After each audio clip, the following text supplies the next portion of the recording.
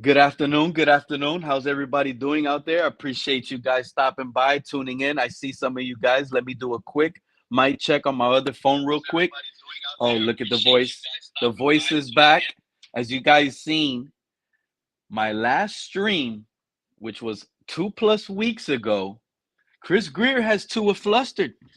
I've been out here, and it hasn't been me. It has been some of the guys up here with me along the way, letting the community know. You see, as you guys saw by the thumbnail, two and ears are stamped. Stephen Ross is standing over those guys right now, sitting back, looking like a boss. But shout out to Cap for life, hoping he's one of the guys that make it through. Shout out to Mountie for making it through. Appreciate you too. Red, White, and Bills, man. I missed you guys, all of you guys. Shout out to Red, White, and Bills. Shout out to Mark, the Bills guy. Bills guys showing up in a flock. Shout out to California. I see you. Cap, what it do again? I see you. Raphael, Thumb Night, California. No problem, man. I'm gonna hold it down, Cap. I see you. Do your thing. Um, yeah, as you guys can see by the title. Let me go out here, send the link out real quick. Oh no, the link is already pinned. I can see by the top right there. Perfect, perfect. I'm on point. I'm on point. I feel like a rookie all over again. Give me 1 second because this is not working on my other phone. Bear with me, fellas. Appreciate you. V21, I see you already. You know what it is. We're back on it. Feeling great. We're out here. Let me explain something to you guys. We're feeling amazing. The Miami Dolphins, Chris Greer, like we've been telling you, give him his flowers. Give him his flowers. We're loving Chris Greer. Oh, Pete, you guys are flip flopping. You guys hated Chris Greer. Yeah, but in due time, he's the guy in charge. And what is he showing? He's showing great deal and almost great chemistry with Mike McDaniel and Stephen Ross is working great right now.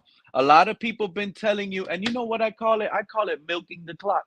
They've been milking with no content. No, there has been content. We also got veteran Calais Campbell. Shout out to Calais Campbell. We got the 38-year-old defensive lineman. We picked that up. But I mean, they've been telling you guys for months. They've been telling you guys episodes after episodes after episodes after episodes. And they've been telling you Tua's going to get paid. They've been telling you Tua's going to do this. And this is the market for this guy. Shout out to Mark, the Bills general. Feeling Pete, how you've been what doing, buddy? you gotta be having a great day today Yeah, Mark, I am. How do you know? because the Finns won't offer Tua a market level contract. So little Tua is going to go into a little snit. All the Tuaneers are going to go ahead and throw a berserk fit because they can't get their boy the money that he wants, and Tua is going to have to go up and actually either hold out to get the money that he wants, and he's not going to get it, or the Dolphins are just going to move on with somebody else. And I don't think they can trade Tua because there's only like 4 or 5 trading spots that Tua could go to that would be potentially viable. I mean, he's got to either go to a dome or he's got to go to a team that has a quarterbacking issue. So you take a look at the total looks at everything, and where's he going to go? Any place else in the AFC East? No. North? No. South? Possibly Tennessee, but Tennessee's got cold weather, and they're going to try Levis out.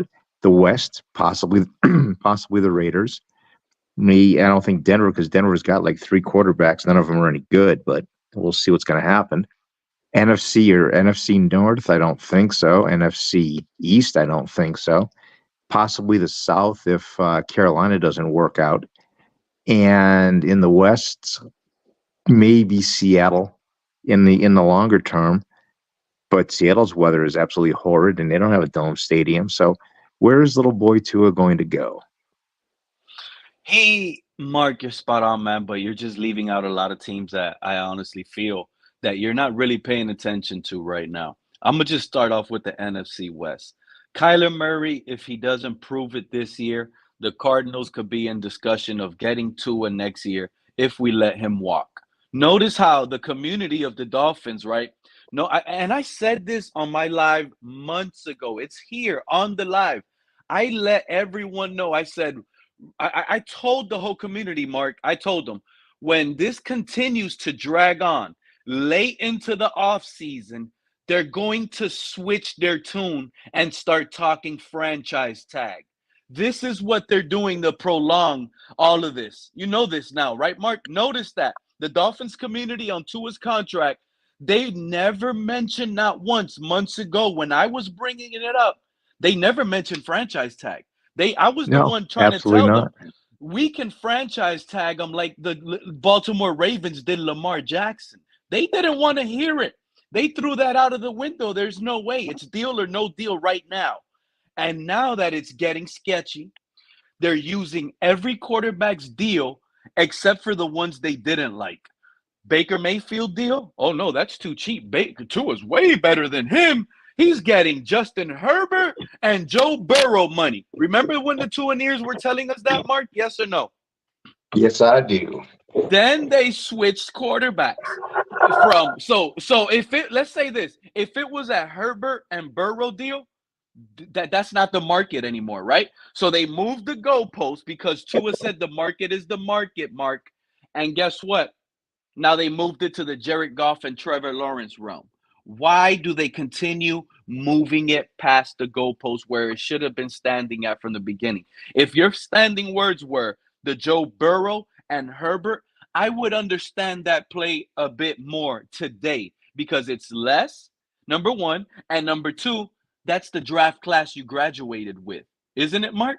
So at least start looking at it in that realm.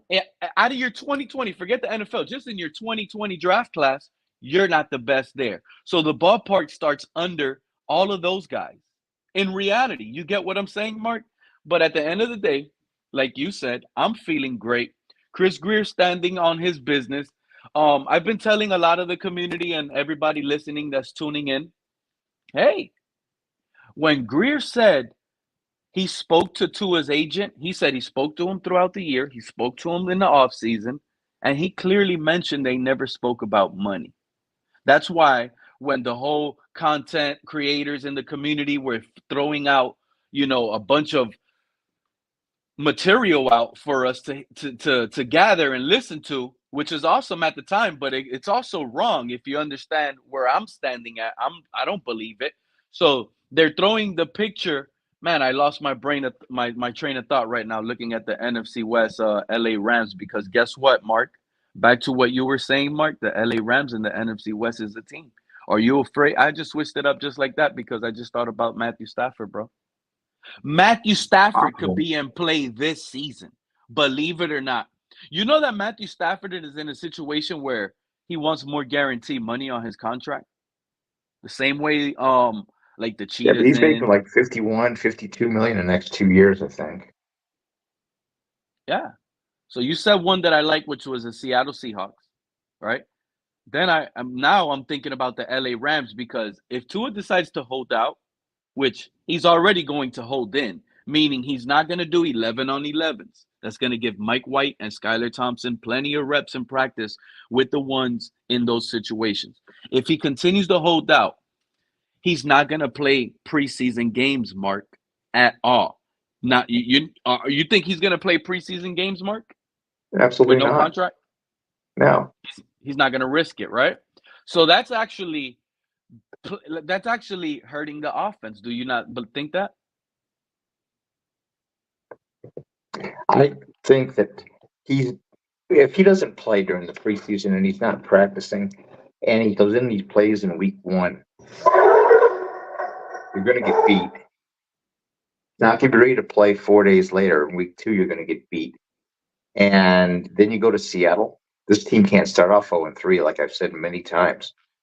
With the last 6 games that you've got, if you lose the first three or two out of the first three, no, Damn, your man. season's done.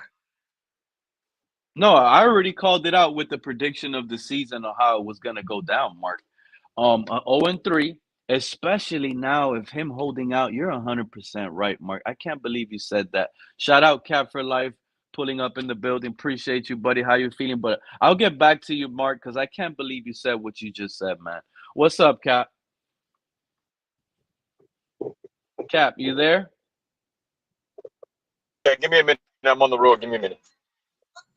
Yeah, Mark. Let me get back to what you were saying. So the Okay. reason why it kind of stings now because I had already predicted a 0-3 start. By the way, everybody knows this. They heard it already. It's not surprising and shocking. But the real situation is what you brought up. Tua starts holding out. He's not practicing. You're gonna have guys out there doing more than what they should have. They're going to see more Mike, like I said, more Skyler. No preseason. The world is going to see more Mike, more Skyler. If we start out 0-2, the pressure is really up because we got to see our guys actually doing it. And this is the main issue of what I can't believe what came to my mind on based on what you said. We've seen Rusty Tua before versus the trash Pittsburgh Steelers and Kenny Pickett, the rookie, bro. That was a Rusty Tua. And guess what happened? We barely beat Kenny Pickett and with Rusty Tua. He's not good, Rusty, and that's gonna be a big deciding factor. I'm putting a lot of money on the Jacksonville to win Week 1. That guy holds out. Shout out to TD Fins Talk. You heard it here, TD, bro. Rusty Tua, TD. Shout out to TD, man. This guy's going to be going to the training camps. This guy's going to be giving us the material like he always does, right, fellas? And he is going to see Tua there on the sideline holding in, just stretching on the bike. We already know we're going to hear TD talk about that. But guess what we're also going to hear? We're going to hear TD, home of the real Miami Dolphin fans, talk about what he sees in training camp with his eyes on the offense moving forward. Because that's what's important about what's going to happen moving forward. It's not about who's right or who's wrong with the Tua contract and none of that crap. At the end of the day, we need to know if our team is going to be able to pick up the pieces that are missing. And Tua's missing. Because if that guy don't get no deal, he's going to be missing. And I can't wait for TD to start streaming, going live, watching him at the training camp, doing his thing, participating in that. And man, that exactly. Shout out to TD, man. Skyler time. Skyler time. That's all I want to hear. And be truthful because TD is always truthful. So if Skyler's out there, year 3 in the same offense, same general leading the way, if he's out there throwing ducks, TD's going to be out there telling us he's out there throwing ducks. We're going to see it live. There's no excuses either for Skyler Thompson or Mike White. That's what's awesome about this season upcoming. And it's truly interesting. Mark is a fan, thinks we're done. We got no Tua holding out. I'm a fan. I believe in Skyler and Mike McDaniel's system to be able to beat the bad teams. Yeah, I said it. We will be able to beat the bad teams automatically with Skyler Thompson or Mike White. And the tough teams, we'll see. We saw what Skyler could do on the road versus Buffalo in a playoff game with Skyler, didn't we, Mark? That was close. That was close. So that's just how I feel. Cap, I hear you. You're back. What do you got going on about this whole thing, man? You see everybody's in the community panicking, DDW being truthful out here, bringing up the title. Shout out to Reason, too, being truthful, putting up the title, because it pained them. With every single type that these two ears had to do, especially Reason, for him to type that and talk about it like that, every time he typed the letter on that title of that episode that I put on the thumbnail, you better believe it hurt his fingers. So how do you feel about what's going on, Cap? Yeah, man. I mean, it's been a whirlwind of emotions the past couple of days, man. So, for everybody in the Dolphins community right now to pretty much be on the same page right now with the news the past 24 hours, it's for me, it's just like a moving step forward for all of us together, bro. Like, if we know this is what's going to happen, at least the reality's setting in now for all of us to be like, all right, now what? What are we going to do for this team moving forward now that we know what we've been expecting? Not to say that they're not going to pay the man, because obviously this is negotiation tactics. We're going to see what happens throughout now, through training camp, through preseason. They're going to make another offer. We all know that. But at least we know now where the Dolphins stand. And that's, for me as a fan, moving forward to support this guy, if he's going to be here or not, us knowing that we're going to give him an opportunity to make that money moving forward, that I can roll with. But for us to invest into something before even seeing it, never made any sense for me. And I'm glad that the Miami Dolphins and Chris Greer see eye to eye with that stance and that notion, because there was a big divide. It was a huge divide to the point where other aspects of life were getting involved with this situation. And now that it's been clarified through the front office saying, look, our market is from what your market is, was for me a breath of fresh air, man. And not to say that Tua doesn't deserve it, but at the same time, like, you know, we are offering you a good deal. We've been on your side throughout all the controversies. And I think it's just for Chris Greer to be like, yo, this is what we're going to offer you. I don't know we as an organization is a plan. Last minute is not a plan. If you're going through the media and letting the media know, hey, this is what we think, then that's all you can ask for. It's more or less closure for the fan base, knowing what we got moving forward. Oh, we lost Mark, but yeah, I agree, man. That was well said, Cap for Life. I do appreciate that take because it's a meaningful take. I'm starting like Snorty Jordy. Man, I miss Snorty Jordy. Snorty Jordy was out here. He actually hit it on the head when he said that the minority, which at the time is the Tua doubters / Tua nears callers, Tua haters, right? The Tua doubters are sitting here trying to tell the fan base what's best for the organization. And then the Tua nears are trying to convince us that Tua getting paid this major deal is going to help us get all these players. Like they have been wrong, and it has been split in the community because of the decisions that loom over the organization's head, Cap. You see what I'm saying? And at the end of the day, they set their mark. I don't want to just say me because it's not just me. I'm not alone. There's guys that pop up over here all the time and they talk their mind and they sit here and they agree and they give their own thoughts and their own opinion on how they feel, just like you. And some say that this is the Miami Dolphins negative safe space. You see what I'm saying? So how I feel is exactly how we've been saying it from the beginning. Tua has to prove it. It's a deal or no deal. 5th-year option. Shout out to Mountie. He got 5. Tua got 5 on it. That's what he says. Tua got 5 on it. On his 5th year, he has this year. And Cap, we have spoken about this on my live. When this is why I like going live now with you guys, because now I know my takes are saved here and they can be brought back to life and memory just by searching through it, you know, because it kind of hurts that. Shout out to Larry. I miss Larry too, Cap for Life. Believe it or not, I heard you say that the other day, and I miss Larry too. But you know what hurts? It hurts that someone can just have all the takes that I had in those COVID times, right? And him just delete my chat, his channel. That just deletes everything that I had on there. That kind of hurts. You know what I'm saying? Because everything I laid out, all the time and effort I put in, I know it's on his channel, but he deleted it. It's all gone. I can't even say, go to Larry's channel. Go hear what I said here. Shout out to Fred, man. How you been, Fred? How you doing, man? Fred! Oh, what's up, Pete? Yo, what's up, everybody, man? I mean, sorry I've been away, man, but I've been trying to get caught up on my Call of Duty a little bit, man. So, you know, but, you know, I like this. What the Dolphins are doing seem to me like they're taking the approach of like just because that quarterback's getting this, that quarterback's getting that, we're not going off of that. We're just going to go off what we think, what we have, in our quarterback. I don't care what you guys are doing over there in Detroit or in Jacksonville. This is Miami, and this is how we're going to go do things. And I like that approach right there, man. I like that approach right there. Oh man, and we've been calling it here out, Fred. You're one of the guys I talk about that. When I sit here and say I don't want to give myself all the credit because I know I'm not alone.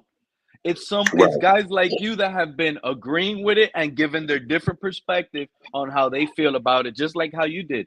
And Mark was just up here. Hey Pete, let me tell you this, man. You know, hold on, give me 1 second, Pete. Because I was thinking about this When I heard that interview with Tua, when he says the market is the market, that hit me as like, it seemed to me like, uh, he knows that he's not that good. You know what I'm saying? But he's going to say the market is the market. You know what I Mm-hmm. mean?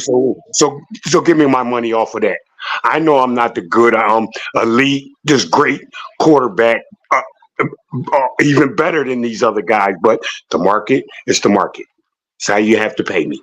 You know what I'm saying? That's what I got from that when he said that, bro. That's what I got. He knows. He knows he's not in those upper echelon of quarterbacks, man. But he's using the market as the market, so that's how it should go. Nah, man, that ain't how Now it let should me say go. this. Let me say this real quick, Fred, before you get Uh done, and huh. I know you're gonna start cooking, Fred. But Uh at huh. the same time, I want to get into the scenario of how we were prosecuted, pretty much put out to posture to the point where we were trying to be exiled from the community just for voicing our opinion when it came to this topic and matter, bro. So I mean, Right. now that Right. I'm seeing all these different podcasters, you know what I'm saying, finally come on board. For us, it's not about, saying I told you so or saying somebody was right or somebody was wrong. But at the same time, to make somebody feel like a fool just because of a Yeah. different type of opinion. And now Right. that opinion's been vindicated, I just feel like, we need to stop, bro. Like everybody gets too nasty at each other because of different takes, bro. Exactly, man. And for Exactly. us as a Shout fan out base, Mounty we, pulling we up. gotta we, we gotta be better than that, bro. And now that we got some closure from Chris Greer, I think he's doing Right. the community a hell of a service moving forward, bro. Now we can grow together as a community instead of having a divide moving forward, knowing what we have. So Exactly. Now we shout want out to. to the Dolphins for doing that, bro. And you know what? Now we I'm gonna want say this. I'm gonna say this real quick, Fred. Cap for life. to go Listen to ahead, me, go man. ahead. This is not, and I don't want to be mean or anything like that, but this is all about how we feel about the Miami Dolphins. It is what it is. If a fan comes in here and says he loves Raheem Mostert and he don't think he's washed and he's best for the team, and Fred wants to sit here and disagree and they go at it because he feels different for the same team, it's just gonna be like that. It's always gonna be disagreements. It's always gonna be a situation where we're gonna have that. It's just as how far do they take it? That's when it gets too much, because Yeah. it should stay on topic. It should be about explain to me, for that example, why do you feel this 32-year-old running back is so great? They have to explain it to the T. And then Fred will argue it back and say his points, maybe with another football take. It is what it is. But I do feel like it's gone too far, Cap. And I appreciate Yeah, you bro. saying that. But people got to We don't remember, even man, get a it's going chance. to We happen. don't even get a chance to rebuttal. We never get a chance to rebuttal when it comes to us voicing our opinion because we're already dumb. We don't know ball. Bro, you're a casual. You don't belong here. Bro, this and that. Yada yada yada. Anything to make somebody look bad just because of what? No disrespect. No making fun of anybody. It's just because of one take on a football matter that belongs to our team. And that needs to stop, bro. Like, I think what they're doing right now is it's a hell of a job, bro. It's a hell of a job moving forward. It is. It is, Mounty. I agree with you, man. I agree with you 100%, bro. You know what I'm saying? Now, if there's any smart moves Chris Greer's made, this is one right here, man. This is a real smart move right here. You don't you don't let what other teams dictate what you want to do with your organization. You know what I'm saying, Mountie man? Look, I ain't got nothing to do with Detroit, nothing to do with Jacksonville. You worry about what's going Exactly. on in my you worry about what's going on in Miami, man. You know what I'm saying? It's simple as that. You don't just follow stupidity, man. You just don't. 100, You Yeah. just don't. 100%, 100%. What others do with their organization has nothing to do with ours, and Exactly, What's good, man. That's man? what it is. and nothing at Facts, all. That's Mounty. why Nice to hear you. that's all distraction. Just because Burrow and all the rest of them paid their okay, that's fine. Hey, more power to you. This is how Right. we perceive our guys, and we have a value and evaluation on our guys, and this is Exactly. where it is. And then just like I told Pete and Cap yesterday, I said, listen. when he did that interview a couple weeks ago, when he said the market's the market, what that said to me, the undertone that said to me, like, look, first of all, I know he knows he's not as good as those guys that's getting paid $60+ million. But you know what? The market's the market, so pay me. Exactly, man. That's what I just exactly said, what man. He's saying. That's exactly what he's saying. Pay me. He's saying pay me regardless of me being up there with them as far as time. He didn't say it would have been totally different had he said, look at my stats, look at some of the things I've accomplished. He said, no, the market's the market. Exactly. So it's like so no, that's part of the and then look at the late season collapse by him. When the teams that's over 500, that's in playoff contention, when he just melted. He couldn't rise to the occasion. He couldn't. Yeah. He averaged 7 points down the last 6 games. That's not a $50 million guy. Sorry. Exactly. And remember what I said. I was here with other guys up here on the panel my bad, Fred, when I was up here telling you guys how I felt when he said the market is the market. The market is the market. I actually told you guys live on one of my live streams. I switched up, and this is how it's making me feel because of how everybody was talking about it, right? At the end, I felt this is how everyone made me feel when it said the market is the market. The market is the market is what the agent was throwing at Chris Greer. And I told everybody, the owner and Chris Greer are sitting here like, okay, you can tell me that 1-bedroom house is in a good spot, but it's still a 1-bedroom house. It shouldn't be costing as much as the 3-bedroom house with the pool next door. It's not the same. Right. So therefore, we dealing with our own problems, and I'm glad whoever said it, and they said it perfectly. Shout out to you, Mountie and Fred, man. Yep. Hey, Pete. What's up, man? Color, man? Good, man. What's up, Color? Dude, how you feeling, man? Pretty good. I want to piggyback off what Mountie You lucky said. I ain't stamp you on that thumbnail. I was going to get you. 2 and knees out here. What's up, Color?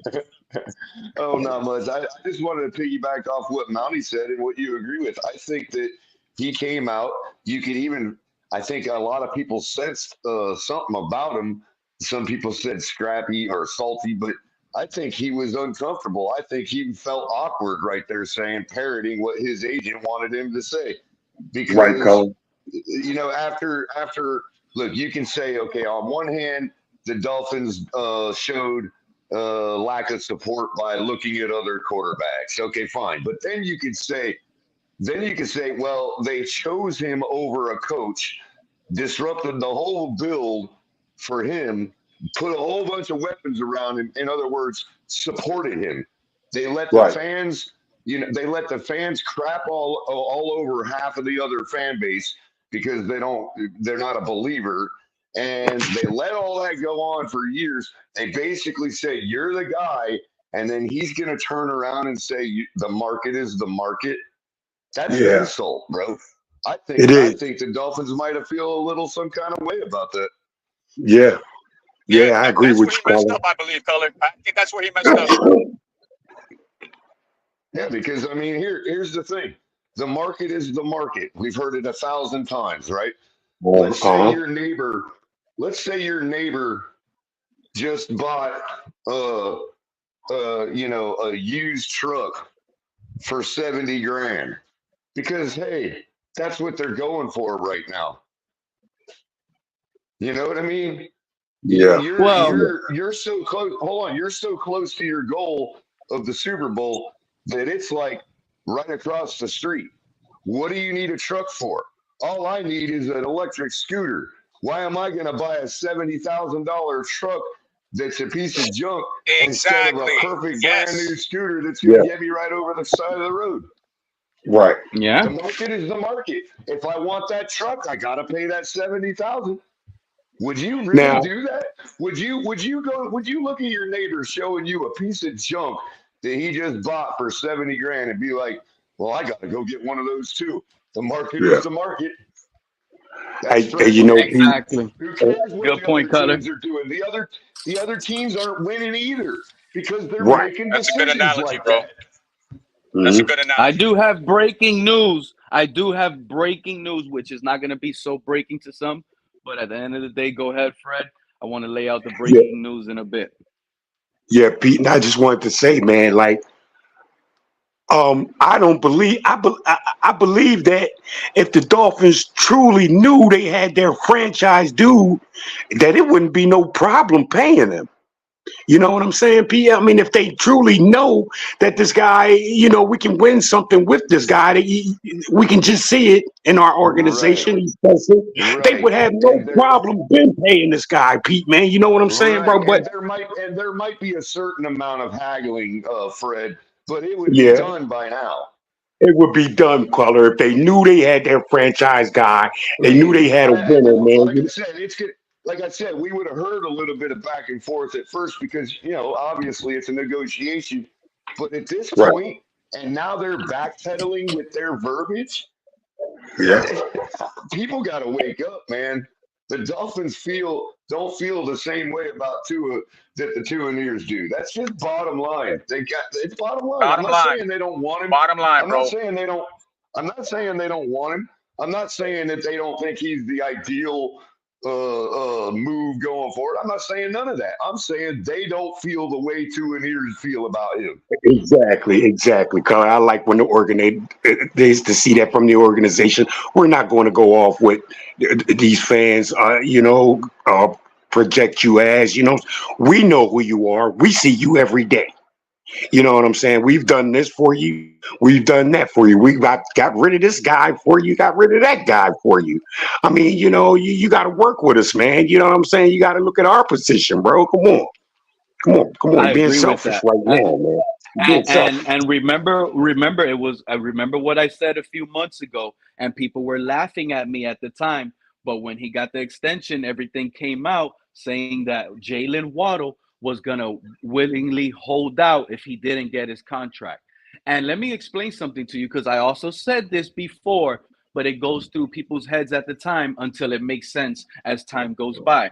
So Jalen Waddle, when I said that he's trying to hold out, right? People didn't believe it. Holding in, he wasn't going to participate in those 11 on 11s and stuff. So Jalen Waddle was going to hold out, meaning that he doesn't trust the position he's in with the current quarterback and offensive Right. flow for him to Exactly. go out and get a and isn't the market, or is the market only for quarterbacks? Because if I'm not mistaken, the market is the market, could be for any position. So if That's Waddle right. was comfortable in his role and how he's going to produce this upcoming season, why was he not happy to show up that his contract's about to come up instead of Well, sitting out and demanding the bag? You see what I'm Right. saying and well, where I could get to with the this? other thing, Pete, is the market is the market, but that they're completely ignoring value. That's like saying that's Exactly. like going to the grocery store and having four different brand options and saying, "Well, the market is the market." Why did they bother putting different prices on the shelf? Exactly, Color. I like that one. I like that one, bro. I like that one. I like So that if one. Waddle's I not like willing that one, to bro. gamble, if Waddle's not willing to gamble, what makes you guys think that Tua's happy to gamble on his 5th-year deal? You see what I'm saying? Uh, Waddle don't. That's the issue. If Waddle really firmly believed he had that guy at quarterback, he would never sat out. He would have never been trying to get a deal right now. Shoot, if the cap went up this year, the cap should go up next year. He should be able to break the bank as with a good quarterback and never had demanded the money early. But he did. And that shows signs of the quarterback. And that showed signs of, like I was telling you guys at the time, that Tua's not going to get paid, bro. Why are these other players no, demanding the bag? Look, Dak no, Prescott, doesn't he need a contract? Let me ask you, does Dak Prescott need a Bro, contract? Yes or no? Shout out bro, to Real Talk you know what it Perez sounds pulling like? up. Pete, you you know know, what I they could, call that when a business is going out of business and all the executives take their bonuses before everything goes down? Those are called golden parachutes. These guys see what's going on. They see the forest from the trees. And if right. there's going to be a Insider, big old yeah. meltdown, I'm going to get my golden parachute before all this goes to crap. Yup, insider trading, baby. Yeah. Now look, Pete. I'm not pushing back on Tua getting a contract. You know what I'm saying? But come on, man. You talking about you want a contract where you're the highest paid among quarterbacks. It's 25% of the salary cap, Fred. It's almost 25 to 28% of the salary cap on one Oh player. my God. Oh my God, man. Come on, man. Nah, I don't think Greer's that. Greer's not. And while all this is going on, the NFL executives put out a little report saying they're talking about a separate salary cap for quarterbacks. This is totally political right now across the entire league, bro. The league is the league is taking a stand against Tua. It's not just the Dolphins, man. Yeah, man. Exactly, Colin. Exactly. Hey, CB's in the crowd, bro. CB, get up here, bro. Hey, check it out, Color. Now, okay, check it out, Color. Say like he plays next year, right? Without this big contract, and he goes out and he, absolutely, really shows out in his performance, where he takes us in the playoffs, deep in the playoffs. I feel like, okay, that's what you're supposed to do. Contract or no contract. That's what you're supposed to do. For some reason at that point, hold on, Fred. For some reason at that point, I don't want to keep calling them two ears because I know it's insulting. I'm not trying to insult anybody, dude. You know what I mean? But you don't gotta call them. I mean, it is what it is. It is. That's the thing, though, is that when it comes down to that, Fred, all of a sudden we care about the money again. So when it's we don't want to pay him now, it's why do you care? It's not your money. But then when we have to pay him a little extra because he bets on himself and he burns us, that little extra for some reason we got to care about. You know what I mean? Man. It's not our money. Who cares if he balls out and we have to pay him more? They'll be worth it at that point. It would be worth it. You know what, Color? Just how the season ended last year. The same results. It is what it is. That Tua. If he goes in here this year and he replicates the same exact Tua, but he wins the division, wins a playoff game, he's done that almost 3 years in a row now. We would almost be like, you know what? Whatever they're gonna pay him.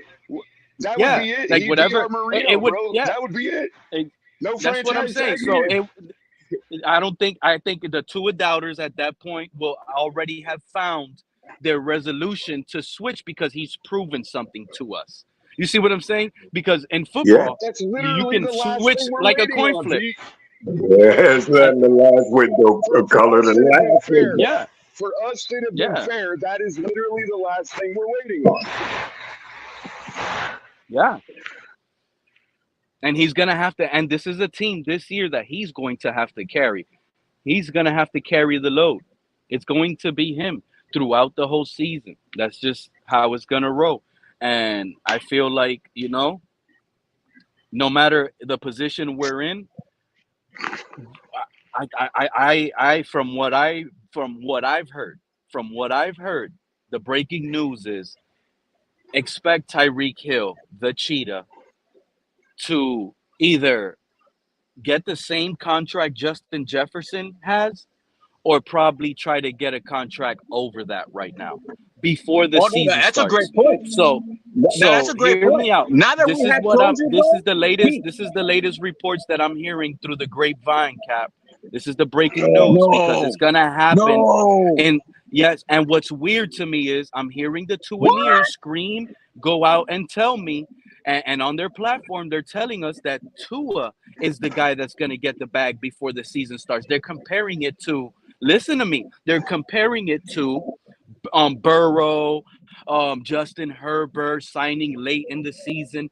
But what these guys are not factoring in from the most important information that I got off of that was they weren't dealing with they were a rookie quarterback with not dealing with receivers looking for another extension.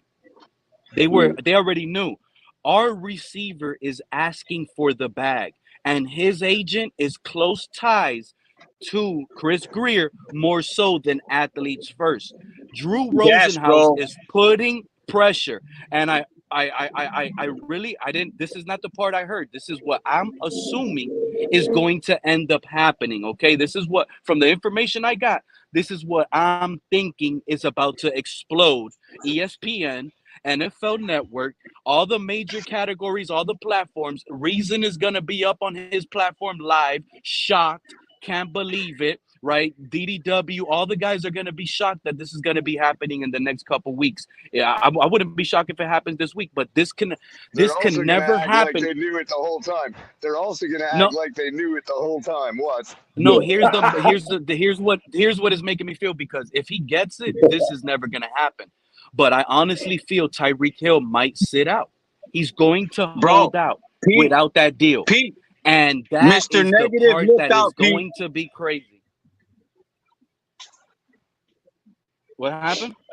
No, I think, hey, everybody got on Mr. Negative because of that tweet. But at the end of the day, I think Mr. Negative is going to end up saving this Miami Dolphins team. Yeah. Hey, Tyreek Hill is going to hold real out quick, without a deal, and he wants it now. That's what I'm hearing. So if he's going to well, be sitting out, he's going to sit out. Or if not, he might just play. And when he plays, he's going to play on a new deal that broke Justin Jefferson's contract. Best believe what it. you just That's said the deal about that's going to happen in the next couple days or in the weeks. That's crazy, bro. It might happen. You're absolutely right. It might.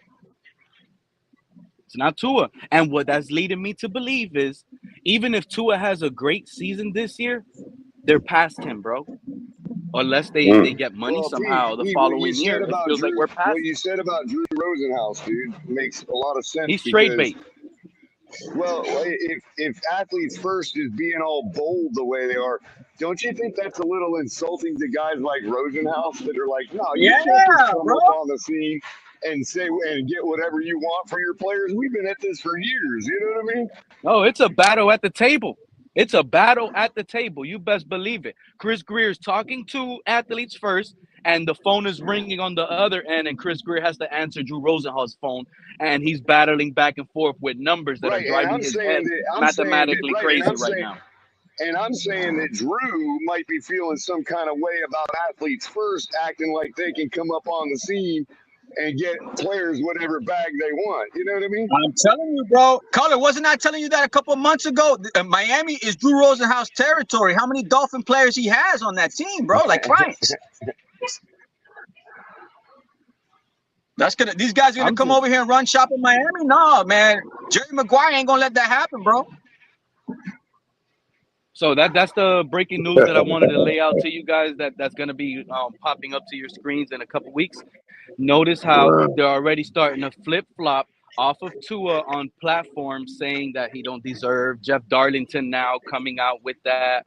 Understand what's going on behind doors. Agents are talking, reporters are listening, and they're reporting as much as they can to a limit that they can. And at this point, Tyreek Hill and Drew Rosenhaus, to me, are in a safe spot of getting the deal done way before Tua does. And exactly what these Tua guys are saying, start listening to what they're also saying with the side of their mouth. And what I mean by that is they're leaving themselves a window of opportunity. And what I mean by that is this. They're telling you guys on their platform, they're milking this content to you guys, but they're telling you guys right now that, oh, if Tua doesn't sign a deal, whatever, we have the franchise tag. We still have control.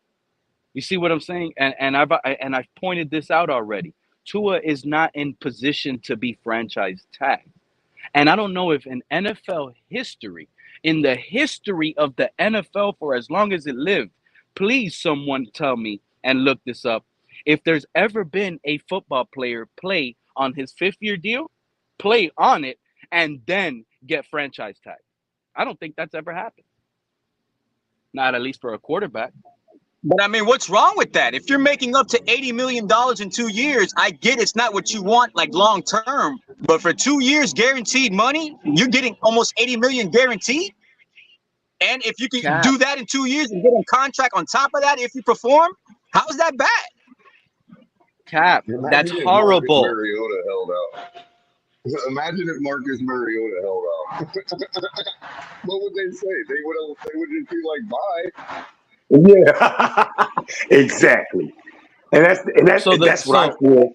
That's what I feel should so happen here. If you're not happy with this, okay, bye, bye. this opens Simple as up that. this, and shout out to TD. He tweeted it earlier right there on the live stream on my stream. He put it there. Ryan Tannehill. I had a stream with Ryan Tannehill a few months ago. Ryan Tannehill. But here's what I'll say: the season starts off bad. Like Mark pointed out, we get a rusty Tua who sat out all preseason, didn't play during training camp. So he's coming into the year pretty much rusty with the importance of the offense, which is timing based. Players regress speed. Some players get a little faster, and some of them, they get better and worse. So Tua can't sit here and afford to hold out and not get that chemistry based on how the philosophy of the offense is based on timing with him. So him sitting out, not doing that, he's going to turn around and start off losing to the Jaguars, losing to Buffalo, like Mark the Bills fan said like 45 minutes ago on the stream here. 4 day, we play Jacksonville, and then 4 days later we play Buffalo Bills in a primetime game. We lose that. 2 home games in a row. The pressure's up.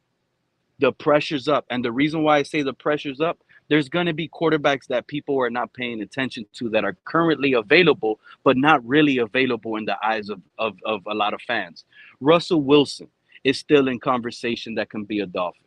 Shoot, in-season trade is not impossible. That's what I'm trying to feel the fan base. That's the position we're in right now. In-season trade, or Tua's holding out, our organizations gets frustrated, just as frustrated as Tua is right now, because he's frustrated he hasn't got a long-term deal. The organization could be frustrated as well, and they could turn around and move this piece and say, hey, give us Matthew Stafford, LA Rams.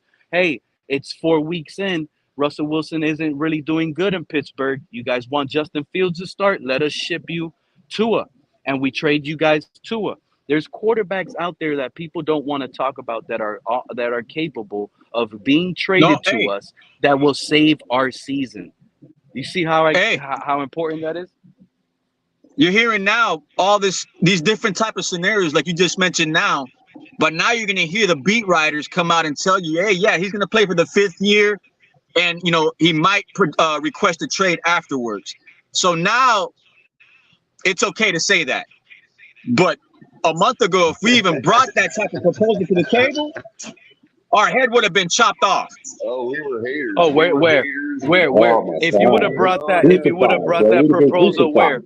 Don't worry. No, because I heard yesterday, right? I was on 5 Reasons, and I hear the same thing being proposed. Like, if it's okay now. Right. Well, keep in mind, as I said last night on Ali's show, I have kept the same take from the very beginning. They're the ones backpedaling, so it don't matter, because I've said the same thing from the very beginning. Tua has no leverage. The Dolphins have no incentive whatsoever to do an unfavorable deal. Okay, and that the Dolphins likely don't feel the same way about him that all of the sycophants feel about him. And here's the thing. That flag up the flagpole of Tannehill a couple of weeks ago, you notice how nobody pushed back really hard? Even the Tuaneers weren't really like, they weren't calling people haters over praising Tannehill. So they may have, somebody may have screwed up by dropping the ball on that, because if Greer got the wind or Ross got the idea that the fans would accept Tannehill back, then Tua lost every bit of leverage he has. Wow. And you know what, Color, now that you're mentioning Ryan Tannehill, we talked about it here on my show about Ryan Tannehill. But then I forgot who it was when we were talking about Ryan Tannehill. I was more so talking about Ryan Tannehill and Derrick Henry. Someone in that live, and I'm sorry I forgot who it was personally. It could have been Fred. It could have been anybody. But they said if they want Tannehill here, they want it with Jarvis Landry to bring that Tannehill and Landry connection along with everything else. And you know how sweet that'll be now with Ryan Tannehill, Odell Beckham, Jarvis Landry trio. Yes, they're old, but working off of the Penguin and the Cheetah, I'm sorry, dog. That sounds like Super No, Bowl. Like he Let me took tell the you something, Titans Pete. to the AFC Championship, dude. Pete, He can it, do it can this. happen. It can happen. If worse comes to worse, we get injuries to the wide receiver position and Landry's not playing, he can come here to help us win like everybody else does by week 8. They go to the contenders, and if we're contending and we're banged up, he can come to help us out. Right. Yeah, and I got a message. I got a report as well that Jakeem Grant went to the Pittsburgh Steelers to try out to their thing. I'll bring Jakeem Grant back too. The other thing too is without even realizing they're doing it, when you say that Tannehill took them to a championship game, the first thought that they're going to come back with is, oh, well, he had Derrick Henry and blah, blah, blah, right? Well, okay, fine. We just had 20-plus touchdown Mostert. You know what I mean? Yeah. We got Tyreek Hill. So that is a moot argument anymore. If Tannehill can take that team to the championship game with A.J. Brown and Derrick Henry and a decent defense, guys And like he can get us David across the Long street. Jr. You're right. By He the can way, get us across the street. linebackers on their team like David Long Jr. Yeah, and if Blake Bortles can ride Jalen Ramsey to the championship game, why can't anybody else? Yeah. Hey Pete, man, I'm gonna jump on this game, bro. So it was a good show, man. I had balls since I've been up here, man. I'm gonna leave you with that, man. And when next It's a time you good going day, live, Fred. Pete? You enjoy your day. When's the next time? I'll When the definitely next time? be trying to sometime this week, Fred. Just stay tuned. Stay Yeah, alert. I'll be around. I think I get notifications for you, Pete, man. I'm gonna be listening out, bro. But that's all I Nobody got get right now, notifications. man. I don't get notifications no It's more, going bro. it's going to be some pretty exciting times, weeks to come, man. With some It is, big things man. to come. It's Fred, man. You enjoy your day because you already know. I know you're having a good day today. Our our Yeah, our I am. our our our, our worries are just less and less. You know what I'm saying? So do your Yeah, thing. man. Pop Yeah. off what you're gonna be popping off, and enjoy your day. We're safe over here. This is the safe zone. This is the safe house. And you know what? If you get bored, come back. Come back. I don't Yeah, know, Pete. Pete. I feel Pete, kind man, of bad I'll be about there. being right, man. I might switch sides. I'll catch you later, Pete. Do you think, Fred? What happened, Cutter? Fred. All right, fellas. All right, Later, Fred. Fred. He had Peace. enough. Hey, I'm gonna tell you something. The closer we get to training camp, I don't see. Listen. I think Greer basically has a number, and he's standing firm on his number, based on especially on his guarantees to Tua. And I think he puts his stick in the ground. I don't think he budges. And I tell you what, He never Tua has just hurt. before, Mountie. Tua,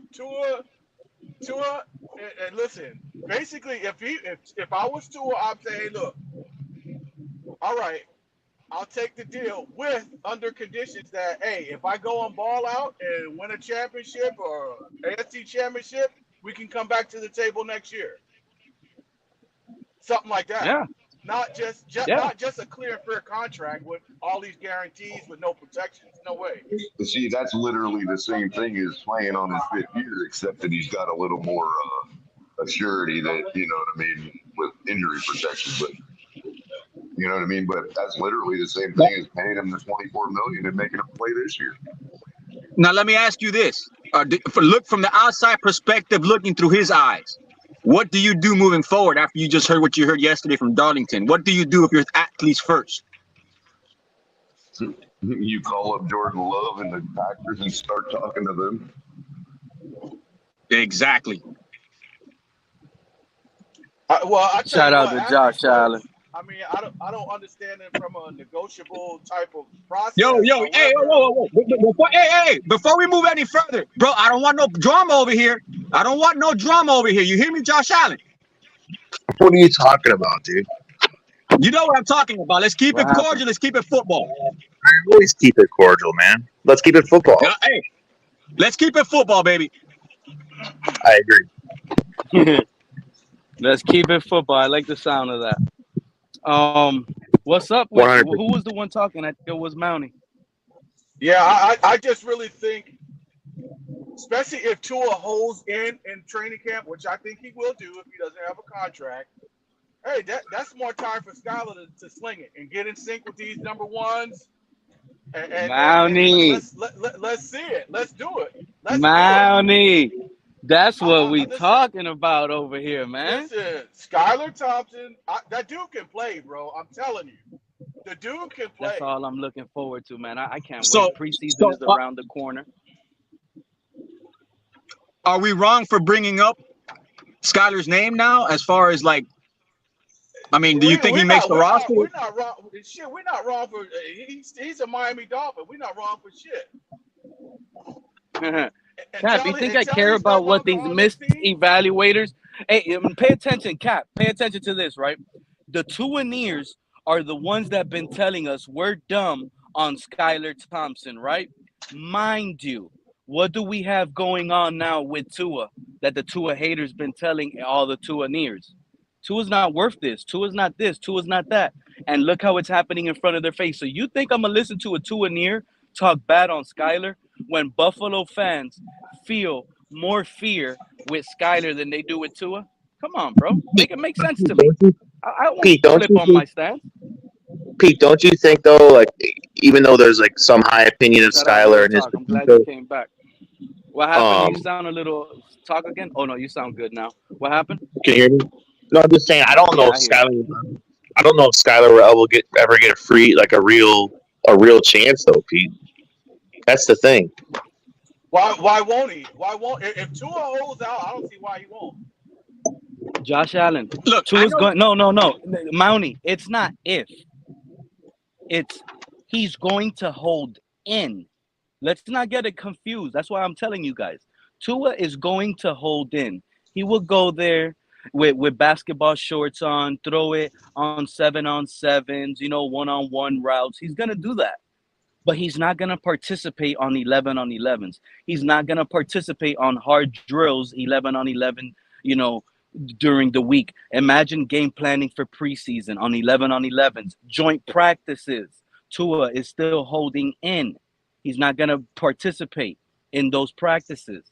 That's going to derail. That's going to give guys like Skylar Thompson more ammo. We're going to get clips of Skylar. Don't worry. Tuaneers, Skylar's going to throw an interception in practice, trying to thread the needle in double coverage to Tyreek Hill. That's going to happen. We know that. It's part of football. And they're going to be out there laughing like it's all funny until they start seeing that guy start games under center. That's going to be the reality. I can't wait because this season is wrapping up and is coming by so quick. And I'm starting to feel like I already had gave up. And I said, you know what? I owe Lewis the Rabin Dolphins $200. I owe him $200. Like my head is already telling me I owe him $200 that Tua is going to be that quarterback under center week 1. But you know what?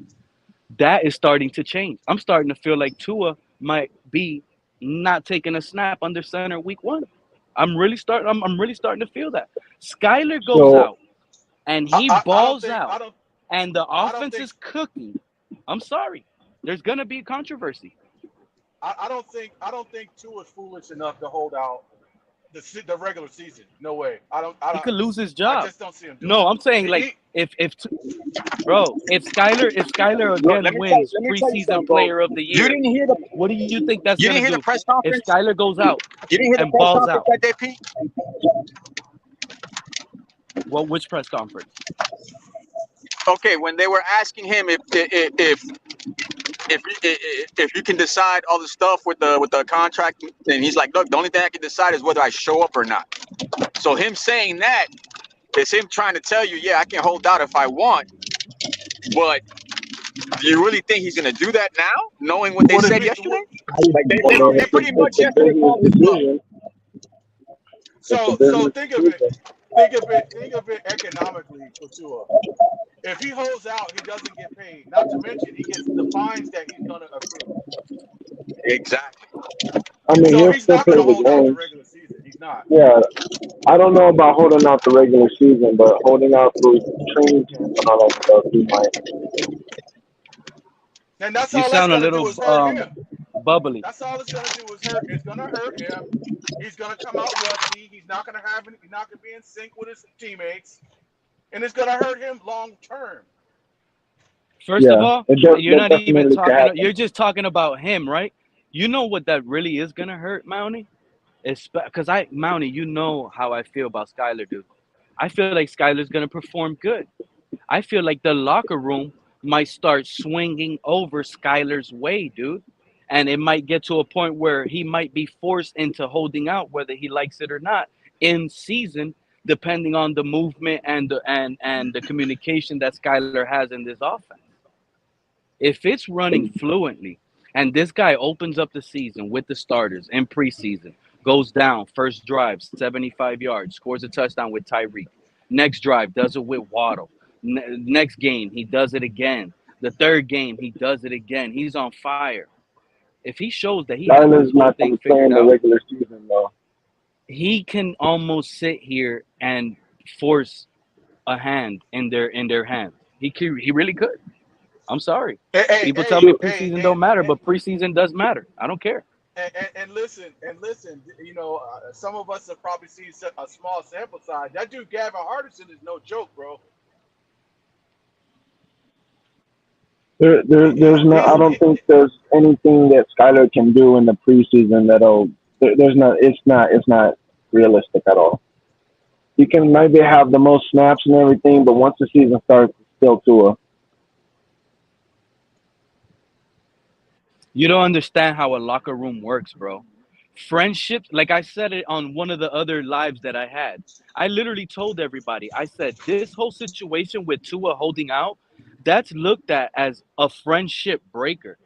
Real talk. No, it's Perez, not. me and you can be friends. Me and you can be friends, right? Me and you can have an agreement together. Me and you can get a job at the same job and start at the same day together.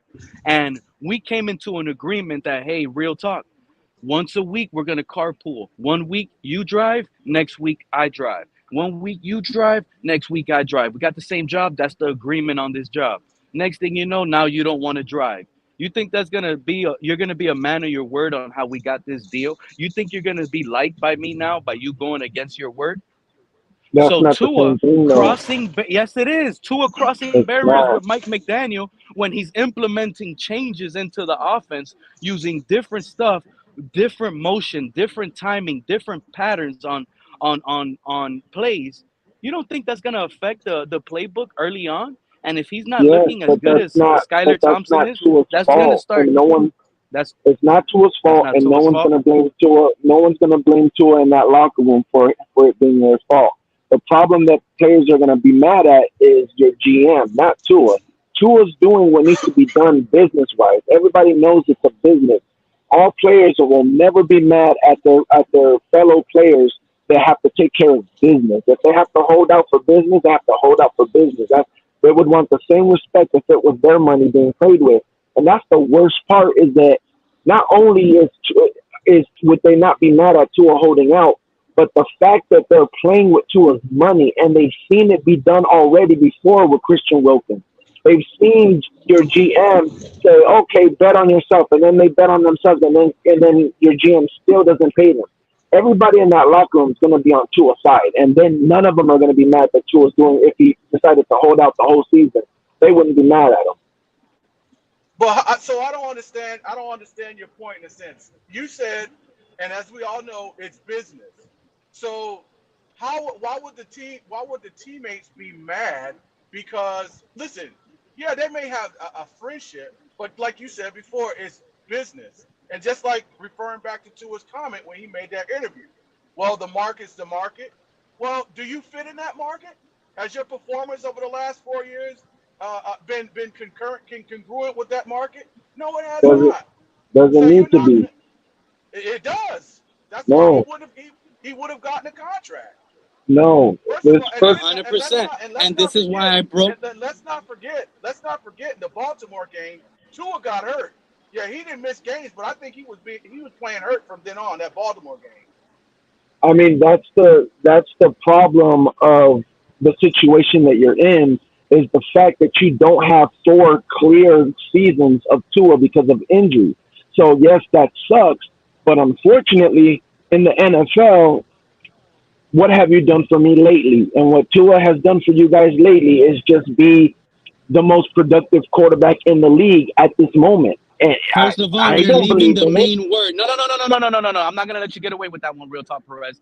What have you done for me lately? Listen to that Yes, last word you're saying. Lately. yes, Lately. yes. Because you are who we last saw who you are. That's the Mm-hmm, NFL. That's the way the game goes. The film has caught up to Tua. Late mm-hmm, season, Tua, his stats aren't 30 points per game. His offense isn't, his passing yards aren't, project those passing yards. Are those going to lead the league in passing, his late passing yards? He might even mm-hmm. throw more interceptions than touchdown passes if you want to project from late season play moving on. So Mm-hmm. therefore, that's where you start off at. No, lately RTP, is I'm the curious. year. Hey, RTP, No. I'm curious. Nobody Hey, remembers what you RTP, did in September. The season comes It's down to December. no, you're RTP, talking as a fan. Uh-huh. RTP. I'm curious as to what your stance is with how Tua fared down the last maybe 6 or 7 games of the season, where the season really mattered. I think Tua played bad. We're not playing scrubs. So Yeah, people use the narrative. Well, Tua has gotten better every year. Well, yeah, and it's I small don't believe that. increments. But when you play teams that are 500 or better, have you shown any improvement? No, you haven't. See, I've talked to both sides of this argument, and both sides keep thinking that I'm saying something when I'm not. Both sides think I'm either saying Tua's good enough, you need to pay him, or the other side thinks I'm saying Tua's not good enough, don't pay him. In my opinion, my assessment of Tua, I think Tua is a product of his weapons, especially Tyreek, and his coach, Mike McDaniels, in that system. I agree. I believe that is what Tua is a product of. But unfortunately, that has nothing to do with contract talk. I've said many times that Tua has all the leverage, and people keep saying, "What do you mean Tua has all the leverage?" So you're telling me that? Are you ridiculous now? Go ahead. Hold on. I'm about to explain it. People keep saying, "So you're telling me Chris Greer has to have Tua and this and that?" And I said, no. I'm not saying Chris Greer has to have Tua. I said Tua has all the leverage. That doesn't mean that Chris Greer doesn't have any options. Chris Greer has plenty of options. He can pay Tua. He can not pay Tua. He can trade Tua. He can let Tua go. He can do all kinds of things. I'm not really concerned about that part. You keep saying Tua has all the leverage. Yes, and what I mean by that when I say Tua has all the leverage is his agent goes to Chris Greer and say, "Listen, my quarterback's contract is over. If you want my quarterback to continue to be the Miami Dolphins franchise quarterback, which I believe he is, not me, but this is what his agent is saying, this is the price." Number one, his contract is not over. But go ahead. I know, next year.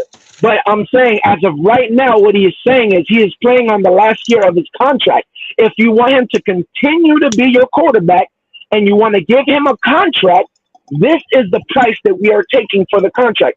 And the price that he's handing them, there's no wiggle room. That is what I mean by he has all the leverage. There's no leverage to say, "Oh, well, we want to pay him this." No. We're not asking what you want to pay. This is the price, and that's it. So that's what I mean by no leverage. But he can do plenty of things. He's under. You said he has all the leverage. Now no leverage? Which one is it, bro? Hold on a second. Real talk. You're saying Tua has all the leverage. He's under contract. And Color brought up this point earlier.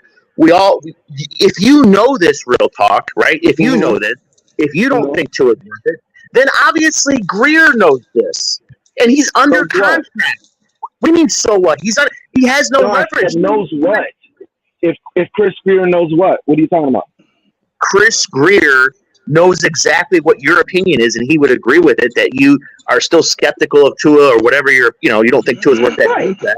Right. So then why don't you give them the contract then, dude? He doesn't have to. That's what I am saying. I'm not saying Chris Greer needs to give him the contract. What I am saying is if he all the leverage, he's under contract. dude. He doesn't have any leverage. I get it. He is under contract. So if you don't want to give him a contract, then don't give him a contract and make him play on his 5th year. But when he decides to give him a contract, he has no wiggle room to say how big that contract is going to be. He has to pay what that agent is gonna say. Greer can pick and choose who he wants to pay, dude. What do you mean? Again, I am not disagreeing in saying that he can choose. If not, he wants to pay him. I am saying when he decides to pay him, there is no wiggle room. That is what I am saying. Okay, can you break down the wiggle room part? An agent you're going into the cremation chamber right now when I'm done with you, real talk. So what I'm saying is this, right? The agent's probably saying, okay, 55 to 56, maybe 57. I don't know what the agent's asking for, but it's definitely going to be around what Lawrence is getting, right? So it's going to be around 55, maybe 54. You get a deal at 54, maybe 53. It's because that's the market. The market is what the market is. That's the market. But someone is willing to pay, real talk. We've already gone through this argument. I hear you. The Jags was willing to pay that. And guess what? Green Bay Packers are going to be willing to pay what Jordan is asking. That is the market. What does it? No, it doesn't, because Baker Mayfield got a lesser contract. What does that have to do with Tua? Baker Mayfield didn't ask for a bigger contract. You know why? Because he knew he wasn't going to get it. Willing to pay, dude. Yeah, exactly. Makes no sense on how your explanation of Tua having leverage makes no sense, because like I said, it sounds like you're basically saying he has no leverage. Am I right or wrong? Like, Mountie, help me here or something, because I just don't get it, bro. When you see a quarterback like Lawrence get paid what he gets paid, then you're going to see, what's his name? Jordan Love get paid what he gets paid. And Tua's going to look at that, and his agent's going to look at that, and they're going to say, bro, look at my quarterback's numbers. That's like saying somebody at a warehouse is getting paid $30 an hour to put together one toy, and this other guy in the warehouse is getting paid $30 to put together one toy, but you're not going to pay Tua, who wants to get paid $32 that puts together two toys in the same amount of time. My production is more. You need to pay me more. It's very simple. You know, it's not. It's not the same. It's not the same. This guy it's literally the same. It's production. No, it's not. Tua is a Dollar General toy, and these other quarterbacks you just named, they're from Toys R Us. I'm not saying. Hold on, Pete. I'm not saying they're the toy. I'm saying they're putting together a toy. Now, Tua might be using some handrails. Hold on, no. Hold on, Pete. Toys, but some toys are just cheap toys. Tua, you can't price them with the better toys. Listen, Trevor Lawrence and Jordan Love might be putting those toys together with their bare hands, and Tua's putting it together with hand drills. So it's not the same, but it doesn't stop the production. Did Jordan Love already not win a playoff game in less amount of games played? Pete, hold on. Hearing what I'm saying?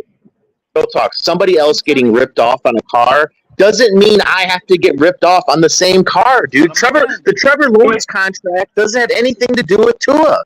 They're separate.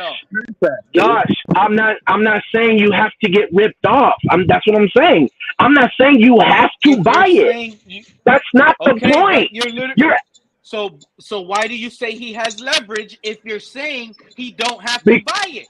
Because you can't feel that way. That's the problem. You're trying to do it on both sides right now. That's why me and you are arguing. Tua does not have to be your quarterback.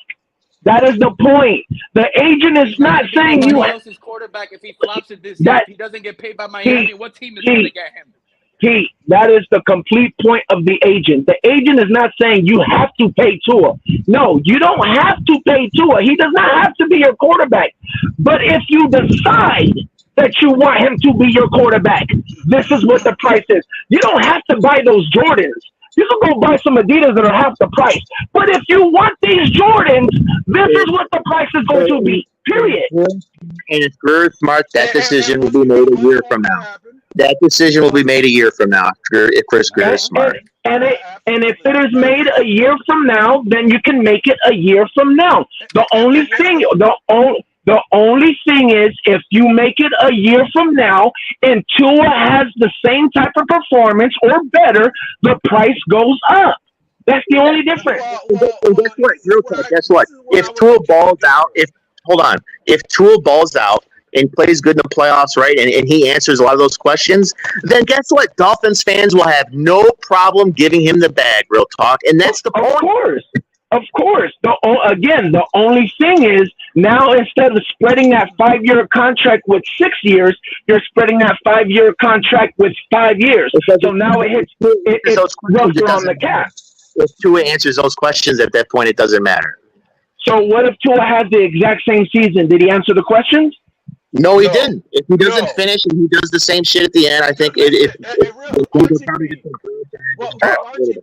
of the biggest disappointments for me was when week 17, when we played Buffalo and Tua played like fucking shit.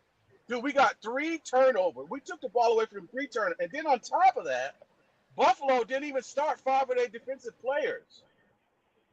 Okay? He played like shit. And then he didn't even really compete even in the playoff game. I mean, the defense, we were short Jalen Phillips. We were short Bradley Chubb.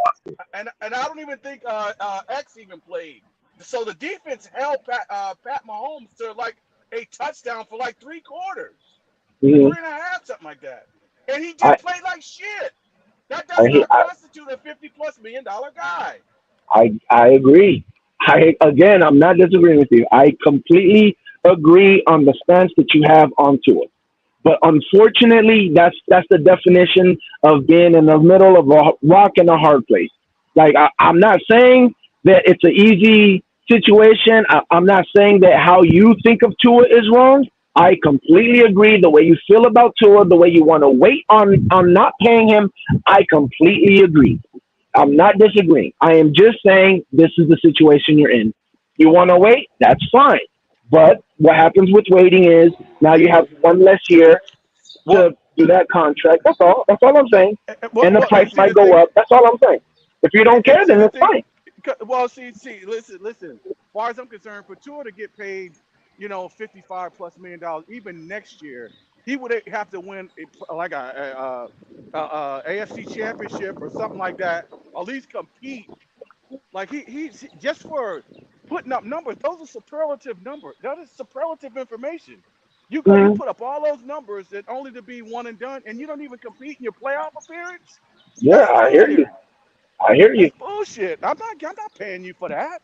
That's what I'm telling you right now, and this is a different point. I think a lot of other players, I saw Shady talk about it on that show a few weeks ago. It's not necessarily, right or wrong, but some of these players are getting tired of seeing these like mediocre, like Daniel Jones. And Tua is better than Daniel Jones, but yeah, Daniel Jones getting like $40 million, dude. That shit's pissing off a lot of players, dude. So these quarterback contracts are getting out of control. It's not necessarily Daniel Jones. I don't think Daniel Jones shouldn't have got a contract, period, because he's not good. But he did get a contract. But the contract wasn't like real crazy. And I don't think players are mad. If you listen to what Shady and the other guy, there was 2 players on that show that you're talking about. And Shady McCoy, if I'm wrong, if I'm right, I believe McCoy don't like Tua. I don't think McCoy thinks Tua is good as a quarterback. Real talk, it's about because it's not all the players, but like some of the positions, for example, like running back and safety, are being devalued. It's like that's a different. That's a different I totally agree. For example, Saquon Barkley in his career, he'll never match the money that Daniel Jones got, and that's bullshit, dude. Right, but that's a different situation. And again, first of all, Daniel Jones. I'm glad you guys brought that name up because that's a name I left out that in season would be worth trading for. Let me tell y'all something, man. He has bad seasonal Pete, why do statistics, you do this, but dude? no, Why do you because do when this? you look at his, because this is the reason why they paid this guy. Okay, he's fast, he's tall, strong arm, and if he just gets, look at Geno Smith now. Remember how he used to be as a New York Jet? Trash. They broke his jaw. They didn't like that guy in the locker room, right? Look how he picked up his pieces when he went to Seattle and Pete Carroll. You don't think Daniel Jones, with the weapons in Miami, over No, here with Cheetah, no. Waddle, the run, bro? What did Cap just finish saying 30 minutes ago here on the stream? You must be out of your mind. Daniel Jones No, here with the running game that we have, with everything that we have surrounding, I think Daniel Jones will be a quarterback that can come in and rejuvenate his career just like Baker Mayfield did in Tampa. no. Baker didn't do nothing in Carolina. The reason why it's different is because you're talking about Daniel Jones. Daniel Jones' situation. He was with Dayball. Daniel Jones doesn't have Dayball the said, limitations as Tua, and Tua is working in this I, offense. I agree. I agree. He doesn't have the limitations that Tua has. I agree. But still, he was with Coach Dayball. Dayball's a good quarterback coach. If he couldn't look good, I He mean, played a Dayball full coached the hell season. out of him. 2 years ago, he played a full season. Did he not play with Brian Daboll his rookie year? Won a playoff game. I mean, he Last won a year he got playoff hurt, game, but and now this year he has to prove more again, without Saquon.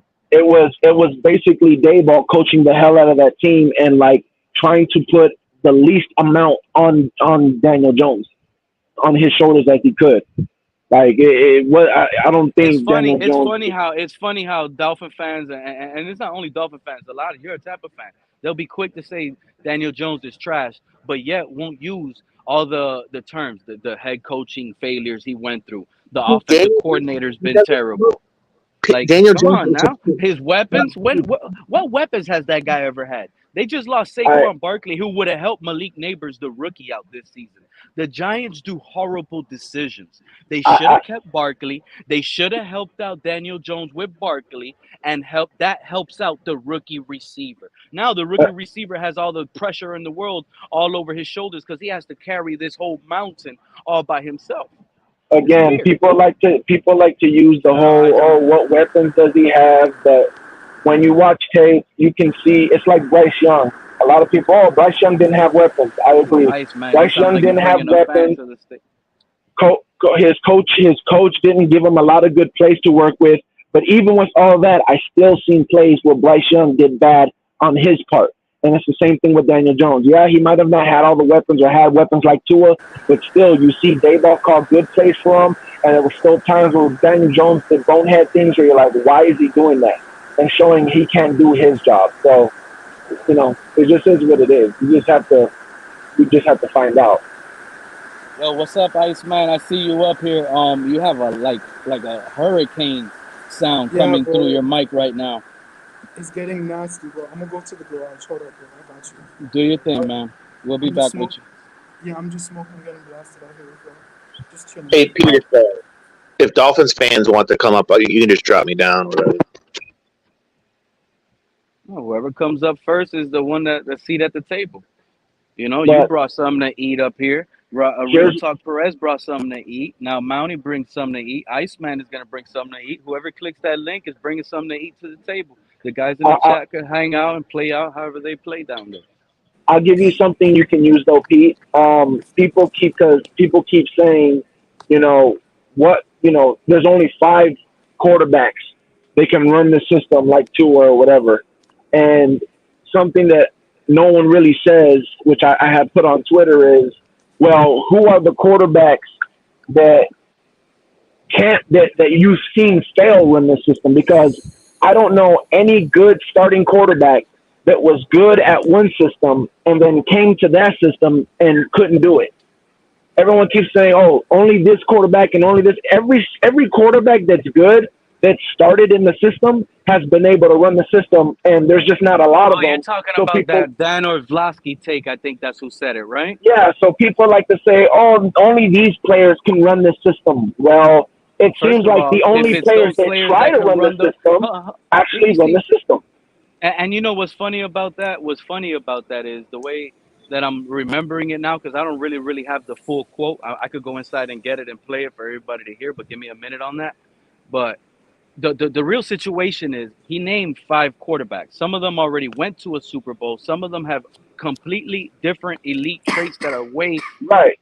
higher than Tua's, right? But it's funny that they're not running the system. So if it should be so effective and it's so great, why aren't majority of those other quarterbacks not running this system? Well, I And mean, and every and quarterback he and named ran the system. and also, how come how come if they're out here, can Tua run their system? Can No, Tua go to LA and run a Justin Herbert system right now? you're missing what I'm saying, though. You're missing what I'm saying, right? Every quarterback that he's named, right, that can run this system, has ran the system. But it happens to be every quarterback that's running the system. In other words, every quarterback that tries the system can run the system. At least that tries it, that's actually a good quarterback. So name me a quarterback that was a good quarterback, came to run the system, and it was like, oh man, we found out he couldn't run the system. There isn't one. Any quarterback Quarterback is going to come in and couldn't run change the this system, simplistic offense because they don't want to run this system. any quarterback that came and tried to run the system that wasn't good at it, wasn't good at any other system anyway. That's my point. Most quarterbacks in want other to see words, and throw. That's what they it want to do, seems like see and throw. any quarterback that's good at any system so far can come in and run this system. And a quarterback like Jimmy Garoppolo, who couldn't just run any system, was actually good at running this system. So all this talk about there's only a certain amount of quarterbacks that can run this system, and they name them. It seems like it's the only quarterbacks that actually ran the system. There's not a list of quarterbacks that was good at running a certain type of system, but they couldn't run this system and wasn't good at it. There's no list of that. It's just a simplistic system, dude. It's a quarterback-friendly system. Do you get what I'm saying, Josh? And at the end of the day, there's really, look, if we're going to be talking about extensions, before we talk about extending Tua, we need to be talking about extending Mike McDaniel, right? That's just the reality. It's his system that has Tua running effectively as Tua can be. It is what it is. It's a high motion, get the player in a spot, Tua throw it. It takes a lot of reps, a lot of practice, a lot of timing to get those plays down. It just does. And if they're on it, they're on it. When it's off, it's going to be a bad game. That's just the way this system is. And if you can't change off of this system, what's funny is those other 5 quarterbacks that are a system that they can come over here and win, real talk, you can change their system, though. They can take full command. Josh, do you get what I'm saying? I mean, I think Tua could run Herbert's system, but they have different skills. No. Okay, no, we're not talking about that. Tua cannot run Herbert's system with Mike Williams out there running those vertical routes outside the numbers, bro. He's not doing Facts. I'm not talking about Tua running anybody else's system. I'm talking about this rumor that's going around about that a lot of people cannot run the system that Tua is in. But I have not found a quarterback that is actually good and tried to run this system that Tua is running and has failed. It's a quarterback-friendly system. It's a West Coast offense, dude. It's pretty predominant and we're throughout all the NFL. It's not just a West Coast system. The West Coast system has been everywhere. This is the Shanahan type of West Coast. It's different. But isn't the McDaniel Shanahan system built for? I mean, a lot of I know Brock Purdy's obviously had more success, but isn't the normal critique that a lot of quarterbacks? The reason Brock Purdy has success is because a lot of quarterbacks can have success in that system. Though, that's what I'm saying. People are saying that no one else can do what Tua's doing. Not many quarterbacks can run this system, but somehow it seems like every quarterback that has tried to run the system has ran it at a high level, right? You got Jared Goff.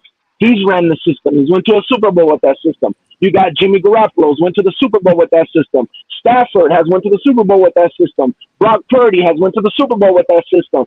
All Wait, these what system quarterbacks, are we talking about? Wait, question. What the system? Shanahan, Mike McDaniel, Sean McVay, that system, that Oh, you're system, talking about. Okay. I'll catch on. Okay. right? That certain system that only a few teams are running. The only quarterbacks that have tried to run this system that have failed in all other systems as well.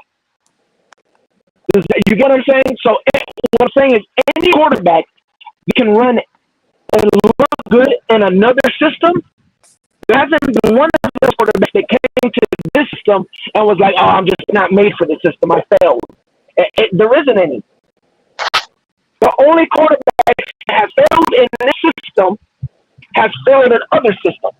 Hey, Color, I'm reading the comments, real talk. He disagrees. He knows a lot more about the West Coast Air Coryell offense. He says it's all the same thing, basically. So, I don't know.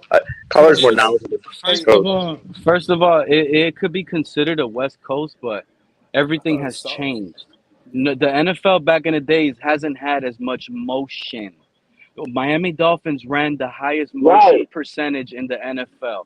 West Coast, it's more timing. I get it. That's where they want to compare it. West Coast with the little route tree that they had, the out route, the in route, the timing base. The philosophy about timing, I get it. West Coast. Now, The philosophy the plays is West Coast. are different. Yeah, the plays are different. The only route teams that concepts you can are way compare different. them to now, because you can't really compare it to back in the days with the motion percentages, are the teams that are running high percent motion plays, which are the Dolphins, the 49ers, the Rams, the Chiefs.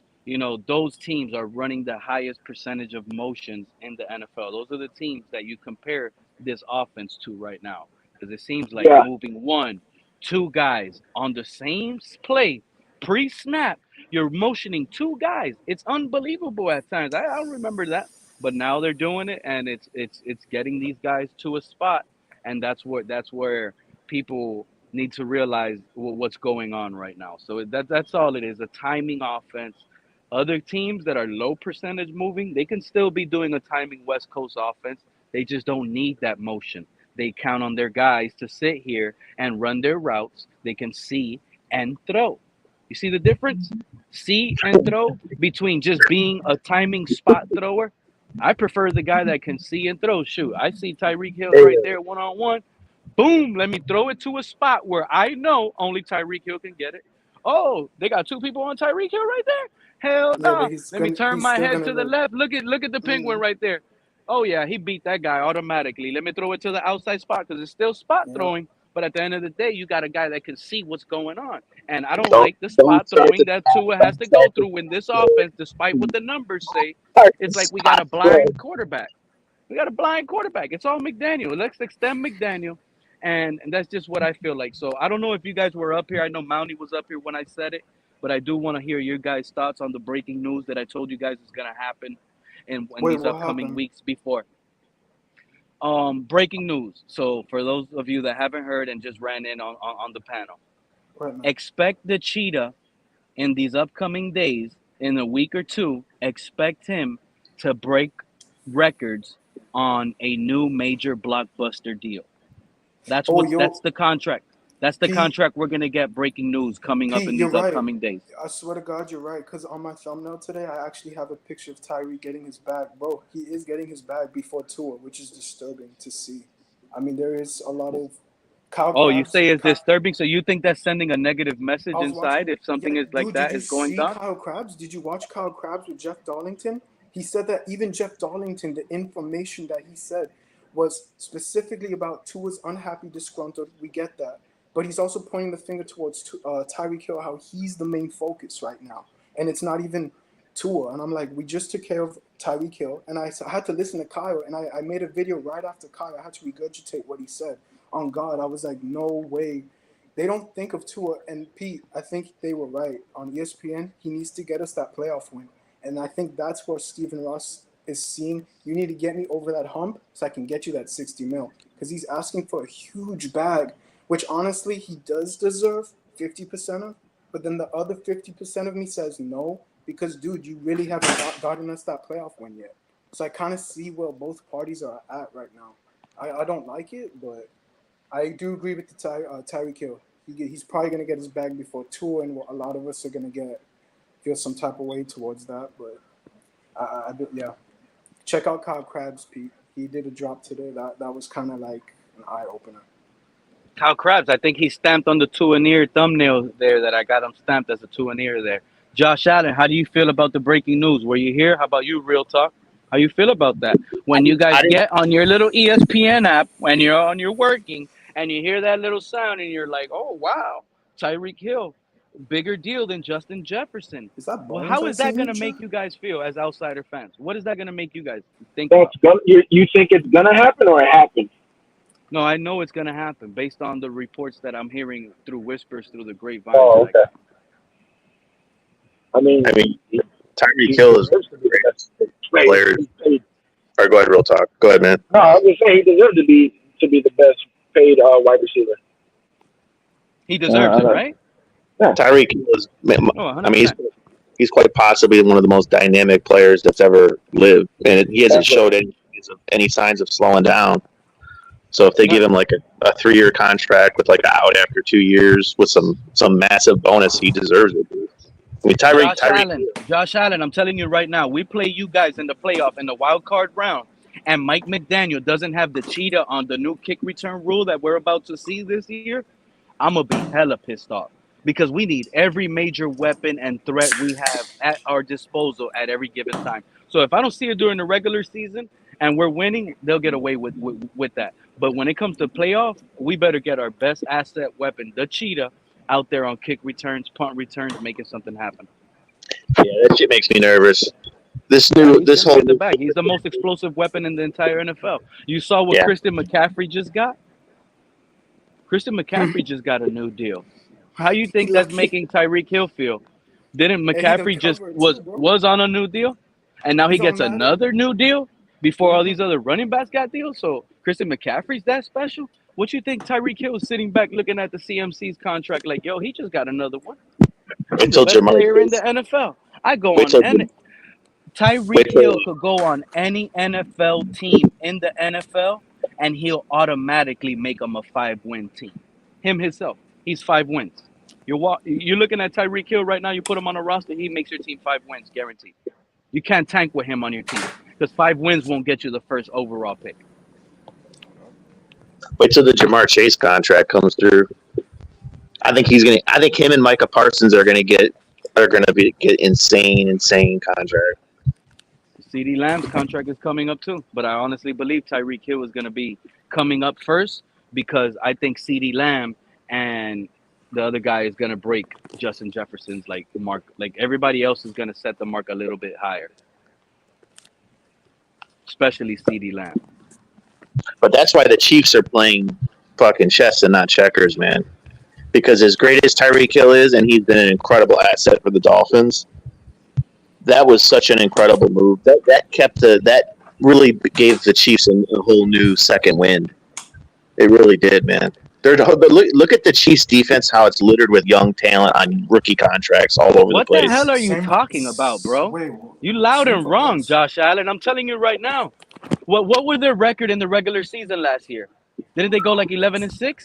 Same shit. Like the Kansas City people. I don't care about no winning the damn Super Bowl. During the regular season, did they sit here and go 11-6? They won They lost 6 games, so people act like Kansas City Chiefs are unbeatable. You can beat Kansas City Chiefs. They lost in the regular season. I'm gonna tell you right now. If they had Tyreek Hill, despite what you're gonna say, but they got these rookies. If they would have had Tyreek Hill, Mahomes doesn't lose 6 games in the regular season. They win 14. They win 15. But that's the difference. Defense, so sit here and try to make, bro. And they would have put up more points with Tyreek Hill on their team. That's how big of a dynamic factor he is. I mean, we could agree to disagree, man.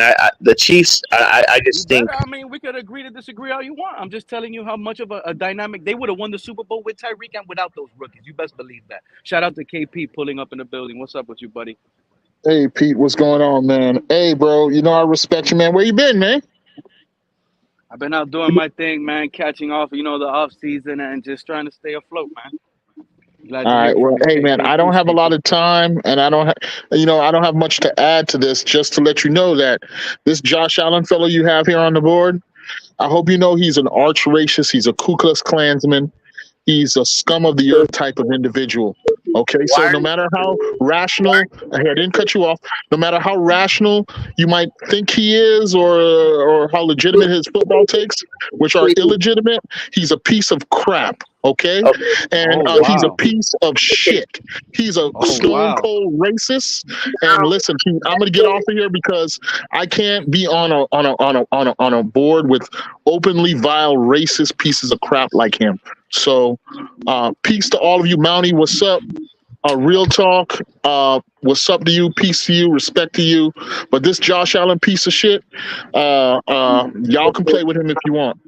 I don't got KP, nothing but violence for guys like Yo, him. Jaquan Okay. Johnson. Yo, KP, before you go, KP, Jaquan Johnson. I've got to tell Yeah. you, bro. The homie Jaquan went to the Buffalo Bills and he got another bag. You got to take a look, bro. He's doing Yeah, it, he's with the man. Raiders, right? He's with the Raiders, and Sheldrick is with the Cowboys. Yeah, I've been following. Bro, I cannot believe he's still making it, bro. That's the only one that you and I know. That's all I had to say. And yeah, Well, bro. yeah, no, I'm following them. I'm rooting for those guys to get a shot. You know, those are guys who I've seen play since they were 6 and 7 years old. Bro. Yeah, When you those are my told me son's you knew him, teammates. So, bro, Yo, yeah. KP, before you run off, have you been listening in? Have you been hearing what's going on? No. I saw that this Josh Allen guy was up here, so I don't have any idea what the conversation's been like. I just want to publicly make sure that my protest to this guy's presence on the airwaves is known, and it's gonna be that way, even if he retracts his statements, because he has echoed Hitlerish. He has echoed Hitlerish like statements. David Duke like statements. He is my enemy. Okay. Once you declare that, I don't play around with stuff like that. So I don't have nothing but violence for a guy like that. Okay. And I'm saying that with the most sincere tone. No. I gave you a chance 3 weeks ago when we were on TFTG, and then you came on this Saturday and echoed more racist crap. So as far as I'm concerned, we have nothing to say. Okay. You're a totally disrespectful, racist individual, and I'll have none of it. So goodbye, Pete. Hope you have a great show, man. I'll holler at you later. Peace, bro. Peace, Iceman. All right. Peace, I can't believe what's going on right now, but I respect that, KP, how you feel. Josh Allen, bro. I don't know what's going on, bro. You got people in the community. You're a Bills fan. Well, what you said, bro? What you told them? Tua sucks. You flipped on Tua. What happened now? Pete, leave it alone. Got into a political discussion, and KP, if you're listening, I'm not going to retract my statements. I think KP has a severe mental illness. He's mentally ill, and he has a very healthy fear of white people not apologizing for their bullshit. Okay, that's what's going on. That's what's going on. He wants, and this. I want to go back. I hope KP's listening, because this whole Thomas communist struggle session about the N-word, right? Of course, nobody should say the N-word to some random black person. That's retarded. That's cringe. That's stupid. But Ian and KP and people like that, they don't have a problem with the N-word. They have a problem with Thomas saying it because he's.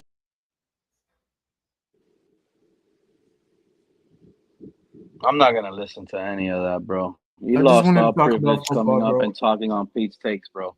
Real talk. What's going on, bro? Mountie, what's going on, dude?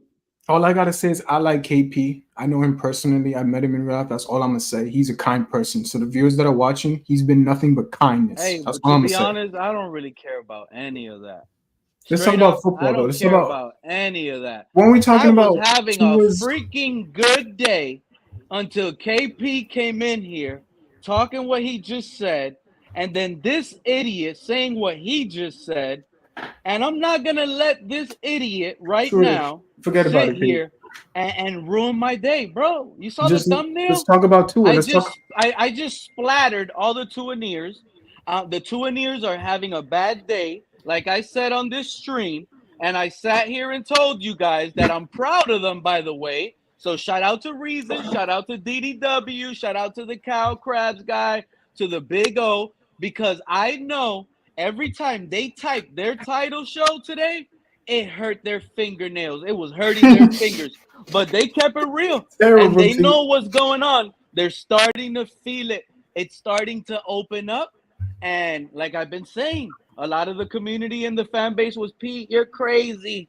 Tua's going to get paid. You don't know what you're talking I about. still don't think This he's is gonna get paid. trolling. And I've been trying to convince you guys slowly but surely that our athletic, non-athletic quarterback that now wants to be athletic, it's not going to work out. It's not going to work out. And I'm just having a positive, beautiful day. I could picture Greer in his office right now, sitting next to his phone and looking at the caller ID.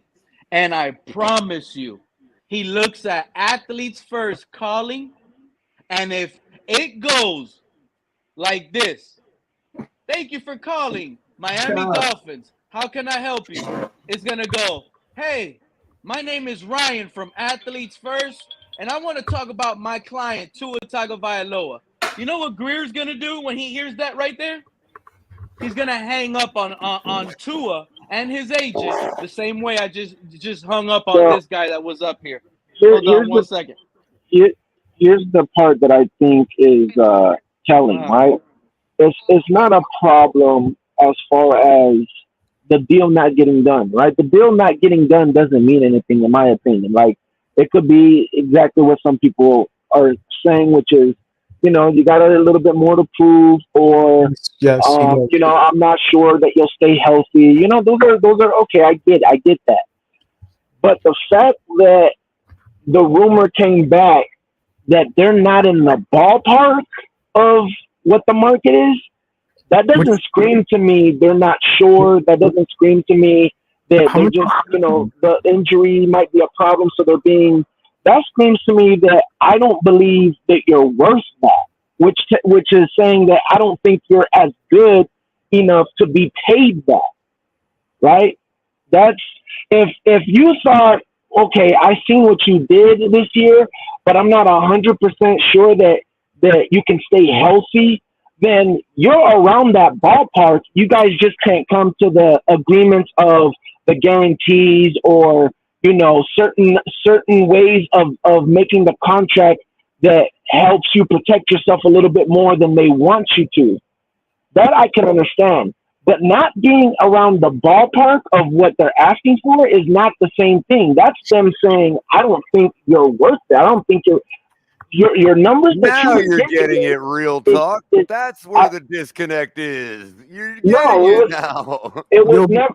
Again, it was never a disconnect. I've always been on board with that. I'm just telling you what the situation is. I meant the disconnect between the Dolphins and Tua, not between you and me. You know what I mean? Color, do you have a question? My bad, real talk. But Color, do you have can I ask you a question, bro? Do you know how much Tua is really asking? Because like everyone keeps saying like Kyle was like 56, and I was like, someone said 60. I was like, what? Well, I can't tell you what Tua is asking, but I think that we all forgot a major factoid in this whole thing that happened a couple of weeks ago. Is the Jalen Waddle from Jeff Darlington? I think it was. Remember when Jeff Darlington said in that interview that the Dolphins really were into Tua, and you know they really want to get a deal done, and he's their guy. Yeah, they kept whatever. Yeah. Well, the part that they cut out was the stuff he said before he got to that, which was talking about how the Dolphins felt.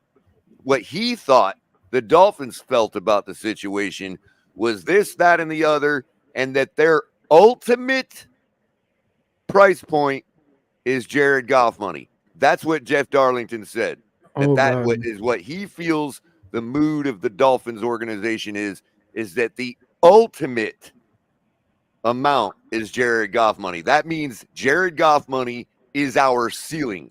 That is, but that's obviously a lie, though, right? I see you. Okay.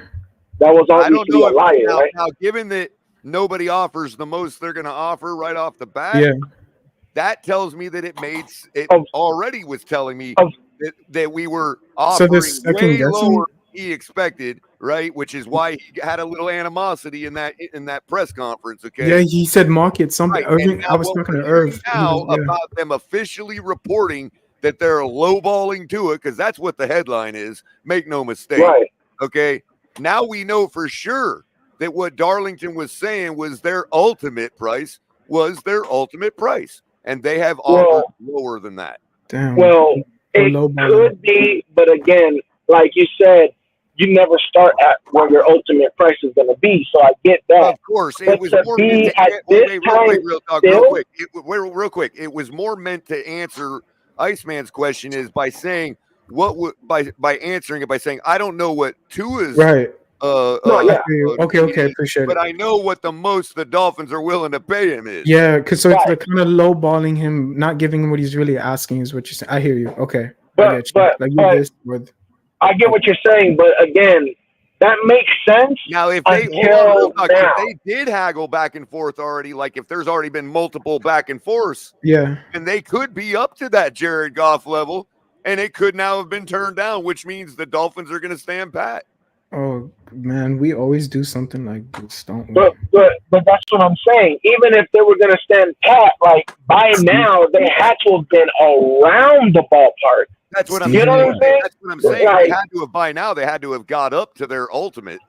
No, not even. But that's what they're saying, that they're not even around the ballpark of the market. Which tells me that Tua's desire is to be way above their ultimate. Yeah, he wants 60 plus or something like that. I'm like, bro, slow down. Bro. He can't, bro. He hit not right now. But Jared I'm sorry, I'm gonna catch up now. I just got off the phone, but I'll catch up. Keep it going. Good stuff, fellas. Jared Goff is not that far up, right? But it kind of is when you factor in what it ultimately is in guarantees and all that. Plus, I'm sure there's some injury clauses that our lawyers are saying, "Look, we ain't doing no deal with Tua without these provisions." But you can't be far from guaranteed if you're around the ballpark of the number. The fact that this is all coming out tells me they absolutely can be that far apart. No, I think that says that they're not around the money, period.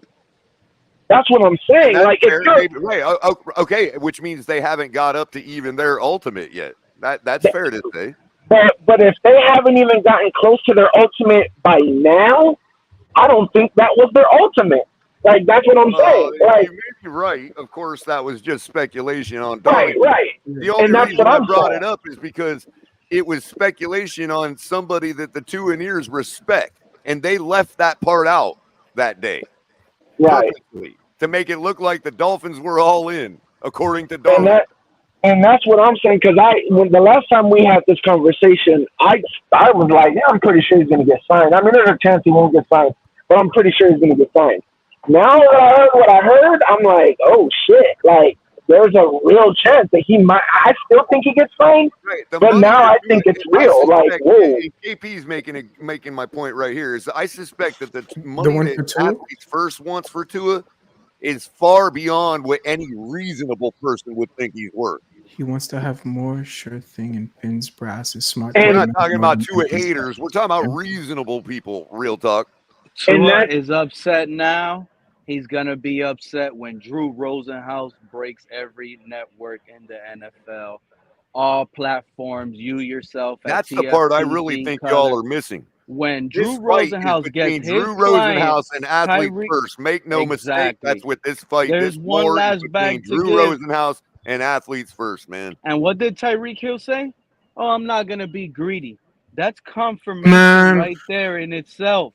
That's letting me know. Expect Tyreek Hill's deal to come up in one of these next couple days and Drew Rosenhaus it's over. Been in the league for Tyreek Hill is getting a huge extension. But I think how long? Hold on. How long? I want to suss this out. How long has Drew Rosenhaus been in football? That's Tua's guy, right? No, that's Tyreek's guy. Oh, damn. And now all of a sudden we're hearing all this. Oh, the league wants a salary cap on the quarterbacks. Tyreek's begging for money. Look, what I'm saying here is Drew Rosenhaus has been working his entire life to get where he's at. And now this group comes on the scene and thinks they can muscle everybody into getting big money for all these mediocre quarterbacks, right? True. Well, what do you think Drew Rosenhaus has to say about his guys in the building? And you think Drew Rosenhaus doesn't hear? Don't you think he has to protect his players? Of And course if he there's does. no money left, Who's older? if there's Who's no older, money Color? left, how's he protecting his players? Who's older, Color? Tyreek Hill or Tua? Tyreek, Who's his probably. client, Color? Who depends on speed and is aging quick and needs more guaranteed, Color? Right. Rosenhaus is like, you all ain't gonna come in here and take every freaking organization's money. So guys like me who've been fighting in the trenches for my players my whole career have nothing left at the table. I mean, I think that's bullshit because when it's time, it's human, bro. It's human. Why would it be bullshit? Because there's a lot he's gonna do the same thing when it's his these turn. are all type A's, real talk. No, what I'm saying is he's gonna do the exact same thing for his client. Business, bro. That's what I'm saying. He's going to do the same thing when it's his time and for his client. So I don't think of course none of that shit matters. Right, but from his perspective, he's got seniority. He's been doing this long. What you guys should be talking about is why did Tua go with athletes first, right? I think that's a part that you guys. Same reason that everybody else does. Well, I think it's a little bit different when it comes to Tua, though, because you guys keep forgetting. Why ain't Holland got a new deal yet? Then. But thank you, bro. Javon Holland not have a new deal. Give me my dog Javon a month, please. That's his agent. Athletes first. But that he's in a different situation. The only 3 guys on our team that aren't signed right now, 2 of them are represented by athletes first.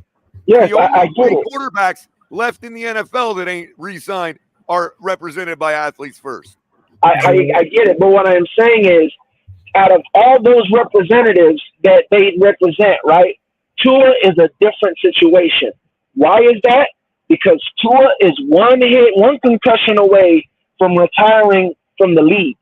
So when people sit there and say, so for Drew Rosenhaus clients, how much value? Drew Rosenhaus will probably tell Chris Greer that, hey, you're gonna pay that client with athletes first when your guy with a concussion you're gonna hamstring every one of my clients. Yeah, that's definitely something real talk that someone like Drew Rosenhaus will pitch to Chris Greer, so his client Tyreek Hill gets the deal. 100%. Don't tell me no, bro. These players are gonna get the deal. It's not. The agents don't have to fight each other for these players to get the deal. Especially a player like Tyreek and a player like Tua. What are you talking about? Wait a minute. Are they going to get the deal from Miami or are they going to get the deal from Vegas? Because Christian Wilkins got the deal from Vegas, not from us. That's the whole point. Do you think it matters? These players don't care who's paying them. That's Drew Rosenhaus' guy. That's what I'm saying is these players don't matter where they don't care where they're getting the money from. The agents don't care where they're getting the money from. The point is they need the money. To hold out. They're going the to. more likely person to hold out this year would be Tyreek, not Tua. No, and I'm gonna tell you again. I'm gonna tell you why. Because everyone is looking at it like, oh, it's athletes first. It's athletes first. Meanwhile, no one is thinking about the fact that Tua could be in the background saying, I do not want to take him for everything they can. They tried to get another quarterback over me a couple of times. I don't even know. He needs to exercise his ability to move on to a different agent then. Yeah. No, that he wants that agent. That's what I'm saying. He wants athletes first. You can't say that he doesn't want to rake us over the coals, but he does in the same sentence. That's bro. what I be saying. I did it. He be flopping. I did it. The whole time I am saying that you guys are acting like Tua is not the one that wants to rape you guys for the money. That is what I'm saying. I believe Tua when did does. you say that, real talk? Right, and that's what when I'm have saying. anybody here sat here said that? Stand on. I'm saying that. Real talk. When did you hear anyone sit here and say that Tua's not the one or anything? What you just said? Did you just hear that right now? No, what I'm saying is all I hear is athletes first is the one doing it. And I'm saying, I bet you Tua's in the background telling athletes first, do not get in for a single dime. It's a bet because out of Tua's own mouth, he said he's indifferent. He said, I'm not paying attention to none of that. Just get me the paper and let me put my signature on it.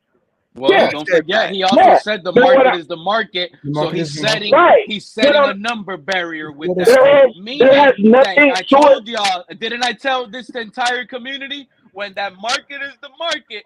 Two and Ears ran with it. They said he's getting paid the very next day. I Here's said here's that the guy other looks thing. frustrated. Here's He's the other mad. thing, right? That means he's not getting nothing. I said he's either not getting nothing And what near it- that number, or it's true what Greer said. And what? He's And what not did? Hey, talking wait a minute, number. Pete. Though, He's when not- he that's said what the Greer market said. is the He's not market, what do talking you? numbers. How do you think Drew Rosenhaus took that? And I'll answer the question. He That's said, the conversation no, that wait. I was trying He to have folded up his here. hands. He folded his hands and he said, "Okay, Tua, the market is the market. Now I'm going to play the wide receiver market for my client." Yeah, Thank which you, is fine. That's Which the is fine. conversation I But was here's trying to have. but here's the thing. Because it's just as the market is the market for Tua, What's Bro, Cheetah has a market bro, himself. But here's the thing. You guys are acting like one or the other. They're both going to get paid. Period. I don't know by who, but they're both going to get paid. And people keep saying, "Oh, Tua might do this. Tua might do this." Bro, you guys are thinking like fans. Think like a family member of Tua. If I was Tua's dad, if I was Tua's brother, if I was Tua's cousin, hold on. Let me say this. Let me say this. Human aspect. Okay. Hold Okay, on. it's okay for you to bring the human aspect, but not me with Drew Rosenhaus. They be All right. mooching on No, it's not. It's again. You're talking about Drew has as his job. His family thinks, man, he's got to get them money, food too, bro. Again, Color, do you think I'm saying that Rosenhaus won't go for the money? I'm saying they're both going for the money. All I was saying was, when I started this whole thing, was that this war is not between anybody but Drew and Athletes First. It's not. It's not. They're both gonna get their money. No one's gonna affect the other one. Right, Period. I get There you, is but no who's way. gonna get the glory? That's the question. Not the money. No one gives a shit. As long as their players get paid, they get paid. That's all they care about. But let me finish this. Think about this, Color. If I was Tua's dad, or if I was someone in Tua's family member, you know what I would tell Tua? Bro, play out, get that guarantee, and if you get another concussion, just retire. Y'all don't even know if that's Tua's plan the whole time. Bro.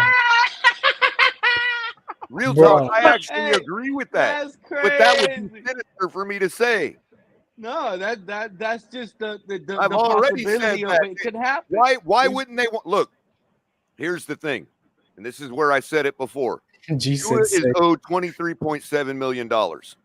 If we sign him a new contract right now, that $24 million evaporates into the new contract. And when I That's lost money.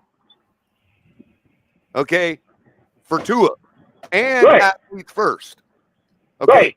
so if he was not concerned about injuries, not concerned about failing or choking, then why wouldn't he play on his fifth year? Because it would be another $24 million for everybody involved. Because the reason why you trust him, because Athletes First does not believe in their client. No, it's not even that. It has nothing to do with Athletes First. Again, it could be Tua. It could be Tua's father. Tua's dad could be saying, no, get the contract this year. Whoever it is. Right. That's what I'm saying. You're asking a lemon onto me. Huh? Is somebody pushing a potential lemon? Right. And no, there's no reason why you wouldn't. You can figure that out. That's not the point. The point is whether you no vision. Whoa. Whether Please you let him figure, explain, Color, because I don't know. I need his point. whether I'm not saying that Chris Greer is not seeing it. I'm saying it doesn't matter if you see it or not. That is what you have to deal with. If you see it and you say we're not going to pay him, fine. See what happens. It's up to you. I told you earlier, and you didn't understand real talk. Nor his agent want to take that risk because they know they have damaged goods. No, it's because they can. It could be that, but also it could be that they're saying we have leverage right now. So I'm going to push forward as much as we can. Damaged goods. We're going to push as much as we can, and we're going to call your bluff. And if you're not bluffing, then okay, then we'll end up we'll play the fifth year. Right. But if you are bluffing, we get our contract. If you're that guy okay, and take it off of football, make it some other commodity, okay, and you're that guy, and you get them to bite, and you walk away with your millions, are you going to be laughing your ass off walking away? With a happy heart, Color. What do you mean? Super happy I heart. just suckered the one of the top GMs in the NFL. Yep. Walking away with a bag like you can't believe what just happened. That's lawsuit money. Like, wow, I just won this lawsuit. It came in a Now, bag if I like can this. figure that out, even if it's wrong, real talk, if there's the potential, and I was able to figure that out, I'm pretty sure Chris Greer was able to figure that out too. I don't. Why we're seeing the games we're seeing played now. I don't think it's a matter of do I think he figured it out or not. Like, look, that's man, not I made the the point. prediction that these games were going to start months ago using the same take. I have been nothing but proven right so far. Again, I don't think it's Wait, what? if anybody Elaborate, figured it Color. out. Because like I told you earlier, man, you lucky I didn't put y'all on the thumbnail as a 2 and year. The words I just said about the damage, about the limit, about pushing something on us and all that, I said that 2 months ago as a reason for why I predicted that we would be right where we're at right now on June 26th. I used the same take, and I'm going to continue with the same take until it's proven wrong. Which is, say the take one more time. Which is that they are trying to push on us something that we're not sure about, and we'd be suckers to do it. I agree with Color, bro. How many times have we overplayed players and screwed us over? Like, can I say this? Oh, I just want to say this, bro. Real talk. Hold on, bro. Real quick, guys. Yeah. It just means that they're just basically trying to get them to a money grab. That's the word I was looking for. Money grab. I'm just a little, bro. Color, everyone. I'm just a little worried about this. This is all I gotta say. We can pay those two players like you guys mentioned. The question is, a lot of the players around us are going to be screwed over for the future. Like my dog Javon, like Color mentioned, others, etc. We like on a team, they're going to be gone. They're not going to get that bag. So yeah, that's fine. You want to pay Tyreek and obviously Tua, but I'm gonna sit there with a little. I'm going to feel some type of way to Chris Greer a little bit because I know it's going to happen. He's going to get rid of a lot of players that are part of the puzzle pieces that we need, and he's just going to throw them away. I've seen this story. And I'm going to tell you right now, we bet the same position like we're Buffalo in right now with Tua that Greer's making my day. He needs to make a stand and do the same thing. I know I hear how your voice sounds, and it's crackling, Iceman, when you're sitting here whispering, saying that Javon Holland needs to get paid. We need to find that replacement so we don't fall in that trap of having to pay Javon. Javon is not a deal breaker on defense. We can find him with a young safety. We could groom him. Hopefully we find it and we don't feel trapped with paying him. The guy had that one interception from Tim Boyle, and we're going to live off of that all year. Like, I mean, like, come on. I could just see it though. Jalen Phillips. He needs to have a big year. What happens talking about? And I Phillips mean, and all those. He needs That's for us to pay him irony, guys, this upcoming year. Chris Greer He for that, needs to as be if he had any other choice, bro. True. I'm gonna have to point the Color. I'm gonna go to Ross though. You know how I feel about Ross, Color. Yeah, I just don't float with Ross. In other words, if we pay out Tua and it causes us to have to lose other guys, they'll blame Chris Greer for that, knowing that that's what the reality is. Buffalo just got through doing it. And they're young. They have nobody for Josh Allen this year. None. Yeah, but look what Buffalo did, though, Color. Buffalo turned around. They let their aging safety go, and they're depending on the one that they're grooming behind. And out their wide receiver room. They said to bring in a bunch of has-beens. I mean, they obviously now they're gambling. Look, we don't have a choice. We paid Allen all that money, and here's what the end result is. Now it's up to Josh Allen to say, that's what we're going to be. I got to do the thing because they couldn't provide me all this stuff because I took all the money. That's what I'm worried about with Tua and Tyreek. Take all our money. Where are we going to? Phillips, Javon, etc. Players that would be fine, Iceman, if we knew Tua that was the guy. That's the problem. We don't know if he's the guy. He didn't get us a playoff win. That's I know a lot of people are going to sit there and say, what the hell am I talking about? The stats, the film, he's great in everything. We know he's come a long way. But to be real, you just didn't get us that playoff win yet. It's a team collective sport, but you got to get us there yet. Once you do that, get your bag. When people, and I said this earlier, when people started going out there saying it ain't our money, well, Chris Greer said, you know what, you're right. So if we make him play and he balls out and costs us more money in the long run, oh well, it ain't our money. True. This is true. But it is going to upset us, though, for the salary cap and stuff. I'm not going to hold. The other thing is, if Tua comes through, convinces us all that he's the future, then why do we care if we lose Javon Holland over it? I feel you. That's another thing. I got Holland when you got your quarterback. Who's Javon Holland? Who's Javon Holland? You're wrong for that. I mean, at that point, when you got your guy at quarterback, most positions can be just average to above average players. I mean, I hear you, Cullen, Pete. And that's all Javon Holland is. You could just plug a new guy in. I get it. It's just a little upsetting to me, though. I've seen it too long with Chris Greer. Yeah, Wilkins should have been. We're going to regret that. I guarantee you that one of the 5 guys we brought in is none of them get his production. Yeah, but Christian and one of them might come through and do more. You know? Oh, let's hope that dude from Tart, whatever his name is, Tart from the Tennessee Titans. He's physical as hell. Or what if Peely takes another step?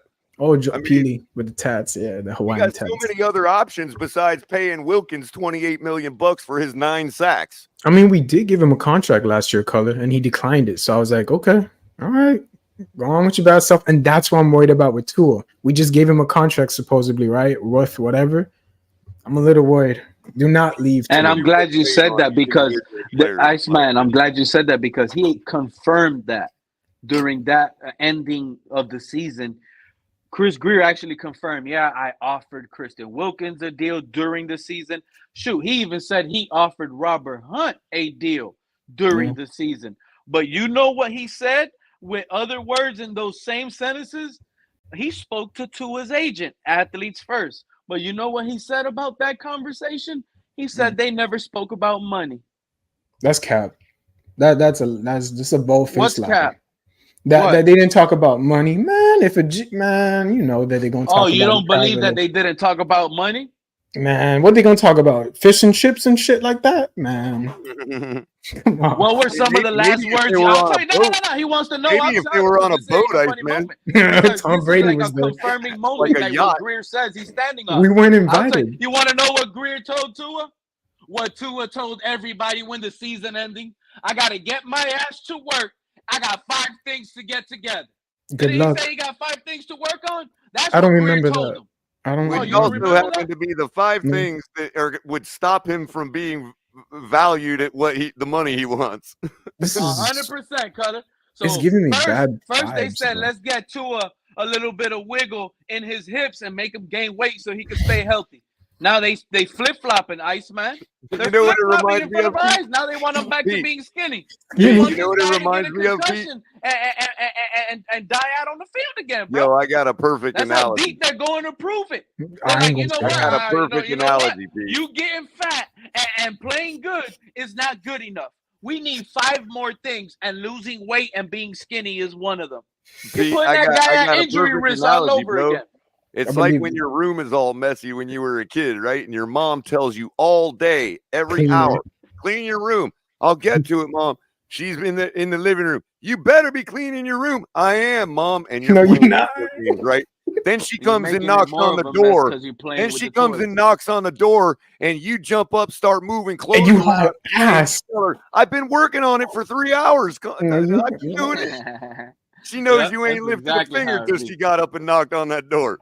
Been there, done that. 100%. I know exactly what you mean, Color. Yeah. That's Tua at the end of this season. Look, Yes. I'm working on my problems right away. Now, you should have been doing that. And then the quarterback market is going to go even more next year. Who knows what was going to happen? Like Cap for Life said it in the chat earlier, Jordan Love, something like that, right? What happens if he gets the bag? I mean, gosh. No, it's not if he gets the bag. It's when he gets the bag. That guy's up for a deal. I told everybody on one of my shows, expect Jordan Love to get a contract before Tua. But but it's gonna happen, and people are just like they're like you know what, I'm actually, you know, I enjoy the content from these other guys, so they're gonna sit out there. It's gonna be wild. This off season has been one of the best off seasons. But And it's just going to be a scenario where we're just going to sit back, and a lot of us are going to say, I told you so. Tua's going to have to prove it. It's still going to be, I don't know how where they're going to get the money after this Tyreek Hill deal happens in these I next don't get couple of that one. weeks. So well, I'm actually not off. I'm not off of signing Tua. I'm still like, I don't care if they do. What I'm excited about is knowing that it's pretty much sure that we're not going to get raked over the coals. I mean, you know what's getting me mad right now? You know what I mean? Like, you know what's getting me upset though, Color? I gotta be honest with you guys up here. Like, if we're not gonna pay Tua, and we're just gonna play this out because the organization has their doubts. Damn, man, trade this guy. Let's get something while it's hot. Well, that's why we got that steam. You know, it might be a vegetable steam bag of vegetables, but they still taste good if you add a lot of butter in it. You know what I'm saying? Enough time left. And if it takes, but Color, hear me out. And if it takes a deal like you have to pay, like a lot of people, if you never took out a car out of a dealership and then took out a different car out of a dealership, you might not understand. But upside down, it's not good business. It's good because the buyer gets a new car, but at the end of the day, it's like shout out to Kenna for pulling up. I'm letting him into the stage. So it's like an upside down. You know what I'm saying? Pete, your upside down analogy works way better for the housing market. The last time we won the division in 2008. Because there were people that paid $500,000 for $100,000 house. And ain't one of those people still living in that house right now. 1,000%. What's up, Kenna, man? How you doing? How you been? Glad to hear from you. Just as glad as I'm glad to hear from everybody up here. Shit, same old. You know, waiting on this damn extension to happen with Tua. Oh, we keep waiting. Oh, I heard Mountie pop off. Let Mountie get him. Don't hold your breath, Kenna, because I'm gonna tell you something. For some reason, I just that Buffalo game of all games last season was like ridiculous. I mean, the guy, it was 21-14. Tua threw for 175 fucking yards. He played the whole game.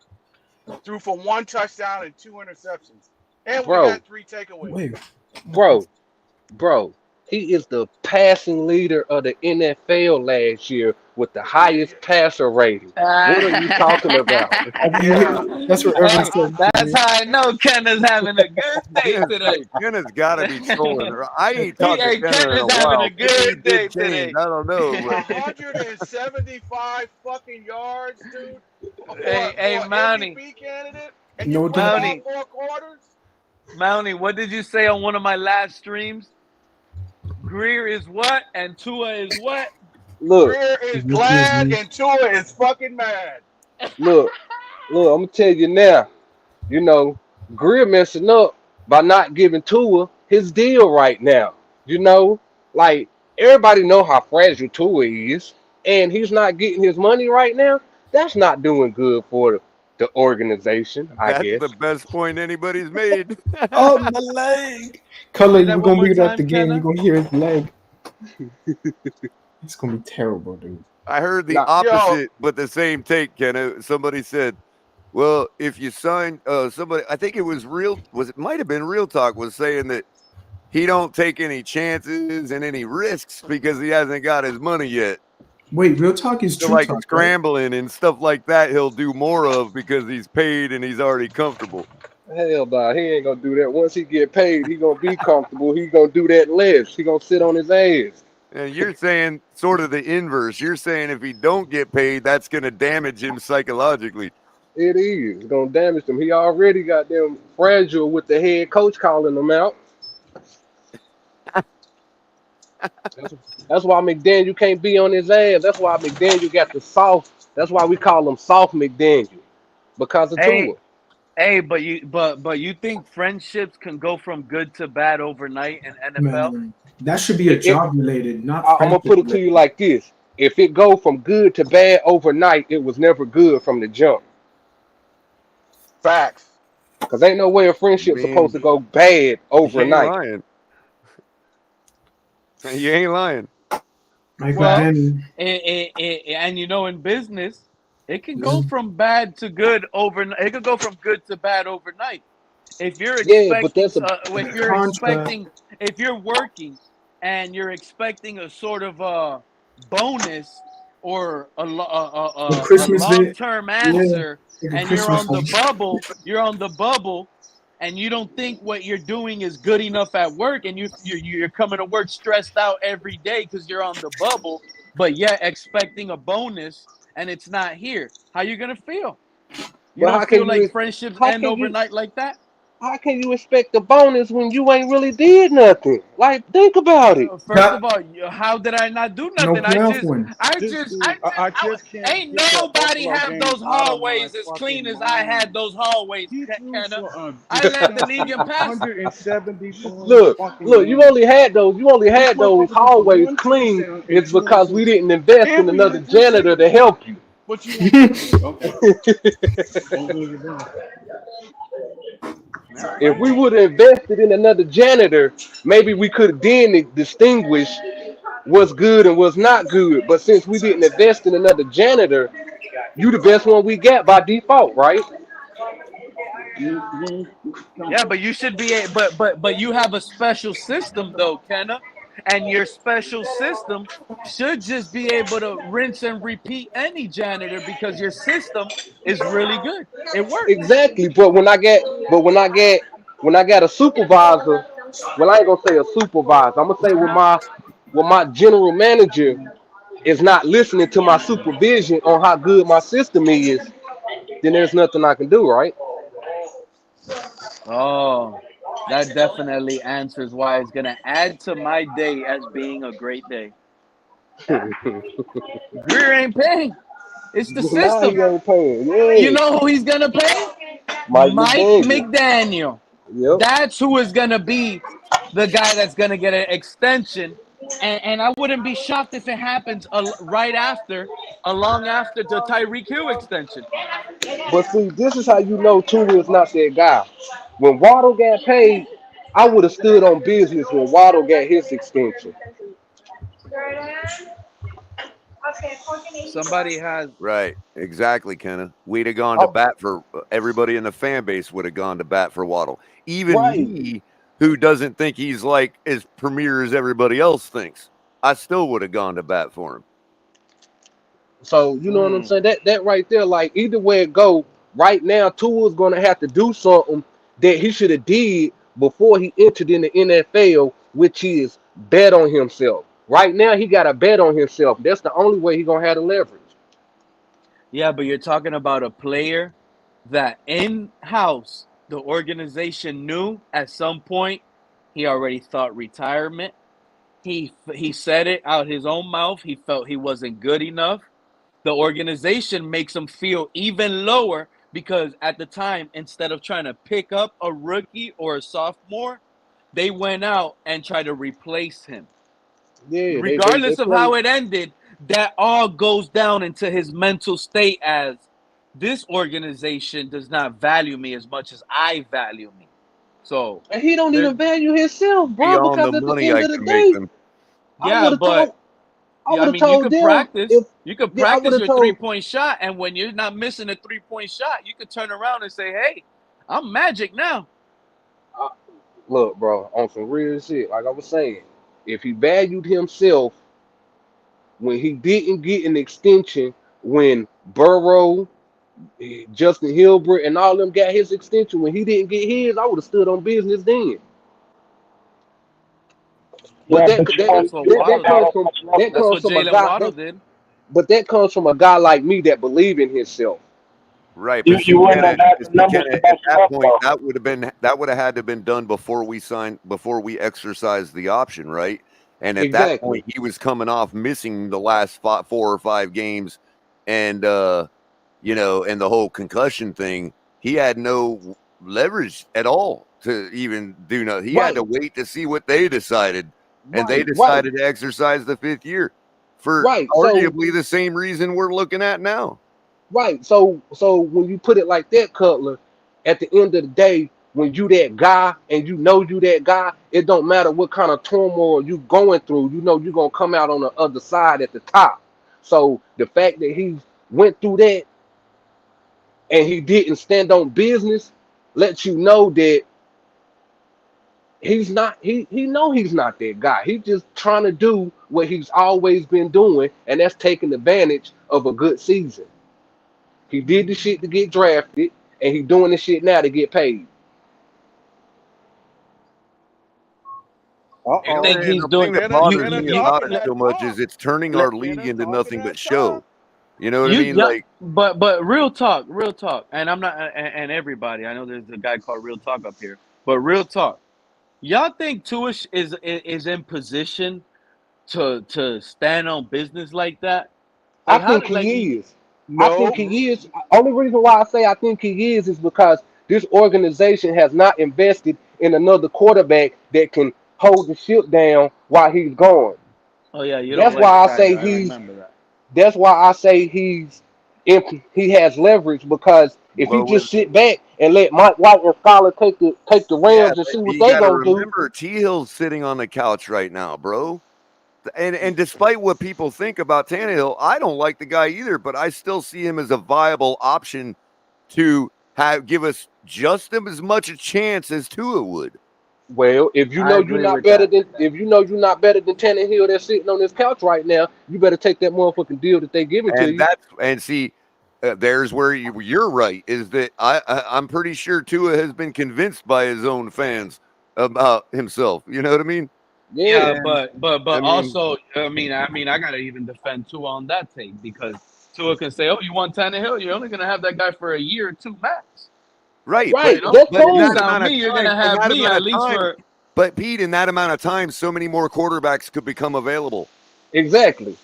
Isn't Real he talk kind of is being fact. stingy? Isn't he being stingy though? Because to me, bro, like kind That's of why I said say those 100% Iceman. Go like ahead. one No, I year. mean, Like, wait, hear I me out. mean, He did 1 year, bro. Okay, Color mentioned Ryan Tannehill. Even I like Tannehill, but I didn't think he was like that. And if Color, do you want him as a backup though? Is that what you're saying? Quick question. No. Well, I'm saying if you're talking about him in case of emergency break glass, Tua's got the Oh, leverage because we ain't got no other options. oh, you're talking about the contract? Okay, And, Just okay. in and what general, to happens say we is don't have other options is bullshit.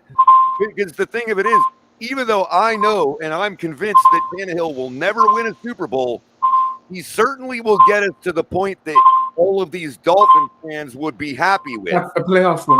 Yeah, not or a that's only deep, that or a though, run, but a deep run in the let's playoffs. say You know what I yeah. mean? let's say you go with another quarterback or whatever, right? And you don't start off hot. Well, good luck with selling tickets the rest of the season. I mean, it goes with more than just the record. You know Tickets what I'm are saying? already sold, bro. No, Have you not gotten the no, news? they're not. We had record season ticket sales this year. Yeah, we did. Yeah, Historical because record. And Tua was Man, playing, you guys somebody are sounds winning. like an ambulance is Wait backing a up. minute, What's real that talk. sound? Hold on a second. that's Hold on. real I talk. gotta shoot that narrative right out the window. I bought season tickets for the first time in my life this year. Had nothing to Hey, do with Tua. Exactly. But Had nothing to again, do with Tua. hey, Color, watch bro, how we it win the has to do Super with you Bowl. guys winning. It had nothing to do with Tua. I said it has to do with you guys winning. Right. So But that let doesn't some mean other, that let doesn't some other. mean but that doesn't mean it has anything to do with Tua. I didn't Hey, say what you did have to do with Tua. I'm saying winning. If you guys get another quarterback Right. and you guys don't Right. feel like And you if can win with that quarterback, I guess thought for a what? You're not second, selling tickets. real talk. but And the if I tickets thought for a already sold, second, bro. if I yeah, thought the for a tickets are so. second I already got Tua mine. was the Yeah, only one, then I would not have bought season tickets. it's gonna be a bad or good season. I don't know, Like Pete. your argument is pointless, bro, because the tickets are already sold at this point. So your argument is kind of pointless. No disrespect. Right. And as Yeah, a guy who bought some, I'm telling you that regardless, if I knew that Tua was our only option this year, I would have then never bought season tickets. damn. Facts. That's how you know Color believes in either Mike White or Skylar Thompson. No, don't start that Skyler stuff. It's I not mean, even that. Skyler did have a better playoff It's appearance not game even than that. Tua It's did. that I believe in this And team that's all the so owner is much thinking about. in the way it's constructed that there are very few of the, you know, Skyler. righteous, like reasonable names that I would not that I would pass on. Tannehill would get us to where this fan base is thirsty for. A guy like me, I'm thirsty for a Super Bowl, but that ain't happening. Not with Tua, not with Tannehill, not with any of the other guys available right now. It may happen, but I don't believe it will. So what's that year? That year we played the Steelers in the playoffs, which Tannehill has proven he can do. Yeah, because that year we played the Steelers in the playoffs, and Tannehill was supposed to be our leader, but Matt Moore was the substitute. I think Tannehill would have gave us a better game than Matt Moore. 7 years, Kenna, what was the biggest argument to in favor of Tannehill? Just build all this, get him all these weapons, build around it, right? We had Landry. Well, my contention was you can do all that, and it's still going to only buy you a couple extra wins, which is what was proven when he went to Tennessee and they got him a Derrick Henry, they got him an A.J. Brown, but they didn't near build their team the way we have. So, and Color, he proved it both ways too, and he proved it both ways with our team. No, not really. But do I think he's going to do what he did in Tennessee with our team? Yes. And that's all the fans are begging for right now. And Tannehill proved two things. You're not being realistic, though. Because he went to the AFC Championship twice, 2 years in a row, right? Wasn't it once? No, twice. it was 2 years in a row. He went to the AFC Championship. Yeah, they beat the Bills in 1 year. It was the year that Don Shula died, right? That was the year the Bengals who went to the Super Bowl. Yeah, they went 2 years in a row to the AFC Championship with Tannehill. Wait, I remember 1 year with a healthy. Go watch that Tennessee Bengals game. 1 year with a healthy. You guys are not being realistic. Hold on, because Tannehill did it 1 year with a healthy offensive line, and another year with a terrible, banged up offensive line. I couldn't only. But you're not being realistic. Hold on, real talk. One other thing. Go watch that Tennessee versus Cincinnati game and tell me that looked anything like KC versus Miami last year. Like I said, you guys are not being realistic. What you mean? If you have Tannehill on your team right now, maybe. Speaking of what happened, how are we not being realistic? Because you're forgetting the fact of a quarterback would have to be on your team. I'm telling you. A quarterback would have to be on your team right now through training camp, getting chemistry with your wide receivers and learning this offense to be able to come in the season and perform good. That's why I told Pete earlier it's probably a little too late for a trade at this point. That's what I am saying. So to sit there and act like, oh, we'll just bring in Tannehill. Okay, well, you better do it before the training camp starts so you can learn the playbook. You're changing the category. The original not pick up Joe Flacco in case of emergency, break glass. I'm not talking about Joe Flacco was sitting on the couch and they picked him up. And he threw for 300 plus something. Joe something Sean Watson couldn't even do. Comeback player of the year, Joe Flacco, and he beat Tua in that category but they too. can't do it, right? If you're talking about a veteran like Tannehill, let me explain something to you. Tannehill will come in with his playbook. He got comeback player. This is what I'm ready for. That's not realistic. No, it is. No. Wait. Because we were only talking about in an emergency. In emergency, I've got to tell Tua you have no leverage, and he says yes, I do. I'm calling Tannehill. We would win in the middle of the season. No, yeah. If the middle of the season, if shit hits the floor, yes, if shit hits the floor, and you think you're gonna win. Tom Brady in the middle of the season starts saying, "Hey, I'm for the Dolphins." Not the point. Dude, Tennessee had the team. Push back on somebody that cannot win, telling me that he's worth that. Well, that's so. He can help us. Let me ask you a question, Color. If you're trying to prove that you don't need somebody, and you hire somebody else, and they can't win, do you think that helps your case? Do you think it would have helped Stephen Ross's case firing Flores if McDaniel didn't pan out? Of course not. Then what's the difference? Ross doesn't give a shit. The difference is Mike McDaniels had a fair shot with a whole offseason. Mike McDaniels didn't come in the middle of the season. That's the difference. But it was in the middle of a rebuild. Yeah, that's a different situation. That's a different situation. That's not the same situation as we're about to start the season. Trey Lance with the 49ers came in, got hurt. They put Jimmy Garoppolo. Go look at how smooth Jimmy Garoppolo was running that offense versus the Dolphins in the game that he got hurt. Brock Purdy came in, Mr. Irrelevant, ran that offense effectively and took them almost to the Super Bowl if he didn't get hurt.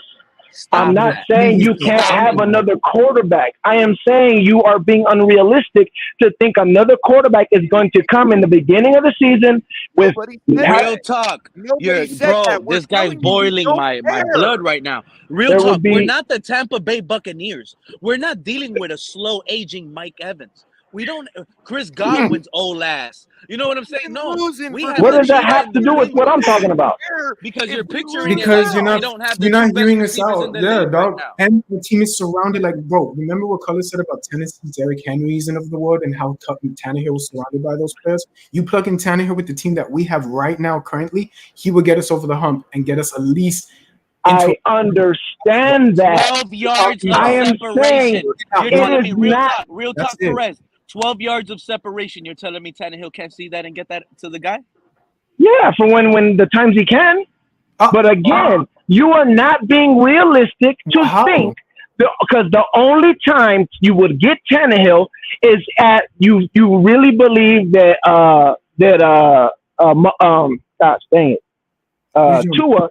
You really believe that Tua would not start the season, and that would only happen is if he started holding out towards the whole training camp, which they still wouldn't get. They still wouldn't bring him in. And then if he decided to hold out in the start of the season, then you would go get Tannehill. By that time, it's already too late. You're going to lose games with Tannehill. And it's already too late for Tua too at that point if he's in his feels like that.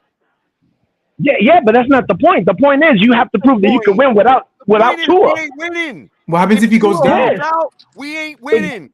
Exactly. Exactly. Tua's leverage. You're not winning. If I hold out, you're not winning. That's Tua leverage. Tua holds out, and it causes us to be in a situation where we're not winning. I don't get that. You think I'm going to let him continue this to guy, bro? No, I'm going to go get somebody else that we ain't winning with. Real talk. Joe Flacco came in and was winning. He didn't play for 3 years, damn near. Yeah, that's not Mike McDaniel's system. No, but you're not. Okay. That is not Mike McDaniel's system. Doesn't have to cater so much to those types of players. We have the team for that guy. Whenever it's the room. I don't think you guys I gotta point out something. Coach AJ, I'm with you on that. It's only because we're only talking Tannehill because he's a veteran in an emergency situation, and a lot of people won't have that argument about Mike White, Skyler, or Gavin over Tannehill. I'm not in disagreement with Coach AJ. If they didn't want to go get Tannehill and they just want to plug in one of the guys we got, fine there too. In case of emergency, that would be more realistic. Real talk. We were talking about in case of emergency, and we've got to prove to Tua that he has no leverage. Then I'm willing to do anything at that point. I understand what you're saying. Sam Darnold in Minnesota. Sam Darnold was so he's on a dookie, cheap though. deal. That man dookie. Sam Darnold, but he was right Sam now. Sam Darnold was getting rave reviews in San Francisco last year. He was running now. the system really good. I'm gonna give it to Kyle Shanahan though, Pete. That team is stacked for him. So you put anyone in that team, they'll look great. Okay, and Mike McDaniel had a less stacked team. Just offensively, it was more stacked. And look what he did with Tua. He'll be able to work with that Sam Darnold. Oh no, Dolphin fans would see pick look like Chad Henne 2.0. Just saying.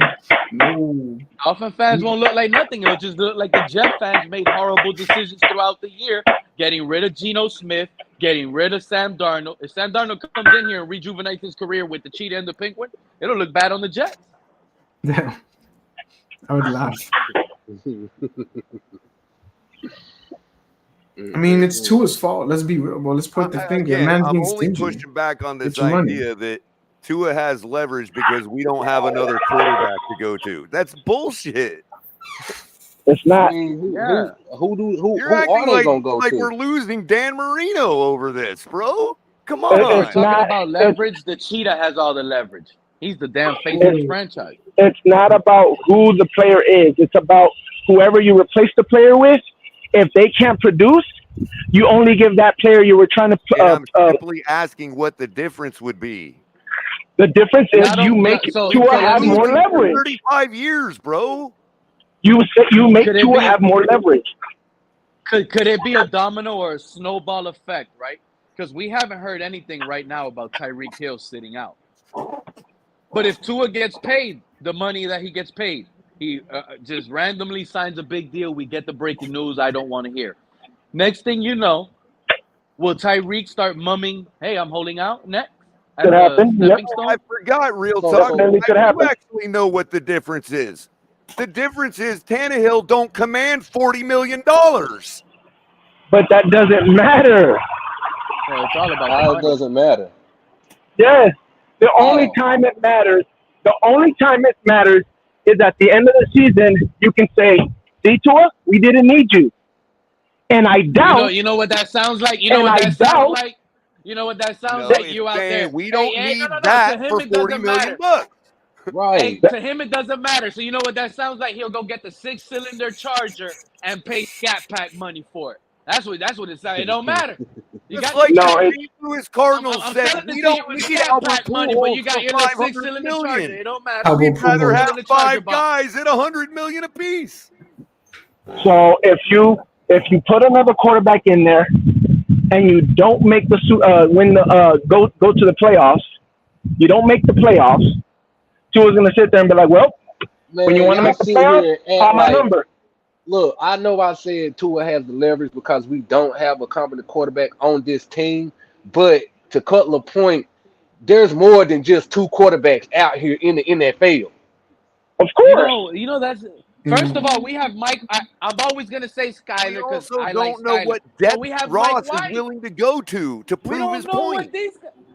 Have we seen these guys get their opportunity and did they blow it bad? I don't even think Skyler blew it. In a terrible situation, but he all was I know putting is Ross has proven so far that he is willing to use his helicopter no matter what the situation, winning be damned. That's what Ross has proven. Because if you think we knew that McDaniel was going to come in here and be able to take over the reins in the middle of a rebuild without missing a beat, if you say you knew that, you're lying.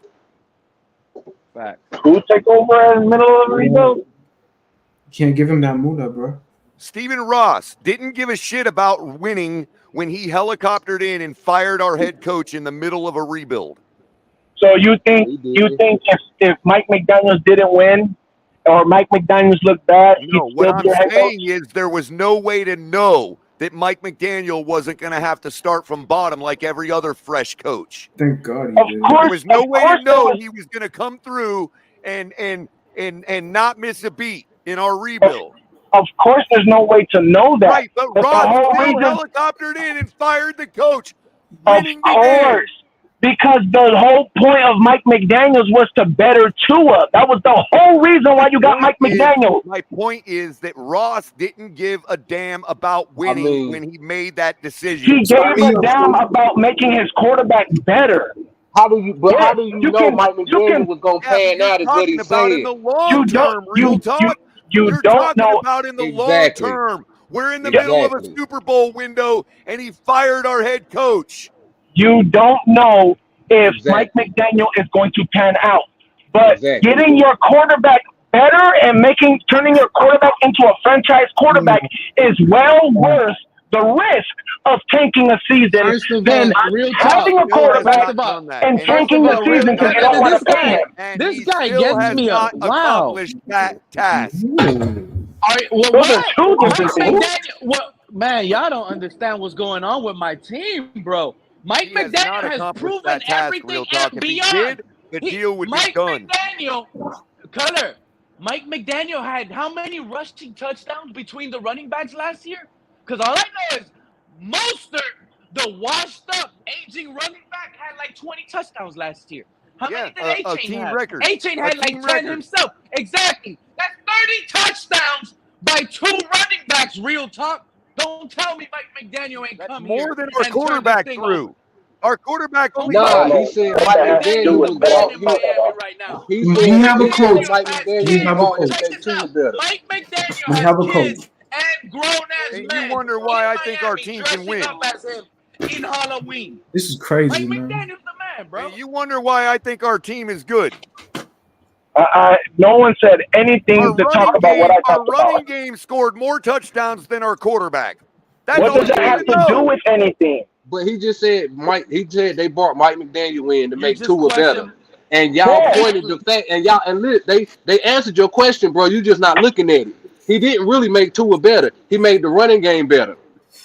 Elite. But it doesn't matter who he made better or who you believe How he it made doesn't better. matter when you just said he was brought in to make Tua better. Because the point was you were arguing, why would Ross care about messing up a season when he took the chance of messing up the season before? And I'm telling you the difference of why he took the chance. He took the chance to say, hopefully this makes my quarterback better and gives us a franchise quarterback. Right. So why wouldn't he take the chance and say somebody who has a place in his heart, Ryan Tannehill, why don't you think he would take the risk to think that guy might get us there this year over the guy that wants $40 million? Because if you were telling me that he had him in the beginning of the season, maybe you had a point. But to bring him in right before a guy like Tua, we're talking about a 10-year veteran. It doesn't matter if he's a 10-year veteran. He's not been in that system. That system is different. Tannehill's a freaking yes, You're right. Tannehill's a noob, bro. You're right. If it was one of the, it never matters. So go Bro, hire what's the different about the 18-year-old system? kid for your job. Only Sean McVay. What's different about the system, bro? Because he still got a lot of chance. He's still getting the ball out of his hand quick, which Flo tried to get the ball out of his hands. You think coaches go on experience don't matter? So why are we even paying Tua to begin with? Kenna, you pointed out with Flo, he was getting rid of the ball quick, and also with Flo, you hear these two in here. This is crazy. To the Flores offense to spread it out to everyone and still throw it quick. Now they want the ball spread it out the way Flores was doing it. Ain't that something funny?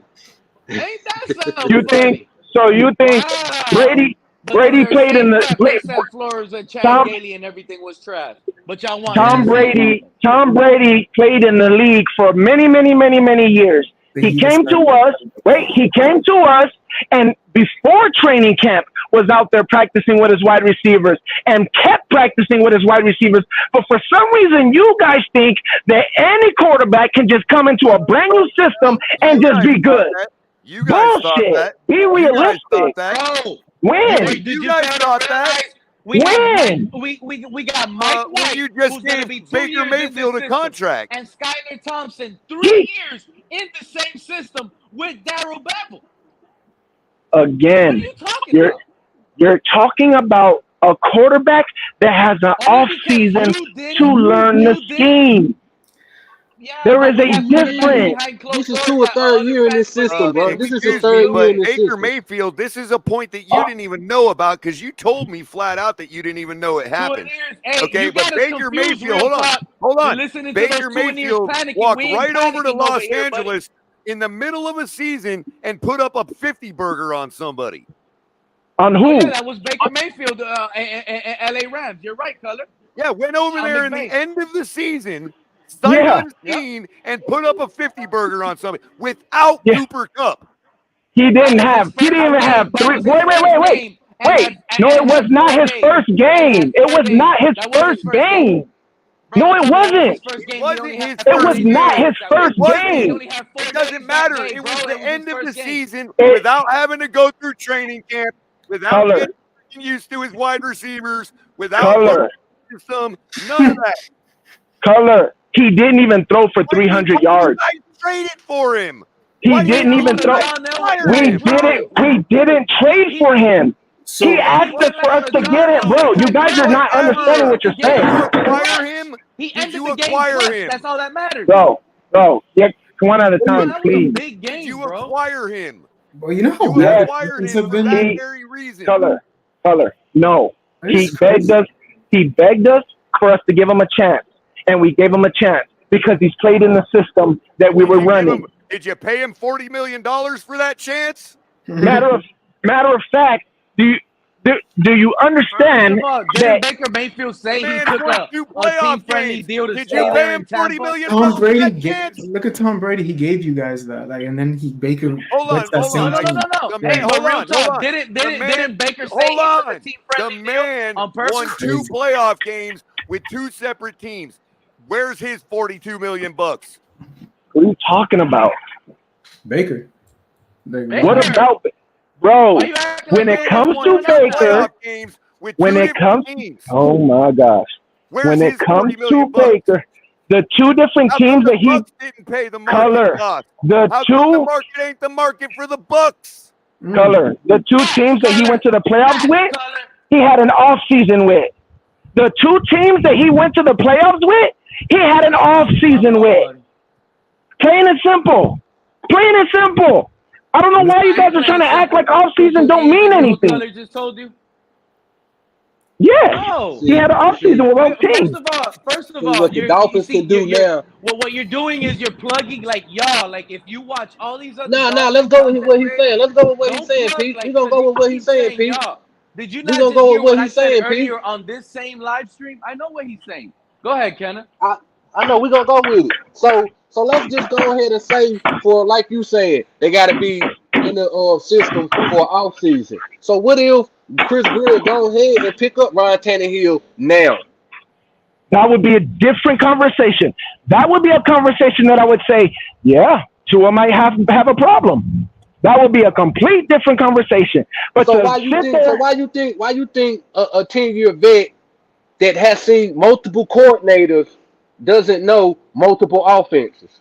Because this isn't just a multiple offense. This offense is different. There isn't an offense like it. Even even McVay and Kyle Shanahan, they run the same type of way. Oh my God! Now we're going back. Let him go. Let him go. Now we're going back to something we debunked 2 hours ago. I got something for him. I got exactly what I was saying. And you're right back to it. We're going to start all over again. Just so y'all know, everything that you just witnessed for the last 2 hours is about to happen again. Because we're going right back to let me the only one that can run the system. So let me finish. The only one that can run the system. No, because I was about to say, I don't know what you're saying. Didn't Mike McDaniel put something together out of 100 and something or 700 and something plays that he's seen for Tua? So you mean to tell me Mike McDaniel plays, by the way. Look? That's crazy. You mean to tell me Mike McDaniel can't look at Ryan Tannehill and what he did better out of 700 something plays and put an offense around him real quick? So what you're saying is he's going to have a whole bunch of plays for Tannehill that Tannehill does right, and in the very beginning of the season, he's gonna tell his wide receivers, okay, all that shit that we learned for Tua, scrap it. Let's do it this way for Tannehill now. All they're going to have to do is go back to what they already knew. Exactly. You ain't like it. You act like there's not wrinkles in this offense that Mike McDaniel take this offense and expands this offense. Ryan Tannehill played wide receiver for anybody else. Ryan Tannehill wouldn't do nothing but expand this offense right now. If you think that your O-line is going to all of a sudden be good at blocking so Tannehill can run the shit that he's good at, you're high. You're high. What? We put 70 points last year, bro. Like, what? You're high. Well, I am high. I am high. If you believe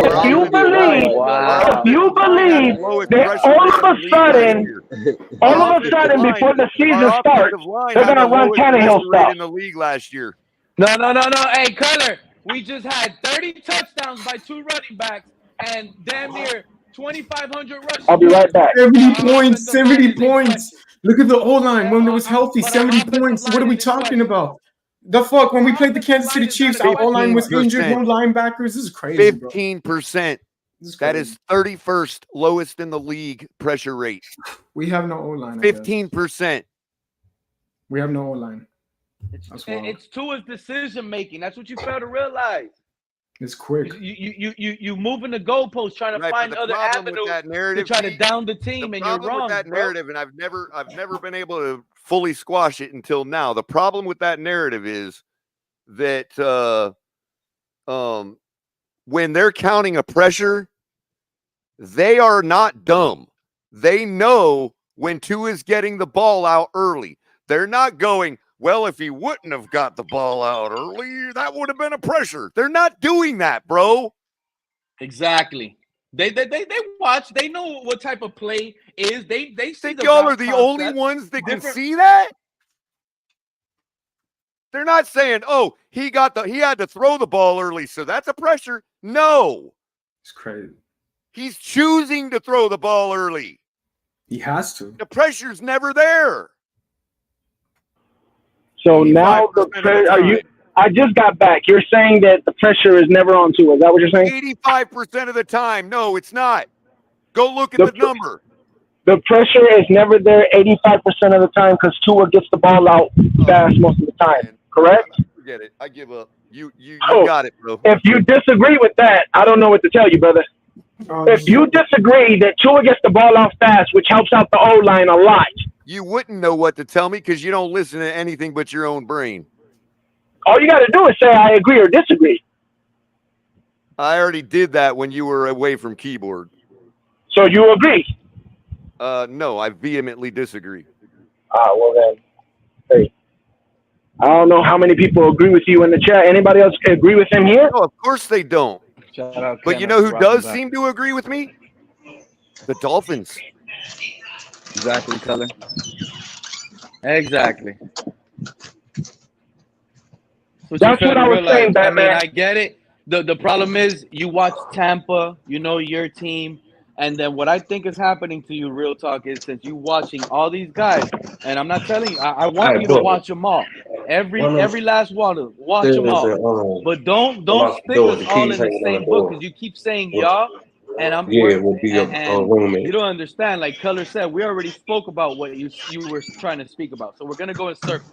We were just up here on this same live stream before you came up, real talk, talking about how when, not if, when he holds in, because he's not holding out, he's holding in.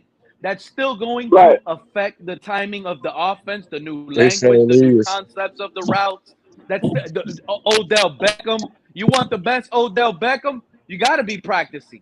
You got to be out there every single day during the offseason. And that's not what's going on. So we already know there's question marks. Mark, the Bills guy, was up here when it first started. And he said this is the reason why there's going to be a possibility of a rusty Tua opening up the season. And that's what we're up here. We were discussing because that's what's happening. We're going to have a rusty Tua because he holds in. We understand. But yet, you're talking about a quarterback that already knows the offense, and you're saying this. But yet, when we talk about Tannehill, who don't know the offense yet, you think it's not going to be a problem. I don't get it. What we're saying is, what makes you think that there are not wrinkles within this offense that will expand it? I'm not saying that there wouldn't be wrinkles. It's not the offense. It's Tannehill coming in. It's basically the same offense, bro. The wrinkles is basically the same offense with a little something added to it. Bro, whether it's the exact same offense, you're talking about a quarterback coming in who hasn't thrown to any while these wide receivers are played in this offense. Period. But he can come in and take it slow. Remember, we have guys that are in position to prove it. You're acting like it's Tannehill year one of his career. I'm acting like it's a quarterback. I don't care if it's year one or year 15. Mike White. It's a quarterback. We have Mike White and we have Skyler. How much rust did Tom Brady have to knock off when you all brought him in sight unseen too? How much rust did he have to knock off? Color, he had an off season with the team. I don't know how you don't understand that. Okay, I do understand that. I wanted you to say that again so I can go back to Baker Mayfield with 0 time in the offseason, a 50 burger without Cooper Kupp. Boom. And if you watch the game, it will look like he didn't have an off season because he couldn't get the offense to go. But you think that because there was 50 points on the board, he was doing something. I already So how told many you. passing touchdowns? How many passing touchdowns did Baker have that game? I think he had 2 interceptions and one touchdown. Hold on. How many yardage did he have? Hold on. How many more points than 50 would he have had if he'd have been able to get the offense going that day? He had 230 yards passing the ball. So basically what he's saying is they put up 50 points with a rusty Baker Mayfield. And no Cooper No, he wasn't. He wasn't no Cooper rusty. Kupp. He just didn't know the plays. Same shit, bro. Same Yeah. shit. Okay. So you're telling me, Same shit. if you're okay, hold on. If you're asking me, can Tannehill come in and have a good game? Yeah, it won't be consistent, but there could be a game where you win just because of the run game. There could be a game where you win just because of the defense, but you're not going to consistently have an offense. You're talking like Tua is consistent. I mean, a collapse at the end of the year is not consistent, bro. Exactly. So why didn't Baker? So what you're saying is Baker Mayfield needs to fire his agent, like I've said all along. No, again, I've already told you, Baker knows what he needs. That's the whole thing. If the market is the market, if the market is the market, then Baker needs to fire his agent. Right. For the second contract, Color. For the second contract. If this was his second contract with us, yes, he needs to fire his agent. If we drafted him and this was the second contract, yes, he needs to fire his agent. It shouldn't matter what contract it is. It does, but it does. Whether you like it or not, it does matter. Well, this is Tua's second contract. Exactly, that's my point. Well, it does kind of, Color, because it's like buying a used car. Once these draft picks hit other teams, they lose a little bit of market. A lot. You know, so Not a Baker little, a didn't lot. have a different market. He's in a That, different but market. guess what? Johnny Manziel didn't get to stand on that. Josh Rosen didn't get to stand on that. What does it matter? No Baker one was calling Mayfield for was it. a first overall pick. They only come out Baker when they want Mayfield to. was number 1 in the draft. Yep. They only come out when they want to. Yeah. Give me that moolah. Where's his grace? Because, obviously he has to be elite. He was drafted first overall. You know But why Baker didn't get grace? From the reports you know that why I heard, Baker didn't get Color, grace, Color? is that Baker Mayfield took that deal because he would have had different options, but he took that deal because he wants to be in Tampa. That's what he's comfortable at. He wants You know why Baker?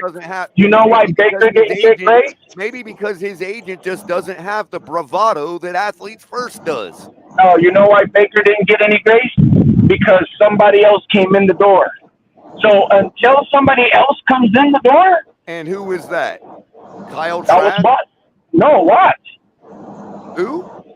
When you're talking about why didn't Baker get any grace with his first team? Why didn't he get that other contract? No, Because who was somebody your else other came in the option? door. Who was your other option this year when Baker wanted more money? No one. Kyle Trask. Kyle Trask. Kyle Trask. Yeah. Really? What does that have to do with anything? Wow. Trash. All I heard Well, was we trash. got Skylar Thompson. He said all I heard was trade. I don't understand what that has to do with what I was talking about.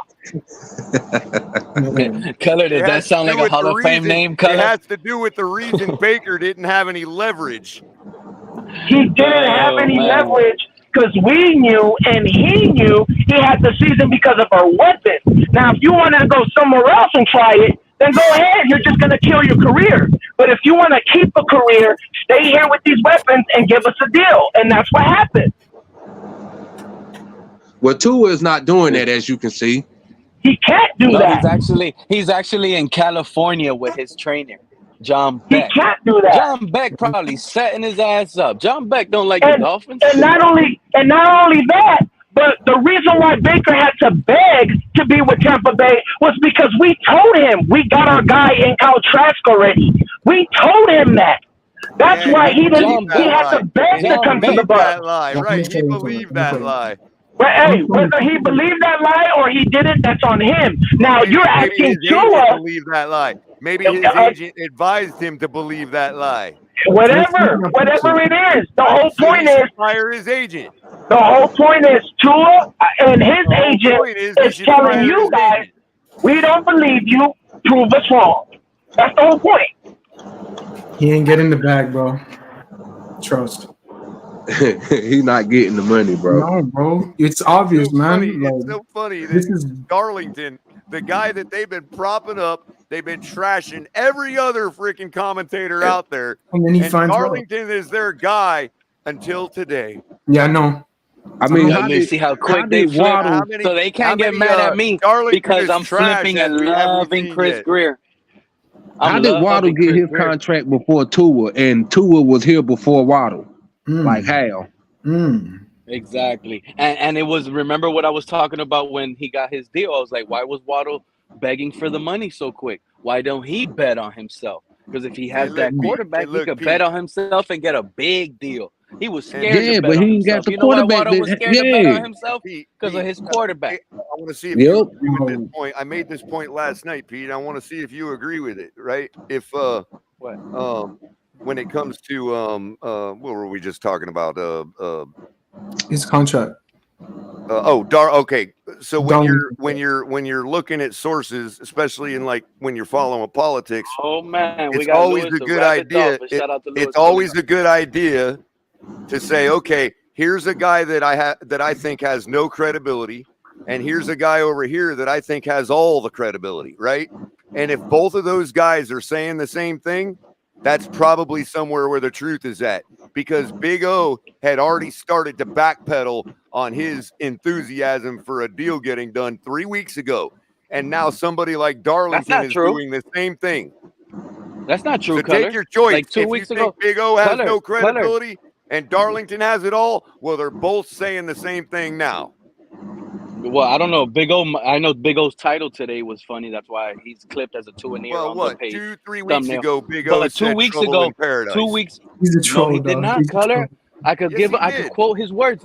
Color. Well, ask Cat this for is life what because this. he's the one that he's the one that propped it all up. So ask Cat for life. Like 2 weeks ago, I heard the Big O on his show that I was watching it. I heard the Big O say, "Oh, I'm getting this intuition." He clearly states this is not no source. This is nobody telling him anything. He's just going by his feelings right now, that he feels that this upcoming week, which was like 2 weeks ago, he said this upcoming week would have been Tua signing a deal. That's what he was saying, how he feels everything is going on through the talks he's hearing. Right. It's finally done. So it's been 2 weeks after he said that. So yeah, but I'm gonna have to check with Cat for life or check myself. But the latest I heard from the Big O camp was that he's not as enthusiastic as he was before. no, if anything, Big O is disregarding this and probably moving the goalpost. He's probably using the franchise tag. He's gonna try to drag it on and milk it on until it's over. But I already told everybody, Tua is not in position and in no situation to be franchise tag. It's deal or no deal. That's it.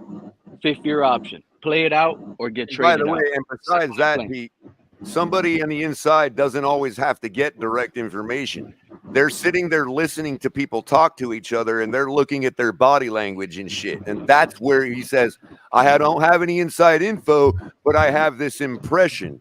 That impression comes because he's sitting there in the building watching these guys talk to each other, looking at their body language.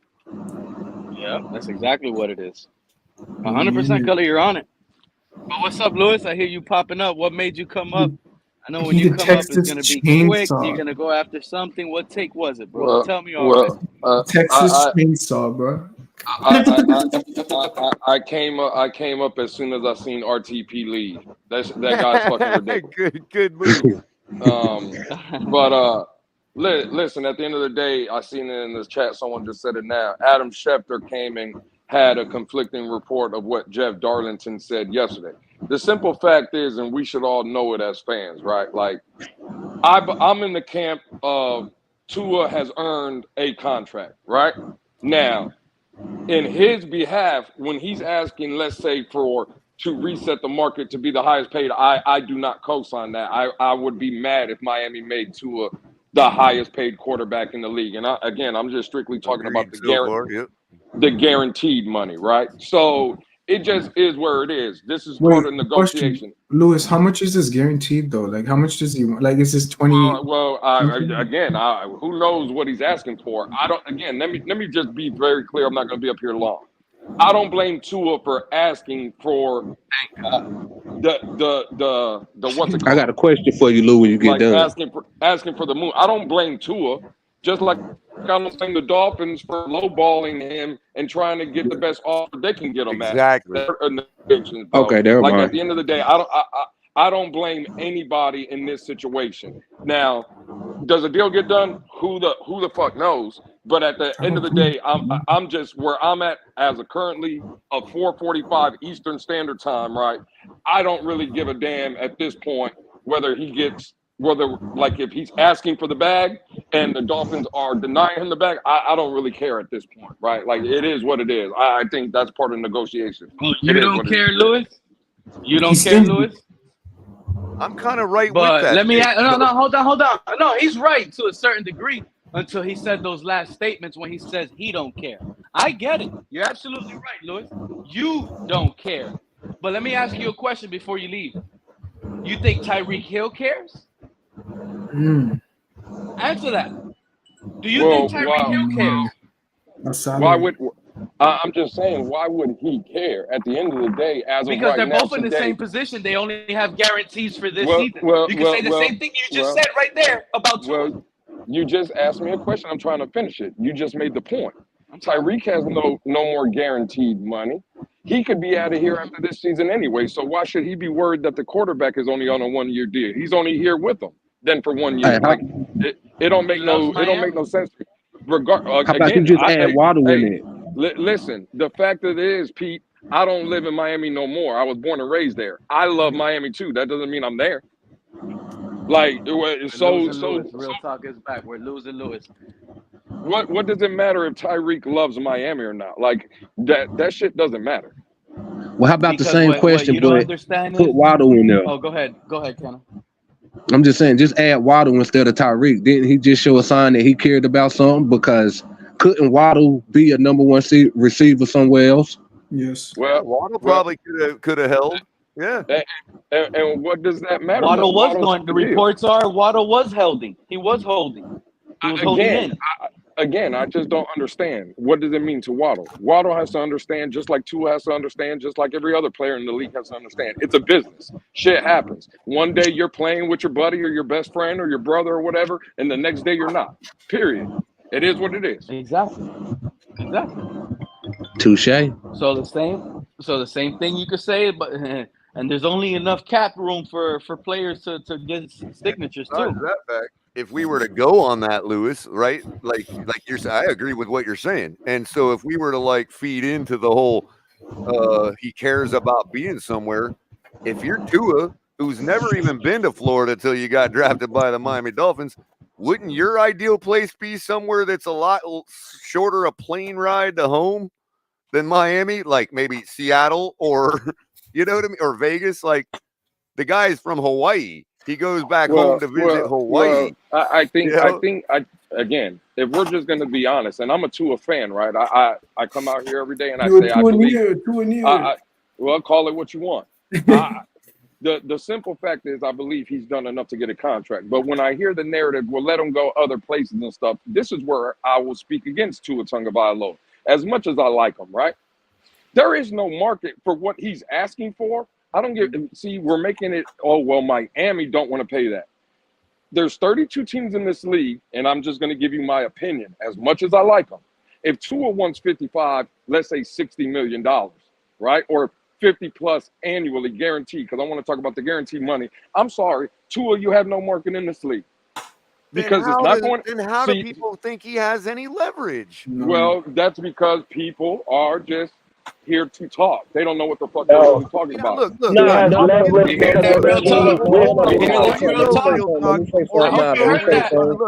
say something on that? I just hope Real Talk Perez heard that. Hold on. I'm just saying, can I say something on that too? Before you go, Real Talk, because I'm talking to Lewis right now, okay? From one standpoint, if you're talking about leverage from the abstract standpoint of we would rather not have to replace the quarterback going into a window year. Okay, that's leverage, but that is the entire different type of leverage that we're talking about when you're talking about a billionaire versus a plebe and what he thinks he's worth and should pay him. From that perspective, Tua has zero leverage. That's every quarterback. That's every situation. No, it's not. Yes, it is. Every owner can say, "Oh, I can pay that easily if I wanted to." Right, but you also have a certain amount of egg you're going to have on your face, and sorry, Brady had that leverage. Right. That egg on your face does not determine leverage or anything like that. This is what would happen if Tua had the exact same season. Okay. Two different scenarios. Stephen Ross goes to the podium and says, "I just fired Tom Brady." Stephen Ross goes to the podium and says, "I just fired Tua." Which one do you think he can get away with more in the public eye? Tua. If whoever you brought in wins, you could get away with both. Man, this dude don't even want to function in logic, bro. You admit it doesn't matter, Connor. It doesn't matter. You've already admitted you don't function in logic, that you make irrational takes. I've never said anything such as I don't function in logic. You just don't want to live in reality. The reality is this. If Tua plays on his 5th-year contract, he has the exact season he just had, and Chris Greer decides not to pay him and lets him go, he's going to go to another team. Will he have the same contract? No. He'll have a prove-it deal contract. And if he does the numbers again, he will be in the exact same spot asking for the exact same amount of money. The problem is he is with you guys. You guys drafted him. You have to make the decision if you're going to pay him that money. If you decide to give him a contract, if his numbers are the same, that's what the number's going to be. That is it. It's that simple. No, it's not even close to being simple like that. What did I say that was wrong, Louis? I didn't cut you off. I'm not cutting you off. Well, you're talking. When you said it's that simple, that's why he said it's not that simple. You said right.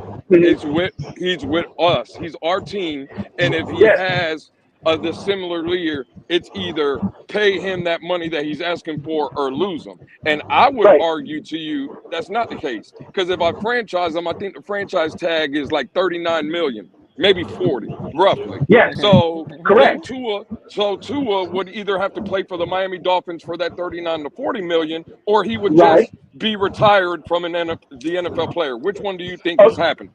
No, he can do either one. I agree with you. What I am saying is, when it comes to giving him a contract, you are in the same situation. That's what I'm saying. Not the different options that Greer had. Louis. We know that if we want to give him a contract, then there's certain numbers that we have to pay. We know that. What I'm saying is, you're saying something that's common. We know that we would have to give him a contract, or if we could give him a contract. The simple option, though, is where people need to understand, and I'm going to get up out of here. Tua has no leverage in this situation, because at the end of the day, it might be a bad look for far as fans that want to be with the salary cap and this and that. Tua is under control from the Miami Dolphins for the next 3 years. This year and 2 more years of the franchise tag or whatever tag. The simple fact is, under control means you either play for the Dolphins or you can sit your happy ass without getting paid. You have no leverage there. That's where you guys are mistaken. When people are saying leverage, they're not saying that Greer has no other options but to pay Tua. That's not what people are saying when they say he has. That earlier. No, I didn't. I didn't. I got to stop you right there, because I'm sick of you saying that when the number of options is literally the definition of leverage. Again, there are different leverages, bro. Just because you're leverage on one thing doesn't mean you're leverage. It doesn't matter if there's different leverages. Number of options in any scenario is your leverage. Color. If you have 0 options, you have 0 leverage. If you have Color. 3 options, you've got more leverage than somebody with 0 options. When you're talking about leverage, they are Literally talking the definition of leverage. Color. They are talking about the contract talks. The contract talks. That is what they're talking about. Contract talks are over right now. Contract No, talks. they're in contract talks right now. But that's the leverage that people are talking about when they say they don't have any leverage. When it comes to the contract talks, they don't have any leverage. When it comes to what they're gonna do with Tua, they have plenty of options. But their agent, Tua's agent, is calling their bluff and saying, "Go do the other options."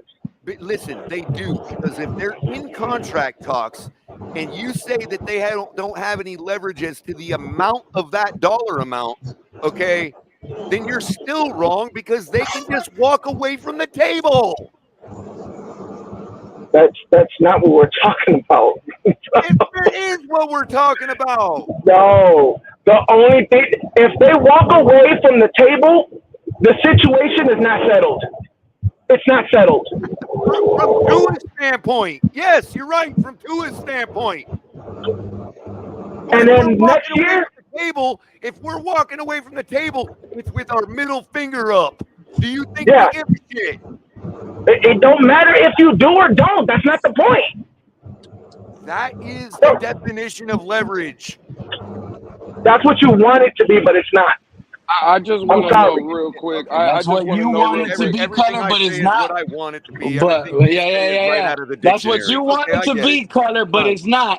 But yet, I'm he telling hasn't you. found the words I'm to telling say that you. you're wrong. I already You know what I'm told you. saying? I'm telling you. No one's talking about that when they're talking about leverage. I just want to know real But quick. he's giving you just basically real the quick. definition, and you're disagreeing. Hey, Pete, hold on real quick, Pete. I just want to know if Tua, let's say, plays on this 5th-year option and Miami decides to walk away from it. Now, next year, we're talking about next year. What teams in the NFL is a realistic option for Tua that's asking for, let's say, 50+ million guaranteed? I'm just asking. I already said he wasn't going to get that. I'm gonna say 0. Okay. So it would be 0 then, right? Yeah, right. What do you think he could get in the open market? Probably something like what Geno or what Baker did it would be a prove it deal. Wow, yes. I literally said that. Fire his agent. No, he would have to take a prove it deal. I'll say this. I personally believe that he would take a prove it deal. Now, okay, so if there's a team out there that believes in him, what did Baker Mayfield sign with Tampa Like Bay roughly last year? 38, Lewis. Like roughly No. 38. I'm not talking about this new deal. I'm talking about. Yeah, he's talking about the first one. I don't remember. What the prove it deal numbers are in Real Talk's head. What's a prove I don't know what the prove it deal would be. I just know that it would be a prove it deal. Now, let me ask you. Okay, no, hold on, Pete, because we're getting somewhere now with Real Talk, right? Let me ask this question. So, let's say Miami has a 39 or 40, whatever, 41. I'm not here to argue semantics, but on the lower end of 40, let's say 40 or 39 million, multi-year deal with Tua. Now, Tua don't want to sign that, right? Right. What makes you think that next year Tua will sign a 1-year, let's say $10-15 million deal if he's willing to leave a 4 or 5 year deal of $39 or $40 million on the table? Why do you think that? Because if he signs that prove it deal and then does those numbers again, he's right. Not only is he right back in the same spot of I need to set the market, he's really going to be in a better situation. Because that's like 2 people. Right. But this, no. Hold on, Color, because this is what you're missing, right? It's easy to say if he puts up those same numbers. Well, now let me throw another scenario though. What happens if he doesn't put up those numbers? But and this is where the leverage kicks in. Because your scenario, you're saying now you just admitted he would be fucked in that scenario. You know where he wouldn't. Okay, cool. Real talk. Hold on. This is what I'm trying to get you to realize is where he wouldn't be fucked. You're trying to say. Go ahead. Okay. Well, again, I'm not cutting you off. Just let me finish. No, I'm not. Go ahead. All right. Where he wouldn't be fucked is to then take the multi-year deal that's in front of him right now, because that's a guarantee. That's a guaranteed. See, you're playing the what if game. What if he signs a prove it deal? What if he does it again? What that's all ifs. What's in front of him now is guaranteed, right? Like which one sounds better to you? Yeah, Lewis, I hope you're talking No, about let me talk. We're getting somewhere. It's that 5th-year option. I don't know what else Lewis is talking about with what number? I'm just saying, Pete, I'm just saying, let's say Miami has thrown out a 4 or 5 year deal of $35 million. Let's just say Mike check. Can somebody hear me? Even that would be better than a 1 year, $15 million prove it deal, right? Yeah. The 4 or 5 years at $35 million would be better, right? Yeah. This is what I'm saying. So when we're talking about leverage, bro, in every scenario possible, Tua does not have the leverage. Now let me reply. Right, I hear what you're saying. I get what you're saying. Now, taking the deal now would be better than betting on your chance and losing that bet. I get it. What I am saying is, Tua, who has the best numbers right now, could get the best bag that he could right now, and his agent are saying, I am willing to take that chance. And you're saying that you are willing to take that chance. Okay, we're calling your bluff. Let's see if you are. That is all I'm saying. I'm not saying if they should or if they shouldn't. Yeah. I am saying that Tua and his agent is saying, okay, you want to play that what-if game? We are willing to play the what-if game. Are you? That's what they're saying. So if you're not willing to play no. Well, that's right. Okay, then don't. We've already paid $24 million for the what if deal. Okay, so I'm not saying you have to. I'm saying don't. What I am saying is they're saying if you're not willing to play the what if game, like you say you are, this is the number we need. That's all I'm saying. I'm not saying that that's not for them to pay. Ever saying they wanted to play the what if game. That's putting words into their mouth. I don't see any reports of Miami ever saying that they wanted to play the what if game. Not one time. Me and Lewis are talking. Facts. Me and Lewis are talking about. Lewis did bring up a what if scenario if there was an offer, but I meant that the Dolphins are not like.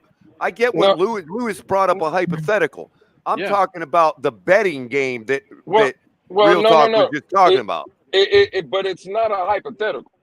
We know the Dolphins have a deal. That offer is being refused. Okay, good. I'm saying we know we know the Dolphins have an offer on the table. It's not a hypothetical. What we don't know is supposedly Tua is not accepting that deal, right? I'm just saying though to what Real Talk is saying. Oh well, even if Tua bets on himself, okay, cool. And let's say Miami lets him walk, and now he has to sign a prove it deal. In my opinion, right? And if I was an agent, right? I'm telling my client there's too many ifs in that scenario. What I would advise my client to do is take the 4 or 5 year deal that's on the table now. Yeah, you might have a little less money, right? But it's guaranteed, right? You're leaving this deal, even if it's 140 million, 150 million guaranteed, right? Less than Jared Goff. 150 million, bro, goes a long way, especially in Florida with no state tax. Besides the fact, Lewis, that that Darlington himself did say that the Miami Dolphins were willing to pay Goff money as their ultimate amount. Absolutely. So he could still get up to Goff money. Athletes first. If they're advising to it, I think athletes first is really the ones fucking this kid. I agree, bro. That's what I'm saying. Lewis, I put it in the text earlier. I don't know if you saw it, but I also made it the take up here. I'm starting to really believe that this little war is not between anybody but Drew Rosenhaus and Athletes First. Oh, that doesn't have nothing to do with it. I know how you feel, Real Talk. I wasn't talking to you. You already doesn't matter what you bro. say, Real Talk. Thank you, Color, because that's what's going on, and you just don't understand it. From a Miami Dolphins perspective, I also never said I was 100% right. I said I get in contract time. That's what you don't want them to understand. Just like Tua wants to secure his future, guess what? So does Tyreek Hill. neither And guess one is what? going to interfere with the other one, bro. It just doesn't make What sense. you It's not don't going to interfere with understand, either Real one. Talk, is Drew Rosenhaus represents quite a few players on our team. Yes, I get it. When Athletes First is going around the whole league doing this to all the teams, that lessens the amount of money and clout that Drew Rosenhaus can earn for himself and his players. He has been doing this too long to allow somebody to come in and create a big bubble. It's not a thing. It's just Oh, not of a course thing. not. Not to you. You're not Drew Rosenhaus. So you're saying that if Tua gets this contract, there's no money for Tyreek anywhere. No, I'm saying so why would it matter then? To get his guys leverage. Well, I'll tell you this. Real talk. This is the reality. If Tua gets the money that they're proclaiming he should get, which is the market of Goff and Lawrence, yeah, there's no money that Tyreek Hill would get, the money that he wants. So they're both in a situation where if they don't do it team friendly together, it's not happening. And from Tua's mouth, market is the market. From the cheetah's mouth, he said he's willing to take a team friendly deal. Who you think is going to win in this pick me situation? Listen to me what I'm telling you. Tyreek Hill is going to get a Justin Jefferson deal pretty soon, buddy. And Tua's out of here. But you're wrong. You're wrong, though. Well, first of all, let me be very clear. If a Tyreek Hill at his age, now again, I know he hasn't fell off, but he's about to be 30. Like that, eventually that doesn't matter. He will. Well, it does matter. He's right, Pete. Eventually, it don't matter how good you are, age is going to come into the negotiation. What I'm talking about is when Pete says he's getting Justin Jefferson money. Justin Jefferson is 24 years old. Mm-hmm. Like Justin Jefferson has another 10 years of playing in this league. Tyreek does not. So he's not getting that Justin Jefferson money. That's number one. Number two, I would say I disagree. But keep talking. Okay, I mean that's fine. It is true. That's just my opinion. You have yours. I would also say Tua's money would not affect Tyreek getting a new deal or not, because again, Tyreek wants more guaranteed money. Stephen Ross is a billionaire. He could find ways to front load that money and stuff to where it doesn't hurt the salary cap. So the narrative you're trying to paint, Pete, that one contract would affect one or the other one would affect. He's asking for a restructure. Real quick, Louis, he's asking for a restructure and more guaranteed money. Well, okay, so, Pete, and he wants to be Pete, 100 million guaranteed out of whatever deal. So if he goes and signs a 4-year deal for $200 million, he wants at least $100 million guaranteed. Hold on. I think everybody kind of misunderstood what I was saying. I wasn't saying that this particular contract for Tyreek is going to affect nothing. What I'm saying is Drew Rosenhaus is starting to see the groundswell of what's happening in the league right now, and it's taking away from him. It's just like when content creators fight over viewers and whatever else. It's the same thing. Right now, the other position, the hottest position right now that agents are loving is the market is super high, is wide receivers. And this is the best situation right now for Drew Rosenhaus to take advantage of another deal. Drew Rosenhaus, isn't Drew Rosenhaus the guy that they modeled Jerry Maguire after? The simple fact he has a lot of history in NFL as an agent. He's got to be feeling some kind of way about what Athletes First is doing throughout the league. He feels like Athletes First. He's against him. Athletes feels they have a good quarterback. He feels his client, Tyreek Hill, made Tua better than what Tua is. So give me my money because I have no guarantee no more. And that's fine. Another deal with Tyreek is another paycheck for Rosenhaus. And that is fine. And he can be another paycheck for Rosenhaus. But stop saying he's going to get what the receiver market is, because the receiver market now is for 23, 24-year-olds hitting that market. It's not a 29, 30-year-old market. A 30-year-old is not getting the same contract as, again, a Justin Jefferson. Devontae Adams was what? 30? Devontae Adams was what? 31 when he got his deal from the Raiders? Lewis, to ask a better question than what Pete was asking earlier, do you think, I know that Tyreek ain't getting, I agree with you wholeheartedly on that. But can Tyreek I command disagree. I think enough Tyreek Hill money is to one of the best affect the players in the entire NFL. rest of our pie? You know what I mean? Tyreek Hill is probably going to be the most explosive player in the Well, NFL. that's kind of what I'm football asking, field Lewis. I for don't the know next where 2 that's years. going. This year and next What year. what I'm saying is, how much money? What did Jalen Waddle get? Shit. I don't see Tyreek Hill regressing, Lewis, for at least another 3 years. Understand that. He ended up averaging 28 a year for the whole thing. Right. If the guy stays healthy, I don't see him regressing for at least 3 seasons. Again, I'm just giving you my opinion. I could be wrong. If Tyreek got a new deal, it would be under Jalen Waddle's $28 million a year. It's not going to be. Oh, that's okay. It's going to be Justin Jefferson. From what I'm hearing, is Justin Questionable, Jefferson. but I ain't gonna argue about it. You know what I mean? All right. I mean, I don't really care, but I'm just telling you what I heard, and don't be shocked when you see it. It's going to be. I mean, that's fine. Justin Jefferson Jefferson got what, 33 million, something like that, like 32, 33 Right. million. Yeah, it's actually closer to Baker Mayfield money. He got 110 million fully Tyreek guaranteed. Hill is what not Tyreek getting is even chasing. close. Tyreek is not hitting over again. No, He's 31? making 30. He's making 30 now. He's going less than that. Way less. I'm telling You're you, not if gonna have two anything, $30 Lewis, million okay, receivers maybe, on the roster. okay, you know how the deals go. His argument is he wants more than Justin Jefferson. I agree with age. And he's It not is gonna what get it it. is. But guess The other what? What question, that Lou, puts is him is even if that's the they're market, though. wrong, Isn't that the market? The market is the market. So if right? you're But not going to give me more than real quick, Justin, Lou. give me Even if $5 they're million wrong, less if than they're all Justin. wrong, right? And even if the Dolphins are 105 wrong million. about it, do you think they're trying to use Tyreek and Rosenhaus to cock block athletes first? Is I guess what the real question is. Even if it doesn't work.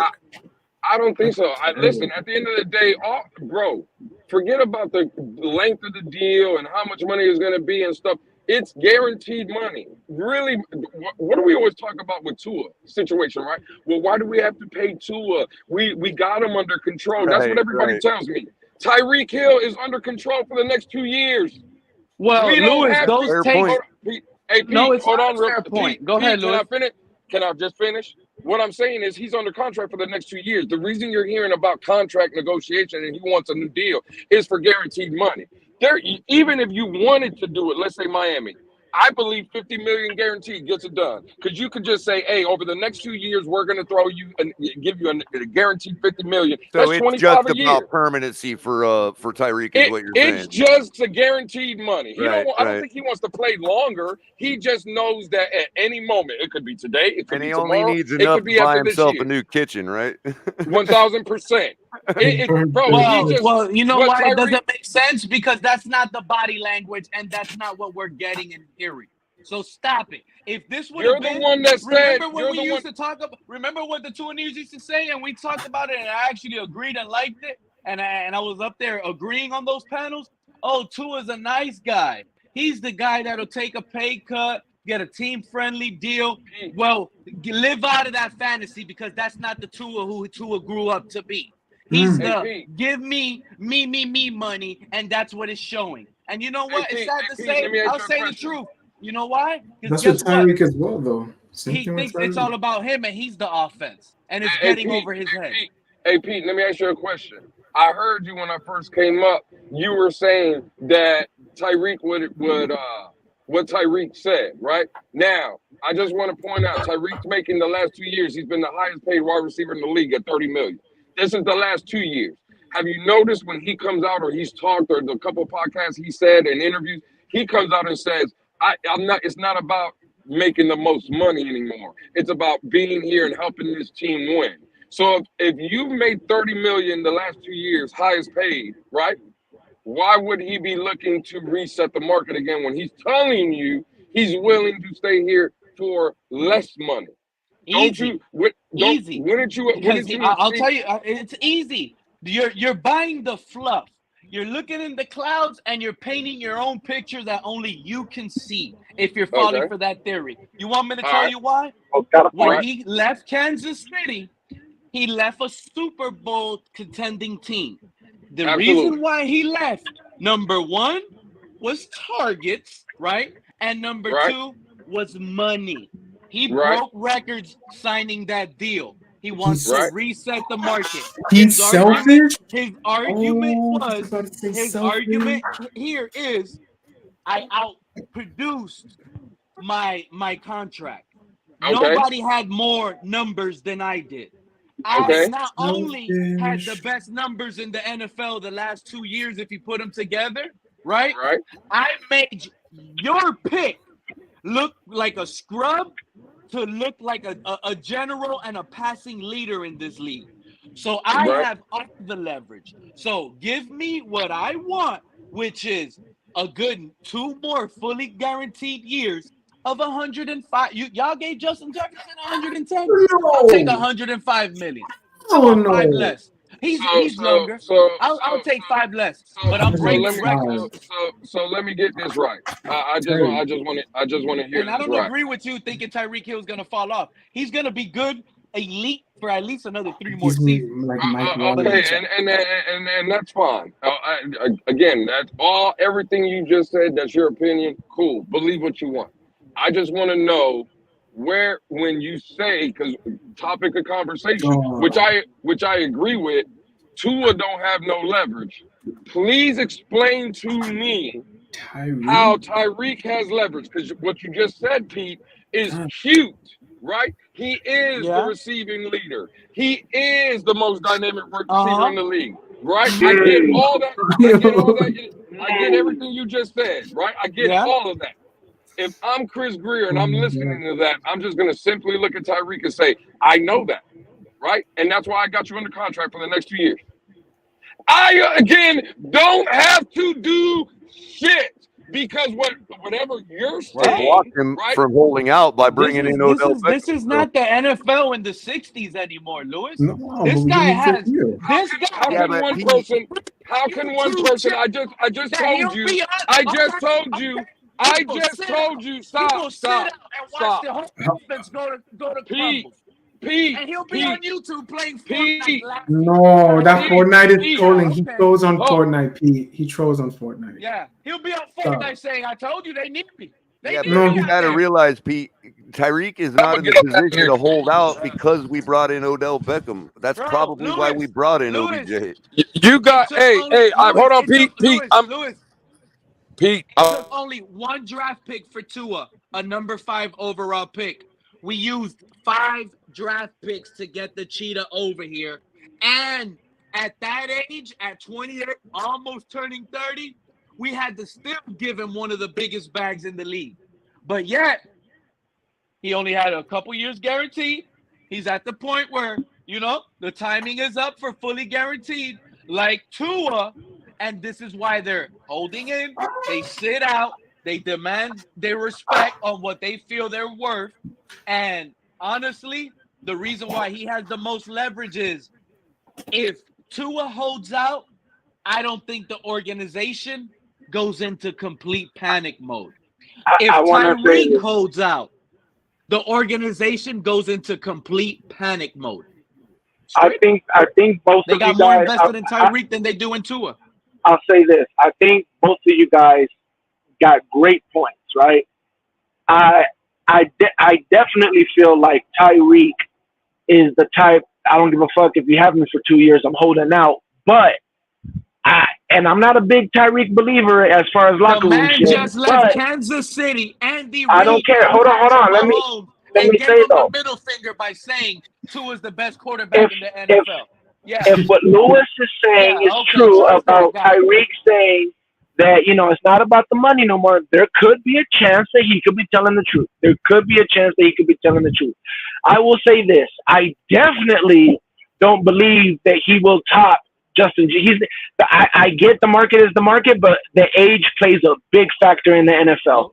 And he's definitely clouds in the skies and Pete, he's also been trailing behind Justin Jefferson in production. He's not going to get Justin Jefferson. To buy you guys in, but and don't give him the money yet. But I do think Tua wants the big bag. But I do think has to do is sit back and say, "No, I want my team-friendly deal." Who do you think sounds better for the team then? Tyreek Hill and Andrew Rosenhaus are masterminds at this. But see, I do think Tyreek is going to ask for more than what Lewis thinks. I definitely don't think it's going to be what you think, but I do think it's going to be one of those like, oh shit, he really asked for that deal. Like, I do think it's going to be more than just a regular veteran. I'm gonna just pay you good because you're a good veteran. I think it's going to be more than that. Right. That's why it's arguable about Waddle, but Right, I wouldn't argue till I wouldn't die on that hill. You know what I mean? Right. Now, I do think that Tyreek would hold out. If you put a gun to my head, I would believe that Tyreek would hold out, and I would believe that that is just as big as a threat as Tua holding out. No, it's not. My Jesus Christ, we man. brought in Odell Beckham Jr., bro. That's not a worry. Why in the fuck do we entertain? You see, this is why I don't do panel shows. I've been saying it. It's only a select time where I'll come up. Why the fuck do we have to entertain these dumbass fucking conversations? Let me explain something to you. And this is for everybody on this goddamn panel. You know what Tyreek's earning this year? Do you know what he makes this year? A little bit over $31 million. Now, I'm gonna say it real slow because again, I'm not saying anybody up here is slow, but we they're amongst us, right? Who in the fuck is gonna leave $31 million on the table? Show me someone that has ever walked away from $30 million. Because I just want everybody to realize, if you don't play, if you hold out, fine. You are right. He has an option to hold out. You know what holds out? Those goddamn checks. There is no money if you hold out. Yep. So can we please stop the bullshit of someone holding out? No, it's not bullshit. You're talking about this year, though. Lewis is just holding in. Tua's doing it. So it's not bullshit.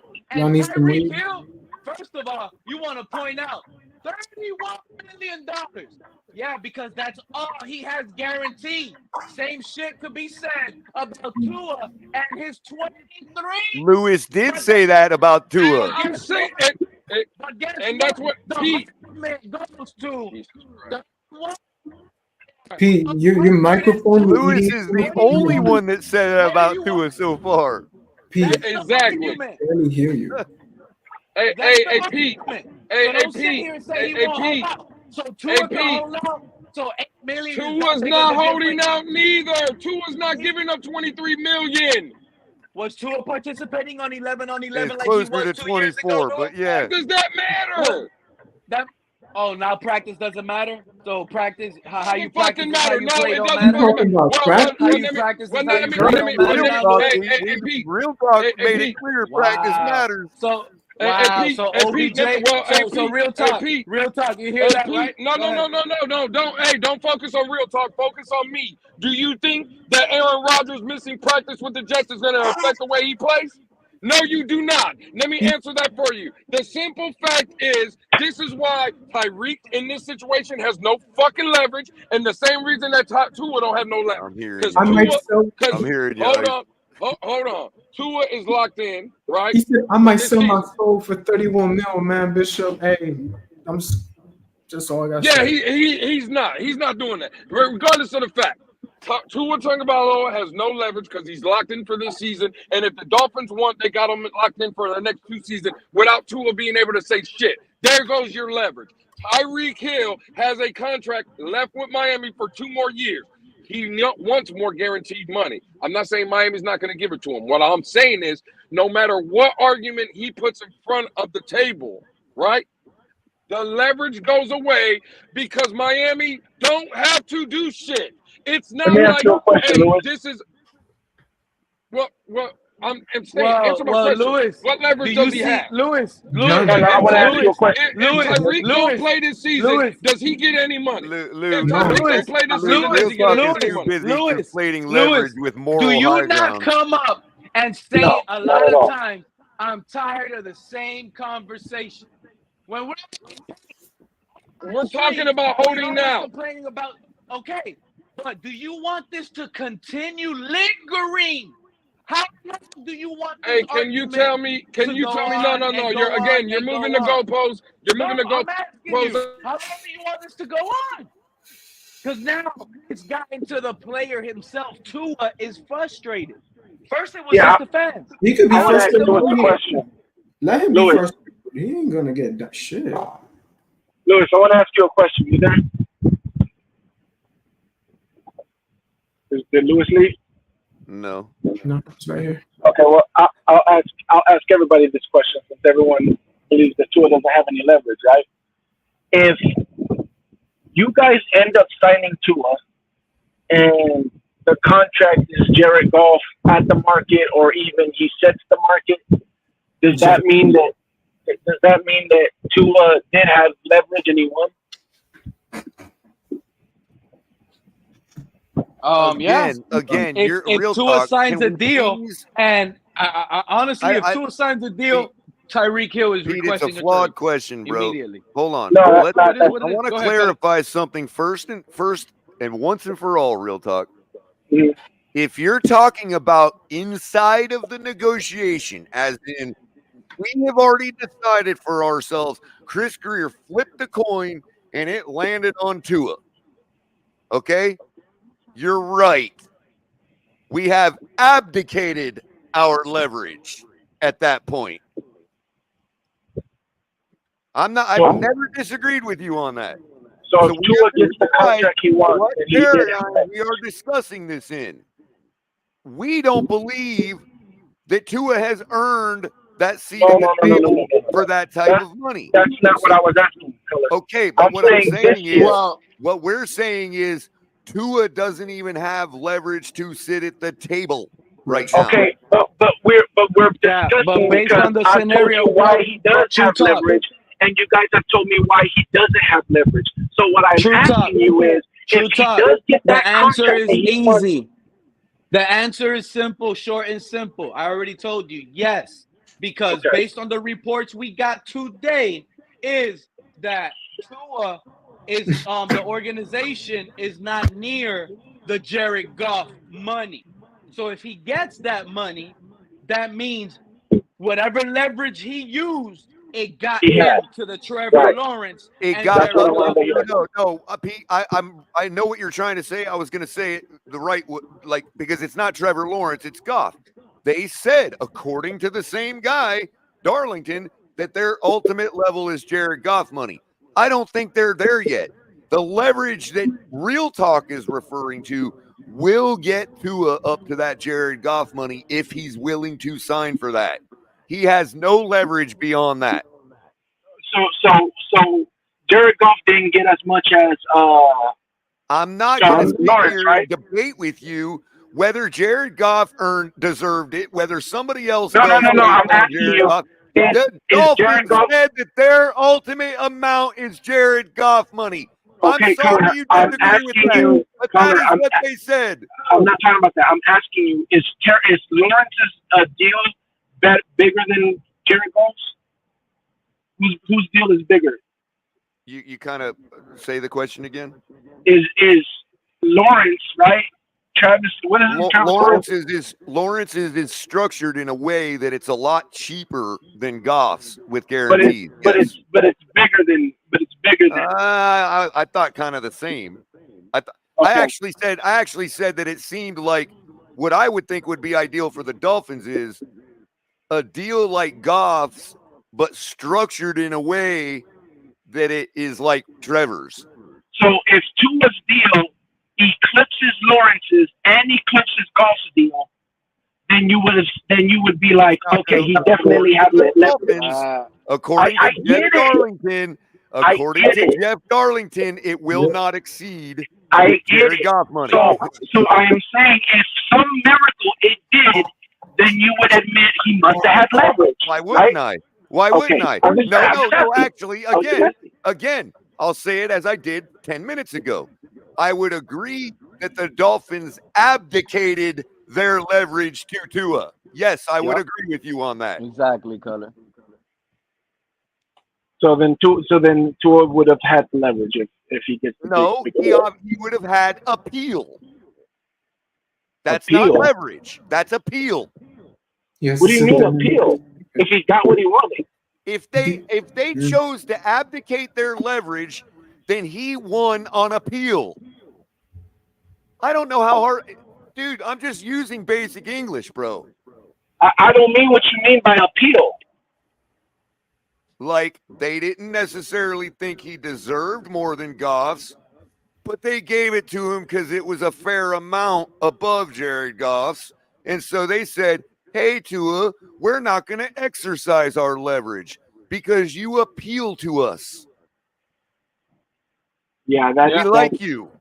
That's just trying like Colin Cowherd said months ago, they like him.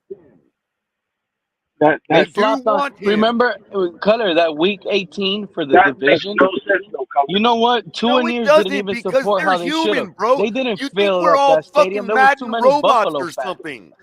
Two and years sold their tickets in week 18 and let Buffalo steal the show. If you're telling me, I like Tua too. I like Tua too. So if he was going to sign for what I think is fair, one ticket I'd be happy that for it. was paid their whole season ticket. But you're telling me that they don't believe that going over Jared Goff's deal is fair. That's what you're telling me. That's what they are telling us. Yes.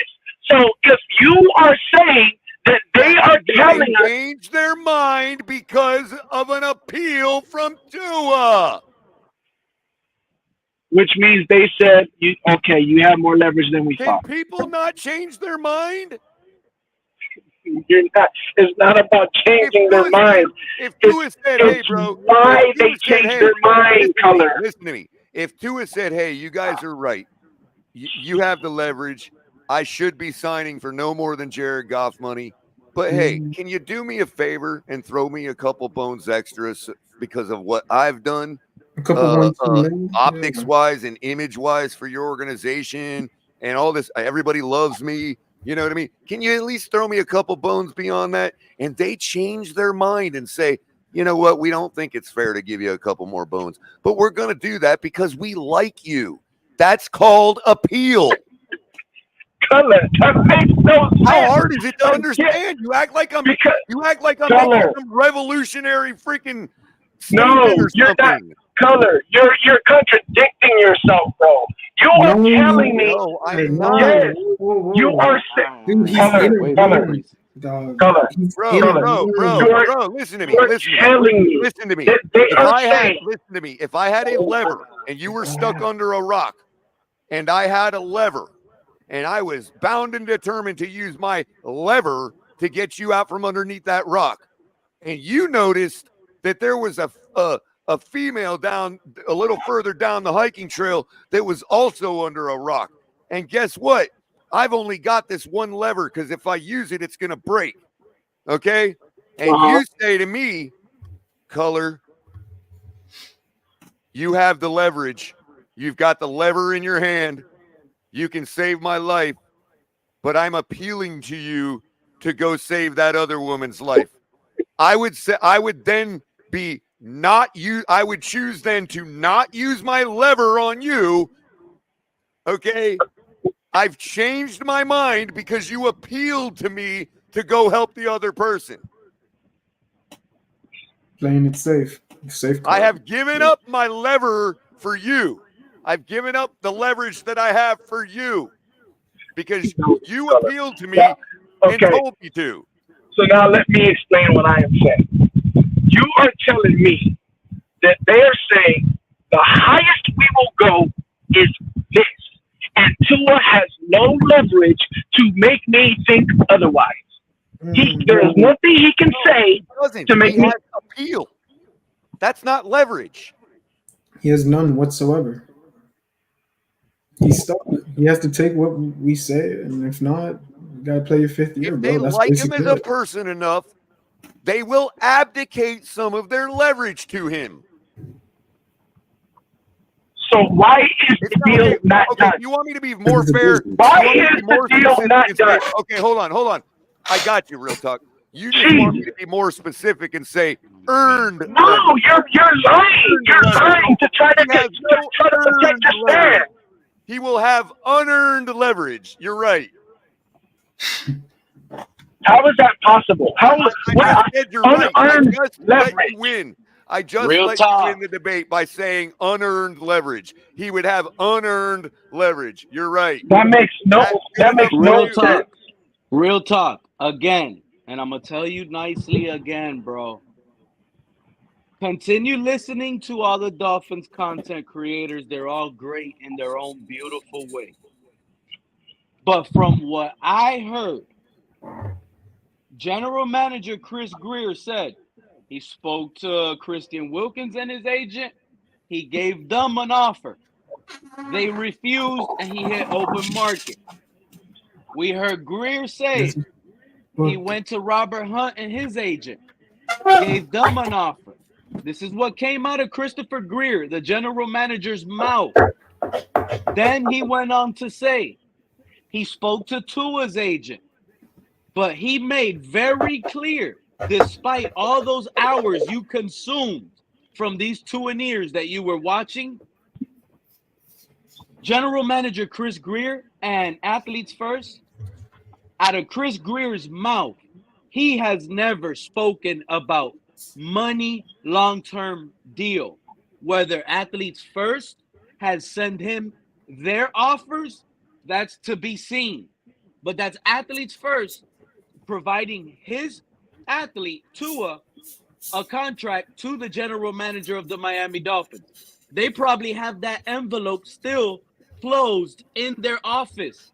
They haven't even opened it because Chris Greer and Tua said it out of his own mouth, dude. Listen to what I'm telling you. Everything else is just content. Everything else is what if and hypotheticals. This is what the organization has said and what they've shown this long, okay? Because it's still holding on. They can use, mind you, check this out because this is what they're doing, Perez. They're using Justin Herbert.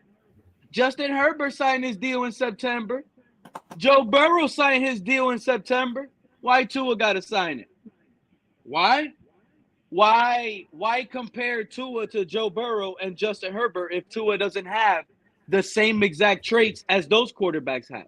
They're not in the same conversation in discussions. If the draft were to happen again today, they're getting Burrow, Herbert, and then Tua last. There's no ifs, and or buts. So if that's not the discussion, you got RG3 out here. RG3's caping hard now. No, he has to understand where the market price he has earned, and he put earned in all caps. Earned, not even yet. It hasn't gotten real quick, Pete, can I read this article, bro? This tweet from Chris at fins.com. Chris at fins.com. That's Dolphins content. Read it. He's a columnist for fins.com, obviously. Born and bred in the 305. He has 12,000 followers. So we're not just talking about a casual. The guy, obviously 12,000 people want to hear what this guy has to say. So let me read what he says. He says, I've been looking at deals that Athletes First have done recently. We've seen how disciplined Chris Greer and Brandon Shore are as negotiators. If I'm Tua's agent, I'd give this until the week prior to the opener, then end negotiations and test free agency. Is that on Play Jay? hardball. Yeah. Is he talking about testing free agency this year? No, he can't test it this year. I couldn't imagine a week before the opener. Yeah. I mean, he would say, buckle down, play on your fifth year, and test free agents. Yes. Or play really well, and we'll give you what you want. Playing hardball for Tua? That's what we want him to do. But how is the organization going to get an action? Color, exactly, Color. We want Tua to hit the open market. Let's see what your market is. And we're going to find out what your market is Why? But when why? we let you hit it. Because at the end of the day, we let him hit the open market, we can still pay. We don't lose. Because oh, look, the Raiders are trying to pay you $30 million. I told you, our offer was 40. Right, Pete, and why should we be okay with that? Because it ain't our money. The reason why fans are saying that and everybody else is not saying that is because the fans think it's easy to just go get a quarterback. But general managers and owners and everybody else in the league understand you let that man go, you have nothing. So I dare you to let that man go. That's what everybody's realizing, and you guys are acting like it's nothing. We ain't letting him go. We'll pay more. And we don't care because it ain't our money. It's a smart move by Greer, and he earns a statue. He doesn't overpay for an athlete, and he finds out its value. Simple and plain. He hits the open market. Yeah, but that's dangerous, though, Pete. That's it's dangerous. It's not dangerous at all. We're already playing with fire as it is. We already allowed guys get paid right now. The reason it's not dangerous is because he literally just built a quarterback from scratch. And if he were to get a big bag out of that, okay, by franchise tagging him and grabbing two first-round picks, we don't care if we let that guy go because Chris Greer just proved he can build a quarterback from scratch. I swear. Good luck with that. Do it again. He hits free agency and a team is only willing to pay Tua a 2-year, $30 million, $40 million contract as a gap quarterback. Now the Dolphins can sit back and say, that's the best you got? Well, listen. You've been looking for a quarterback for I don't know how many years, and now that you might have one, it's just easy to go make another real one. talk. What if he turns out to put up a performance like Jared Goff did in his last year with the Rams? Why did the Rams move off of Goff? That came out of your mouth. But yet you think he has tons of leverage. He has this huge freight train with a lot of coal. He's going to make a lot of money right now. His baggage ain't that deep, buddy. Open your eyes. Give me that I want to give a shout out to the True because I think this is the first time he came up, and I'm glad you showed up. You some face for a little bit. You don't have to the whole time. But the True, how can we help you up here? Hey, what's up, bro? Listen to me. I believe Tua does not worth that money, man. I'm sorry. Tua not worth that money. He's sorry. Not right now. It's You gotta own hurtful. it. It's gonna be sad when he hits that market. It's gonna be sad when he walks out of here. You know, a lot of us are gonna be like, damn, you know, it sucks. But at the same time, we're gonna be happy. We're gonna be like, now we know what we know the bar. We know as a fan base and as a community, we want better for the organization. And that bar, You just want to we win. wanted a full solid gold bar. We didn't want it to be fool's gold. And that would be a good deed by the general manager, despite the mistakes people make. Sometimes, you know, second chances are always great because you learn from your mistakes. And Greer's falling in that trap where he's going to convince a lot of people that were mad at him that a decision like this could turn around and make him, you know, look like, man, you're standing tall. You stand on business. You believe in the organization. You're showing colors that you actually respect and care about the longevity of the organization on where we're heading. So that's all you really want as a general manager. Not to me. Yeah, that wanted. I'm telling you right now, Fill up. we signed Tua to a Jared Goff deal of 5 years, $240 million, based on the results we have. That's tying yourself up for failure, bro. We're losing Tyreek. Bro, the crazy thing is, Pete, Jared Goff didn't even get that deal until the Rams let him take them to a Super Bowl and then threw him out with the bathwater. It's crazy how they did Then he that. had to play a whole nother season with Detroit before he finally got this because he brought him to another NFC championship game and proved it again. And we just want to hand two of that. And after made what the we've Lions seen. relevant. What Matthew Stafford couldn't do. I mean, Matthew Stafford couldn't do. I thought we were gonna. Chris I thought we Greer were must gonna be win it. thinking. Chris Greer must be thinking, like, our fans are not even near in their right mind, bro. Well, what's gonna happen now is Jordan Love is gonna get a deal. Two years are gonna Not say too long. that's the market. Then Dak gets the deal, or if Dak doesn't get the deal, mind you, Dak needs a deal.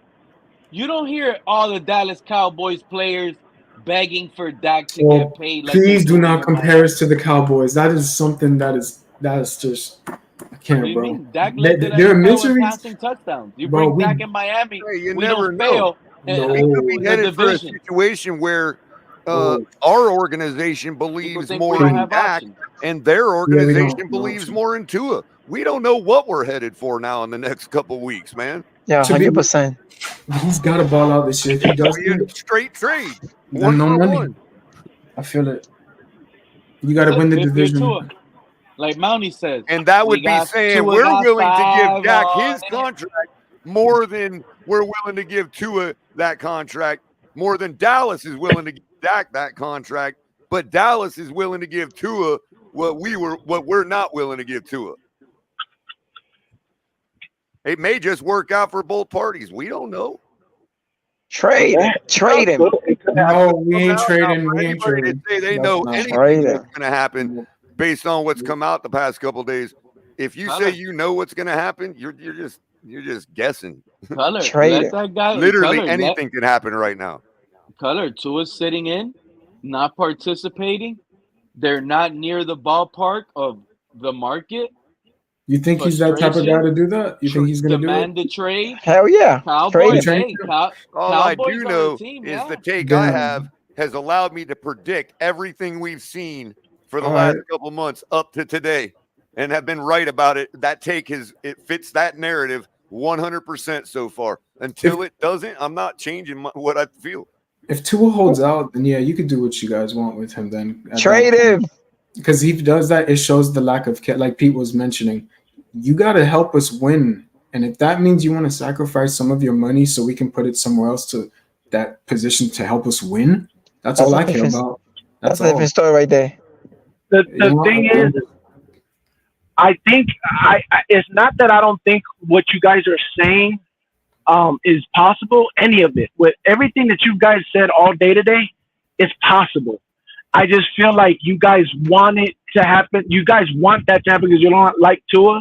You want it to happen so That's bad where I that you disagree think with you for myself, real talk. My Yeah, I only disagree too. disagreement with you is that I believe Chris Greer agrees with me. That's I'm the with the only logo. disagreement I have with you. Whatever happens, I'm with this logo. Like Cap for Life says all the time, I rock with this fucking logo. So whatever happens to Tua. If he rocks with us, cool. If not, all right then. Because On to the again, next. I'm not one of those guys that doesn't want it to happen. If it's a fair deal and it's worth the value and Tua signs it, game on.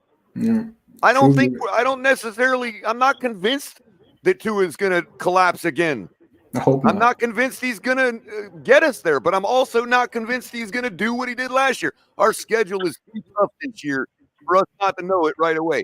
And I just don't believe we're going 2-15. I know. Yeah, no, we're not. Color, no. Tua is going to get a big win against a strong team. It's inevitable. I'm telling you right now, Color, you don't understand how I feel, bro. If Tua goes into the year with no new contract, the pressure that will loom over this coaching, Use a the chip. pressure that's there. That's a chip on We your shoulder. start But 0-2. I'm telling you, bro, that it's hurting me, Color, but this guy will end up giving up. Yo, the only thing I say is that the best thing he should do is play one more year, see what he does, prove everybody wrong, win the good games, division games, and then we talk about money. You talking about Bills right there. This is the gambit that Chris Greer's on. Most guys in the NFL have the bravado and the type A personality to be pissed right now and say, guess what I'm going to go do for your $24 million? I'm going to freaking do this, and then you're going to have to pay me $100 million. Damn, dog. Most guys would have that mentality. So exactly. And especially with what you have at disposal, you'll be happy with what you have working with. You have the cheetah, you have the penguin, you have this quick offense. You already put up the numbers. All you have to do is get an MVP. And hold my beer. Then you got Beckham. Hold my beer. Color. Yeah, exactly, Color. All you got to do is get an MVP conversation. That means you were in the conversation 3 years in a row. It's not easy getting into that conversation. That's why the Tuaneers love bringing up the conversation. And again, Pete, based on our schedule coming up, it's going to be almost impossible if Tua's not the guy to be in those MVP talks again. What do you say? I mean, you got easy games. Color. No, not here compared to last year. If Tua gets the Jared Goff, Lawrence money, would you be okay? You think that's fair? He's everywhere, dog. I project right in between the two. Okay, so how much money is the difference between that and setting the market? Well, he'd have to go over Goff money to set the market anyway. Right, so that's what I'm saying. How much money would it be And the to set the Dolphins, market? according to Darlington, the Dolphins are not willing to go above that. Yeah. But how much more money is it to set the market than Goff's contract? Well, who's the last one that did? I think it's $47 million guaranteed. 47? Oh, I thought it was. I'm tripping. My high ass thought it was 60. Hold on. Dang it. In guarantees, it's $47 million. 47 million now is 47. Right. That's 47 million right now is $47 million in guarantees. And guaranteed. Wait, what's So our if it was at cap? 47, so if we it was on at 47, that would be Goff's contract, right? No, Goff is Hey. like 42 or Oh, 47. Okay, so 42. So if, Yeah. if from 42, if he was at 48, that's too much for 56 million? Should Tua set the QB market with at least 56 million per year and spoke a talk? I want 50. Nah. Yeah, and Iceman, see, they're going That's back and total forth Iceman. with gross and net. If we want to talk gross numbers, Just a I don't know, bare- like 56 million is tops or something like that. Yeah, because look, it's 52. Yeah. Lamar Jackson, Hurts They're 51. adding the total contract. Burrow's That's 55. I think you said that earlier. And then And that's what I was 53 saying is real Goff. talk earlier, like months ago, is that Greer is the kind of guy with his bravado that he's going to try to not give Tua what he thinks he's worth, but make it look like he just got the bag. You see what I'm saying? However they got to So- structure that to do that. That's what Chris Greer is trying to worm into. So you think $6 million is enough to not have your franchise quarterback? That's not for me to decide. Yeah, it's not. I'm only going by what I'm asking you. Go out and do Yeah, these you 5 fucking things I'm better. asking you. Look, if it's your top number, it's your top number, not $1 more. I Otherwise, get it. you're I'm not asking saying it's your you. top number. I'm asking you if you was the GM with that $6 million be the difference of not If I signing was Tua? the GM, I would not even set my top number at Jared Goff money. I've already made that clear. Oh, okay. That was actually generous to set it at Jared Goff. I would accept it as Based on a fan, accomplishments, hell yeah, crypto. but if you're asking me if I'm GM, I would. If I was the GM right now, if I was the GM right now, I wouldn't give. I would literally be I would be plagiarizing the Baker Mayfield offer and putting it down on the table and saying that's all, no more talk. Okay. Well, let me ask you this then. Let me ask it this way then. Is $6 million worth going back to the last 20 years you've had? Yes, because Before it's not just $6 million. Okay, because if we're wrong and Tua is not the guy, we're fucked. We're going. Yep, Exactly. we're back to square one as usual for the past decade. Right, you'd be where you're at. Well, Greer, the thing That's is, the decision. the owner and Greer has outlasted Tua, so them hitting the reset button every 2-3 years is nothing to them. The quarterback's not going to hold them hostage. They've been through I tried Steven to Ross say has been through this earlier, for 13 Crypto. years. Nah, crypto. He ain't gonna hold a billionaire hostage. They're shopping for Right. their casket. That's what they're One doing. that at has the already moment. proven to use his helicopter. Well, They're his casket, casket but shopping. he's got a contingency plan. No, Pete. They know it's near. The only thing is, like I've told you guys for 2 years, What is is? Skylar Thompson saved They're their not shopping career. for caskets. It's already purchased. They've been purchased 10, Nah, 20 bro, years ago. I'm telling He's a you, billionaire. the in case of emergency break glass, behind that glass sits Ryan Tannehill. It's bottom line. It's so obvious. He's the only quarterback. He is that- the bridge quarterback that's out there. He's They the only- ran that flag up the flagpole a few months ago, and nobody screamed about it. Not even 2 in ears, because they thought, well, yeah, bring him in to back up Tua. You know what I mean? So they weren't even Yeah, upset he was about that automatically flag going thinking up the back at it. flagpole. Yeah. How is Greer gonna look in the appeal of I want to his hear his peers, press. right? That gives If us he a good follows, depth. hold on, how is Greer piece. gonna look in the peer of his peers, right?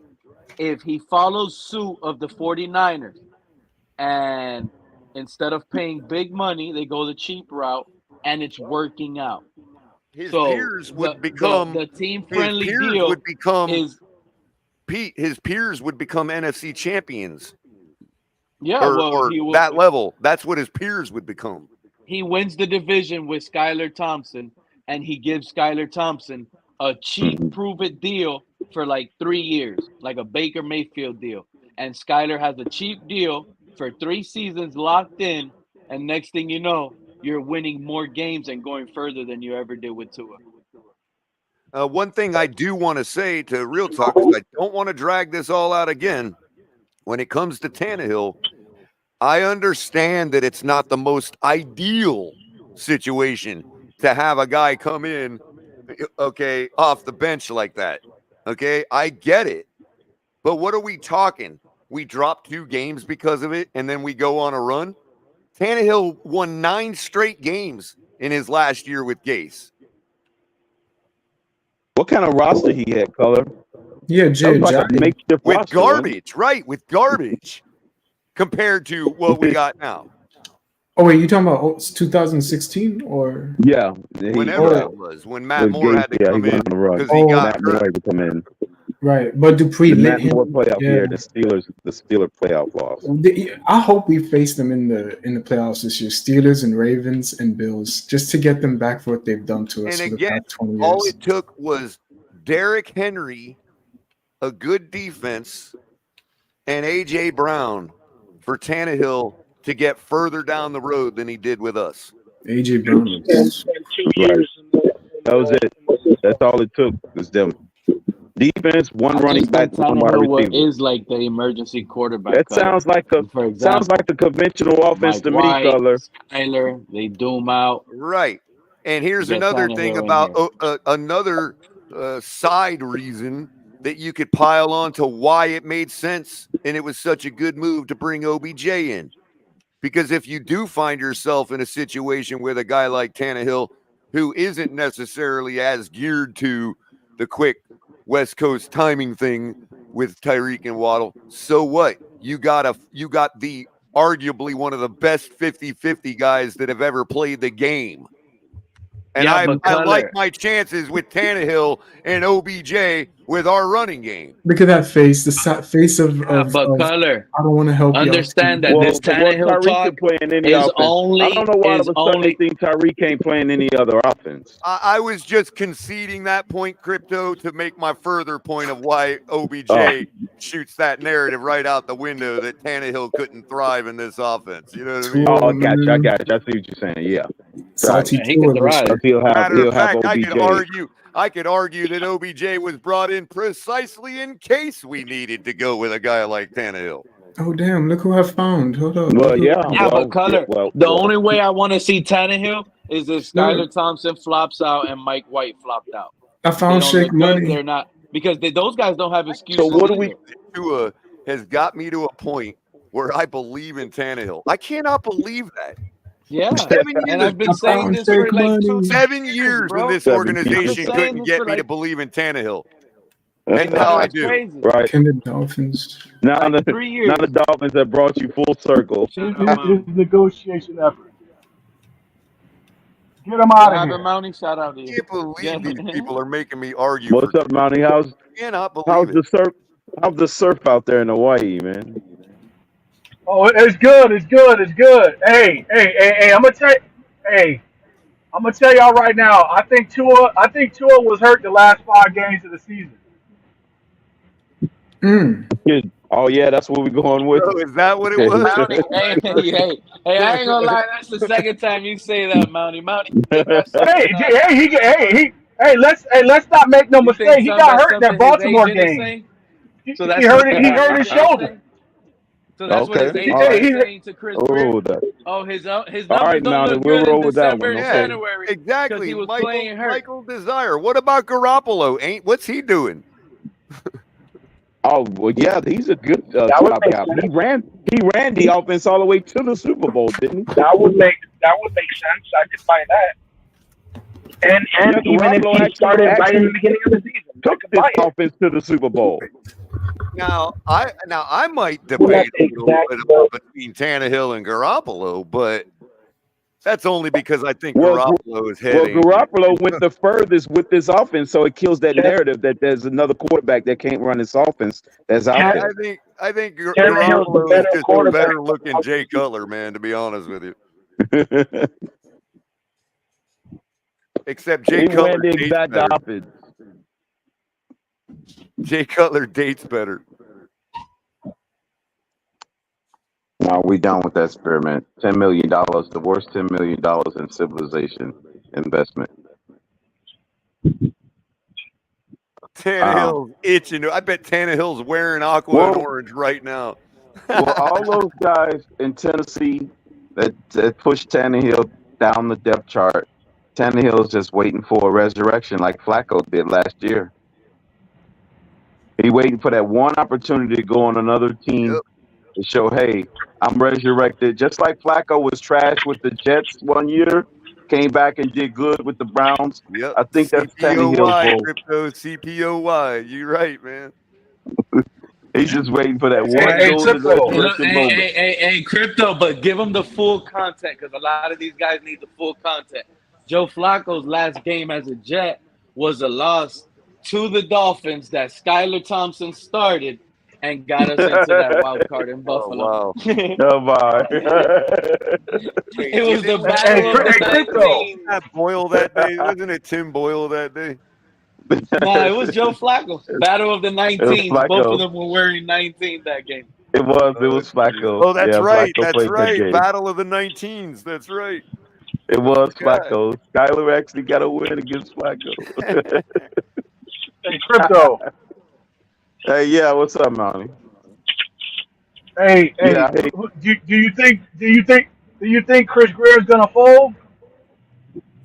Not at this stage. I think if it gets done, they gave in to Chris Greer for the first time. A player just did that. I think so. I think that too. I think Tua's gonna fold first. Yep. But If anybody folds, I think Chris. It's gonna be Tua. Tua's gonna have to give it. He's gonna have to. I think at this stage, they can't say he's taking a team discount because that's the team discount has been offered to him. Well, so they and can't if come you back want with that narrative that he's taking a team-friendly deal once the deal gets done. Right. And if you want to analogize it to poker, let's go further. Tua's sitting there with the action on him, and his chip stack is at a point where you've put him all in or he has to fold. One or the other. There's no option. Tua is at all in or fold right now. Again, You see, I think that would have been think- the option if our organization and Greer was out here saying the opposite, like what he was saying with Greer. Because if Greer will try to use the media to his leverage if he had it, but he's using it the opposite way. Tua never really rejected a contract because Greer has not either signed off on the deal that they're offering, or he hasn't returned a counter offer. Well, You see what I'm Pete, saying? what you're saying is pretty much this. For them to assess. It's a two-pronged attack. What happened was they have Darlington go out there and say, this is what our ultimate is. Okay. Then they put a couple offers. They do some negotiation. They haven't got to that spot, but Tua in the back of his mind already knows what the top amount is because of what Darlington put out. So Tua's the only one that knows. In other if you words, pay attention, he's Darlington turning was down, saying that he's going to get paid a couple what I'm weeks saying ago. is he's already but pay turning attention- down in his head what he knows their top offer is. Oh, yeah. Yeah, like there's no chance.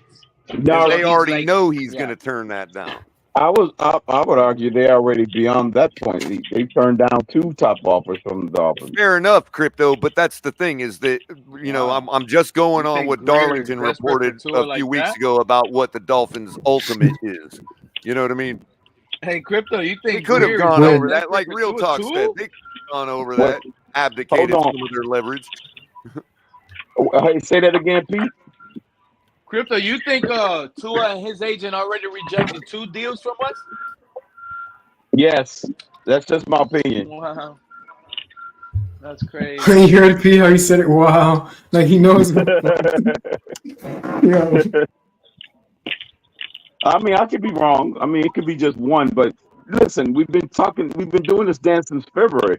How long does it take to go back in somebody's office and give me more money, damn it? It's not like they gotta have. It's not like they gotta draw up a whole nother set of paperwork. Requested, Crypto. Right. To work on the 5, you go out there, and how do you work on those 5 things? You can't just say, okay, I went out, I worked out. I mean, look if we're at my waiting on the 6-pack, secretary, I'm let's strong hire now. a better You typist. gotta Exactly, go out there Color. We and needed that prove to type. me you're a heavy lifter by actually lifting, Crypto.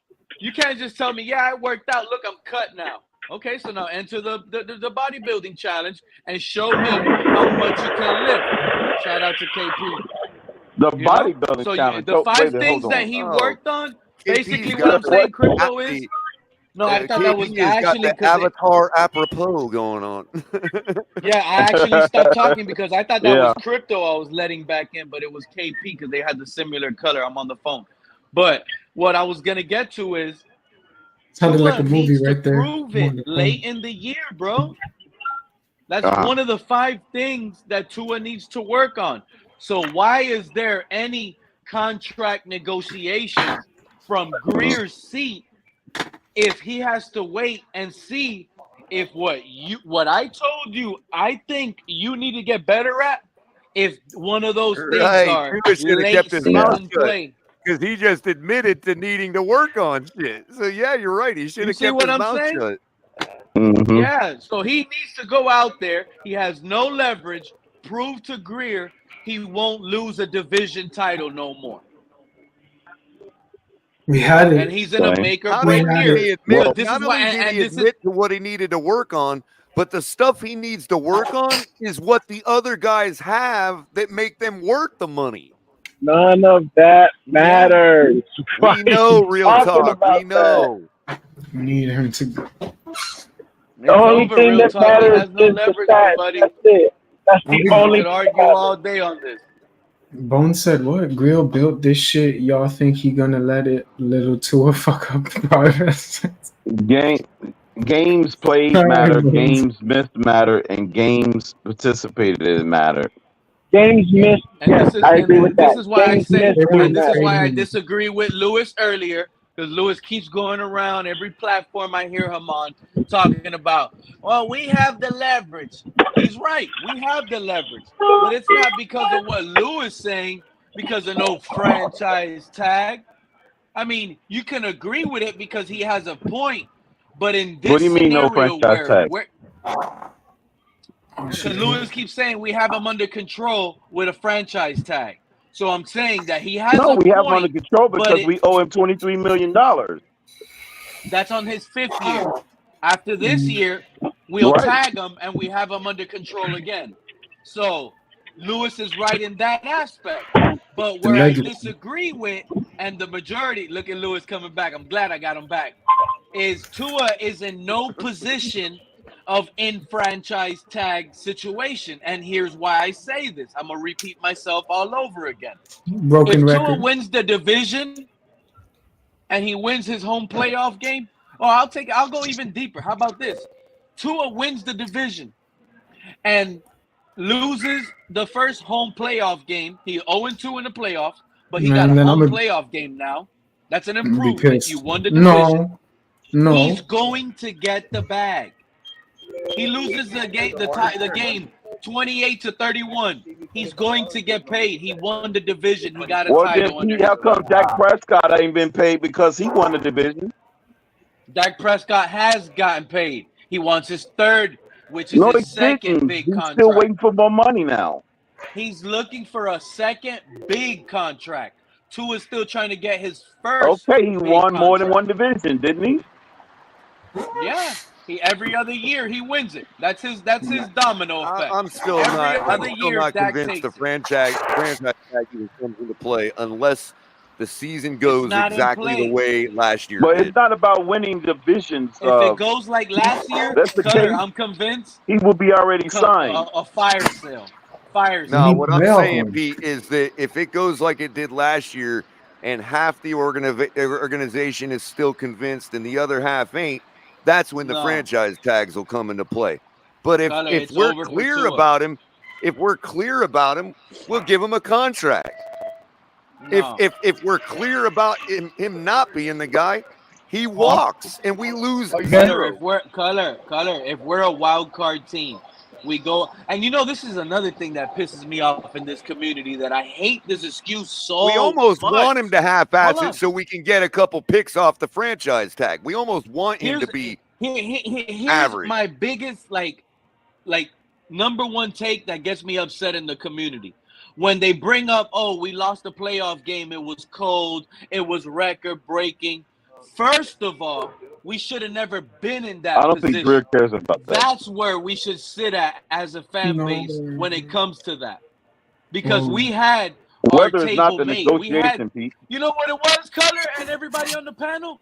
We had our food laid out on the table with 5 games remaining, 3-game lead to end the season. That's where I'll agree and with we you. lost the division title. Okay? That's where Tua lost his contract. We had it in our back. That's where Tua lost his He contract. couldn't pick up a first down in 2 series against Tennessee. That's precisely when Tua lost all of his Those leverage. Bills fans just piss me That's off. when he lost it, Color. Thank you. People Well, need you to could probably say realize that. If Can I? he Can did I? have leverage, that was the game he lost. So yeah. Can I answer was Real it. Talk's question?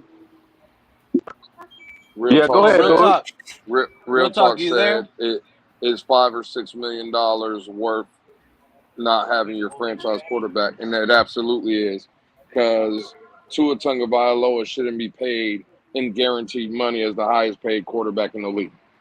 It's a simple answer. He hasn't justified himself yet, and this is coming from a Tua fan, a guy that believes Tua has earned his money. But no, just because you're the next guy in line doesn't mean if you haven't earned it, you need to be the highest paid. I don't believe that. I'm not one of these people. I could care less. Tomorrow, we could get breaking news right now that Tua signs a $700 million deal. As long as only it's 140, 150, something like that is guaranteed, that's all that matters to me. Right? So, to sit here and try to play the game of, well, is it only worth $5 or $6 million? Yes. Let him walk if that's the case. Because, again, Technology's supposed to go bad. Everybody got mad when Daniel Jones got $40 million a year guaranteed, and he was grossly overpaid. Yeah, he shouldn't have gotten none of that. Right, like it's the same thing. If Tua, even if it's only $5 or $6 million, yeah. When we're having the conversation in the big picture, it don't seem like a lot of money. But the simple fact is how do you justify, not only to the fan base, but just in the NFL, right? The landscape. How do you justify a guy? And again, this is coming from a Tua guy, right? I rock with Tua. But how do you justify making him in guaranteed money the highest paid quarterback in the league? You just can't do it. So, no. Not even close. The only quarterback that should be in discussion to be paid the most is if you're the best. You can if you don't have any plans on winning in the long term. Because the fact of it is, we have seen teams do that, and that's why everybody wants to parrot this idea that the market is the market. But what people forget is that the teams that are doing that are the trash organizations of the league. Exactly. And we don't they want to like compare that. it, Yep. and they don't want to use the outcome of the majority of them. Then they want to use Joe Burrow, but Tua is not Joe Burrow. I don't want to repeat 20 years of what we've seen. Lewis, here's a great question to you, just for the exercise. Would you have given enough? Would people have been in agreement to give Aaron Rodgers what the Jets gave Aaron Rodgers to bring him here? No. Then exactly, and that's Aaron Rodgers. Right. Yeah, right. That's a good one. Yeah. Right. To bring in Now Aaron we Rodgers. can all I say the disagree with Jets all of might you be guys proven that right. said no. Hold on, we And might I'm say. looking at you Hold guys on, hold on, fish-eyeing hold on. sideways We might say because y'all said no the real Jets fast to have been that. proven right. But what No, Pete, you gotta indication have the understand Jets why. as an organization given you Nah, to I show don't you believe that he that would was have a had good that move? Achilles Because injury they in hold on, Miami. because How they about that, made that Crypto? move with Brett Favre and it didn't Maybe work for them. so. I'm They just made glad the that same people are move coming out with of the Brett clouds, Favre. coming down from the clouds back to reality when it comes to Tua. I find all this Wait a discussion minute. very reassuring. KP. I just I was don't glad to lose understand this why question. KP, this man. whole Talk market your is the stuff, market. KP. Well, yeah, Who's the coming? market Who's is the coming down? market. Aaron Rodgers Who's was not coming going down to to? get one dime less than the Jets gave him, but he Who's coming wasn't going to down to get it from reality? Kansas City. People. Oh, well, I don't know. Again, maybe you heard something different on this panel from one of these gentlemen. What I'm saying today, I've been saying consistently. So my stance hasn't changed. Tua has done enough to earn a contract, but never once have I ever said make him the highest paid quarterback in the league. And I've said it multiple times. I approve this approach by the Dolphins. So I just wanted to make that clear to KP. Maybe you're hearing something different from other gentlemen up here. I've been Well, consistent in not my even up stance. here, but from the Twitter spaces as well. There have been plenty of people who were pushing for him to reset the. Let's not sit up here and see he didn't hurt himself. He didn't get hurt in that Baltimore game. Hey, Lewis, I got a question. Hold on, let me ask you, Lewis. Baltimore. I was Well, going to ask Lewis. well, hold on, Crypto, real quick, because I heard Mountie say that Buffalo game hurt him. Bro, he could have won that Buffalo, and I'm just speaking for me. Let's say we win the Buffalo game. Cool. We win the division. Fine. Buffalo comes the next week in the playoff game, and then they beat us in the wild card weekend. I'm sitting here today saying that Tua Tagovailoa, my approach would be the same.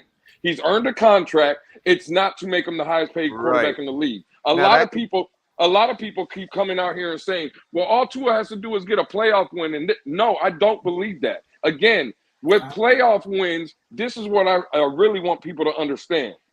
People complain about Tua, not so much what he hasn't done, but it's the arm strength, right? Oh, Tua can't throw outside the numbers. Okay, cool. I'm not here to debate that. Oh, Tua can't extend plays. Okay, cool. I'm not here to debate that. Tua can't do that. Well, with a playoff win, his arm don't get stronger. His legs don't get faster. Right? He's always going to be. He's always going to be this limited guy that everybody believes. But then on the same breath, they still want that. As long as he wins a playoff game, those limitations now don't matter. Well, it depends because the limitation of not being competitive could change. We've been arguing. No. We've been arguing for 3 years straight about Tua can't throw the ball deep because the receivers have to wait. And stuff. I'm just saying. So we've argued for 3 years, now 4 years on that. But what changes if he wins a playoff game? Is he going to start hitting motherfuckers in stride? The intangible. No, we just have a It's franchise. not. So again, again, he needs to be paid for what he is.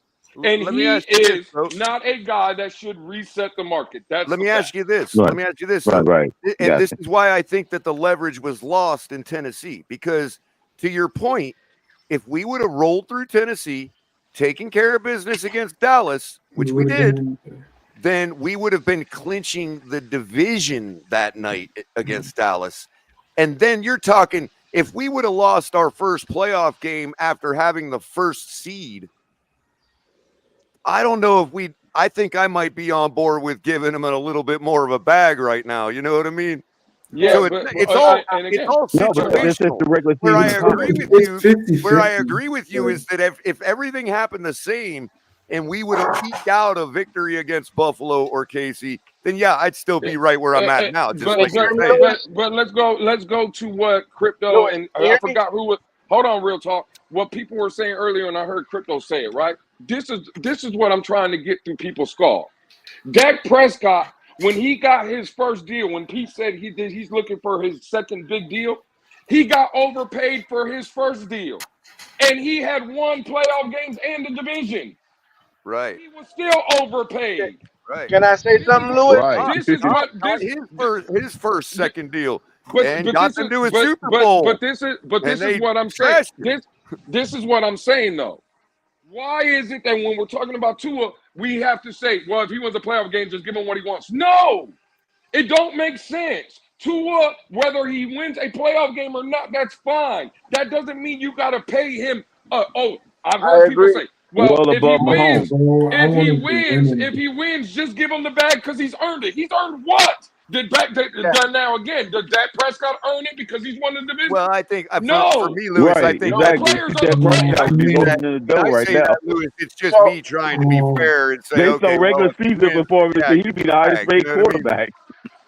Well, let me tell Lewis because I might agree with you there, Lewis. The highest paid if he was based on regular season performances.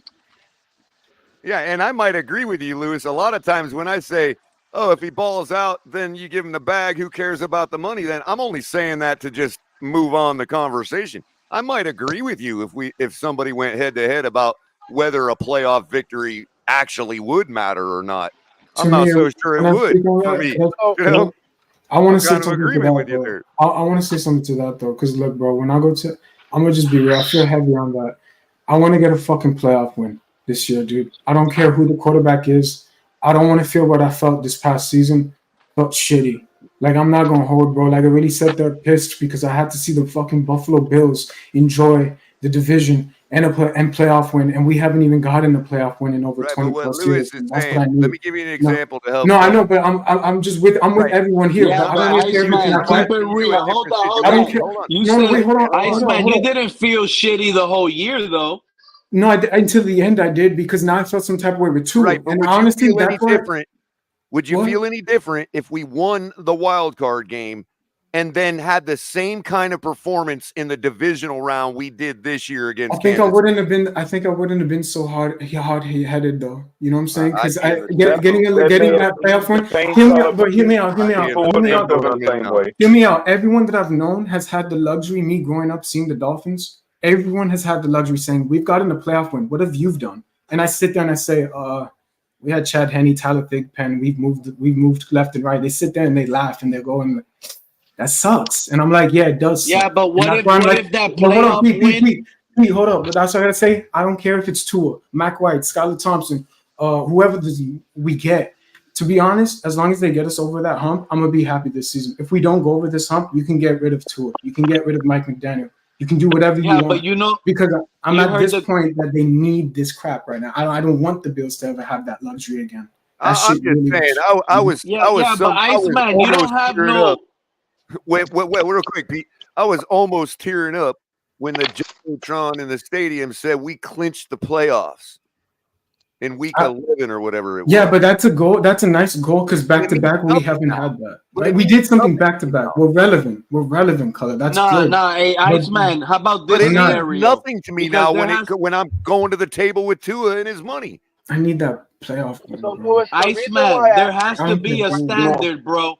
It can't just be a playoff win. Feeling. Listen to me and listen to me clearly real quick. Yeah, but it's the worst feeling what of being a playoff. What if we would have won, like Color gave you that scenario, right? The same scenario.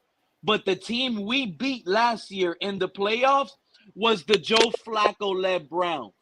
Or what if we would have played, what if we would have beat the Joe Flacco-led Browns? How would you feel? You would have felt like, yeah. We lost to the Chiefs because they're the Chiefs and it was cold. I never feel happy. I would never feel happy losing, Pete. I would never feel happy. You're talking to. But do you feel like Tua needs to get paid that money? If we would have won the division and been in the if we would have been in the command position, we would have had to face Buffalo twice in a row. No, I think majority of us, all of us here has played the sport. Majority of us here, or whatever, or watched it from far. But I think winning is the best. Answer my question. I don't think we played or lose. Are you stamping and paying Tua overnight in that scenario we laid out? He won the playoff game. I'm not giving him shit right now, to be honest. No? To be real, he doesn't, bro. Like, yeah, I get it. 50% of me says he deserves, like Lewis said, but Lewis said it. The stats, all that stuff is great. Playoff game, right? No, yeah, but the other 50% of me says no. You got to do it. That's where I'm in total agreement with Lewis. If you're talking about locking a guy up with some guarantees of what we think he's worth, what he's done, Tua has earned that. That part. Well, Right. that's The why only I asked that disagreement I have Yeah. with Lewis on that is where that money level is. He might Well, be color. willing to pay Tua a That's little why I more asked for what that he's earned than question. I would. Don't But think that's because I'm wondering who cares? if You know what I mean? How we my know whole that's not what Greer offered him? Yeah, my but whole thing is this: if he you gets believe injured. that Tua can win you a Super Bowl, I'm not letting $6 million get in the way. What happens That's if he why I goes asked that down? question. I don't know if anybody in this organization, or at least anybody up on this panel, is convinced right now that Tua can win us a Super Bowl. No, I'm not convinced with that right now. Give I'm me not a going to player speak one. for everybody, but I'm using the specific language of not convinced of right now. Doesn't mean we don't think he can or whatever, just not convinced he can. But that's The easiest way for me to answer, and I'm going to be very transparent here. If your name is not Tom Brady, and I'm talking about here in recent history, and we can go down the list of quarterbacks that play in this league, right? If your name is not Tom Brady or Patrick Mahomes, I'm not convinced you can win a Super Bowl in this league. Right. Because we haven't. It's again. I don't want to just can Tua win? Well, I don't know that, right? But in the same breath, with me being honest and saying I don't know if Tua can win, I don't know if Lamar Jackson can win, I don't know if Josh Allen can win, I don't know if Justin Herbert can win or Burrow. And I can Because say the none of them same have done crap, it. and I can say the same That's crap true. about You see what Mahomes I'm right saying? now. Yeah, He's none getting of them. older. That's what I'm at. He's But getting Louis, older. but Lewis, you're right. You're right. And you know what? Let me correct myself because you're right. I asked you the wrong question, or I asked the wrong way. What I should have said is, if you believe that Tua gives you a chance, because obviously we don't know who can win a Super Bowl or not. Oh, But if you believe that Tua can give you a chance to win a Super Bowl, I'm Man, not letting. I don't like that word believe. assuming Tua is the only option. Well, he asked me. He asked me. My answer is going to be real short. You asked me. I believe Tua can win us a Super Bowl. Even with that said, he does not deserve. Again, because your question was, don't let a quarterback go if it's only a $5 or $6 million difference. Even though I do believe he can win a Super Bowl, he's still not worth that money. You see what I'm saying? Right, He still ain't worth it. right, exactly. It's like when you make a bet in That's Vegas. not good, You believe you can win the bet. That don't mean you're gonna. Bro, the hardest position is the quarterback position. You got to take a chance on several players. If I got a player that I got a chance, I turn down bets all the time that I believe in. But you have to make several. You have to make several bets. You got to make bets on your defensive tackle. You got to make I bets on your pass understand. rusher. And there's some bets that even if you believe in the bet, you will not make because you don't want to put your money on it. Unless you know the But number. that's what I'm saying. Out of all positions, if you have a quarterback that you're like, yeah, I think he can do Simple matter it. of whether you're playing with fake chips or not. If we're playing with fake chips, I'm all in on Tua. But that's the point that Lewis just made. Who the hell besides playing Tom with Brady? fake chips. Hold on. Besides Tom Brady and besides Patrick Mahomes, who else is a sure thing to win a Super Bowl? Nobody. So everyone has to take a chance. It's not a matter. It's are you convinced enough to put Matthew your Stafford money on he it? won a Super Bowl in the last 10 years. Can I say CJ Stroud? Is that safe to? He's one bad mother. I ain't So gonna that's hold what it. I'm saying.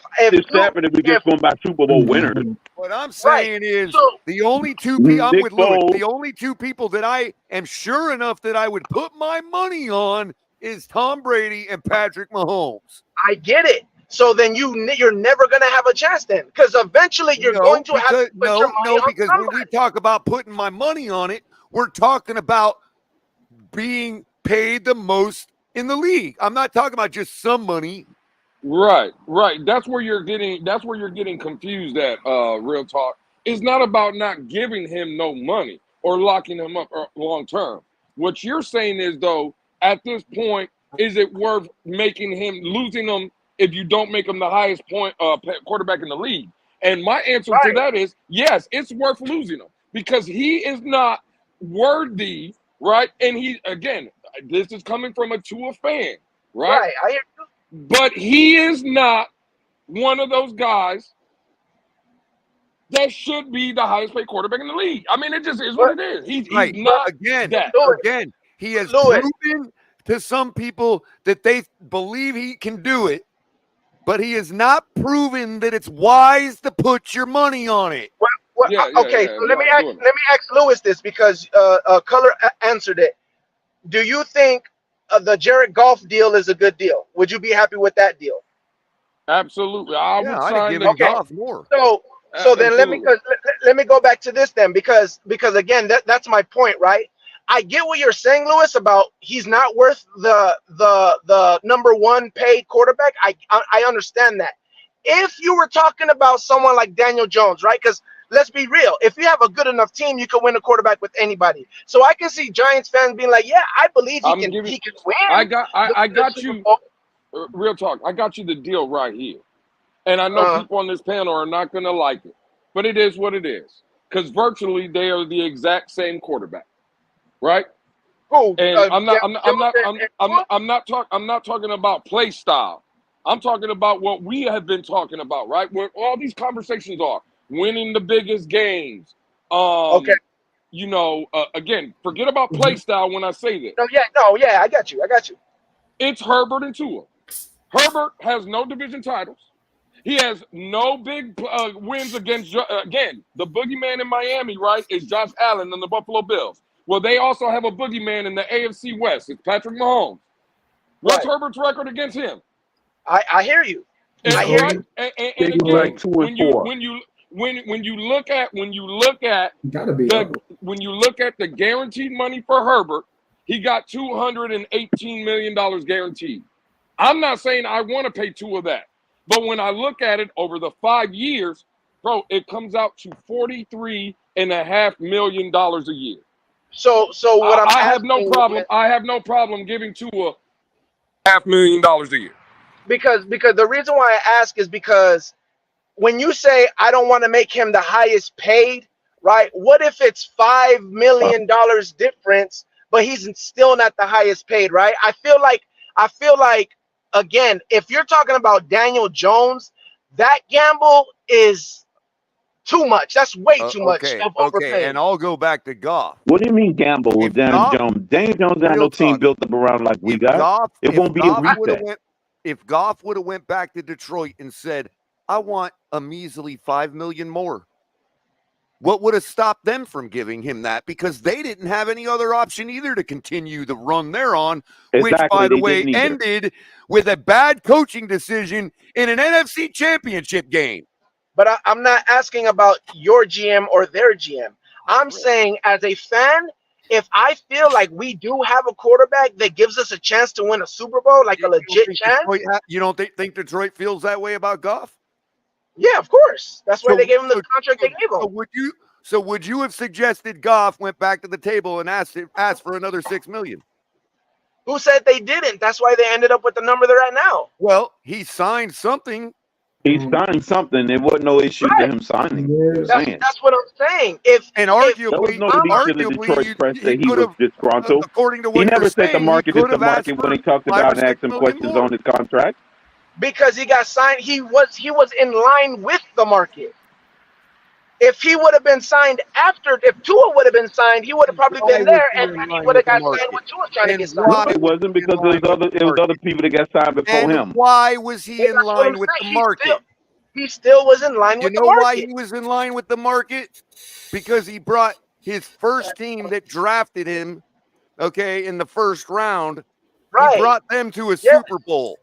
His next team, he brought them to the brink of a Super Bowl. That's why he's in line for the market. I get that. I am saying I'm not talking about an agent anymore. I'm not talking about agents' reasons for the money. I'm not talking about the GM no more.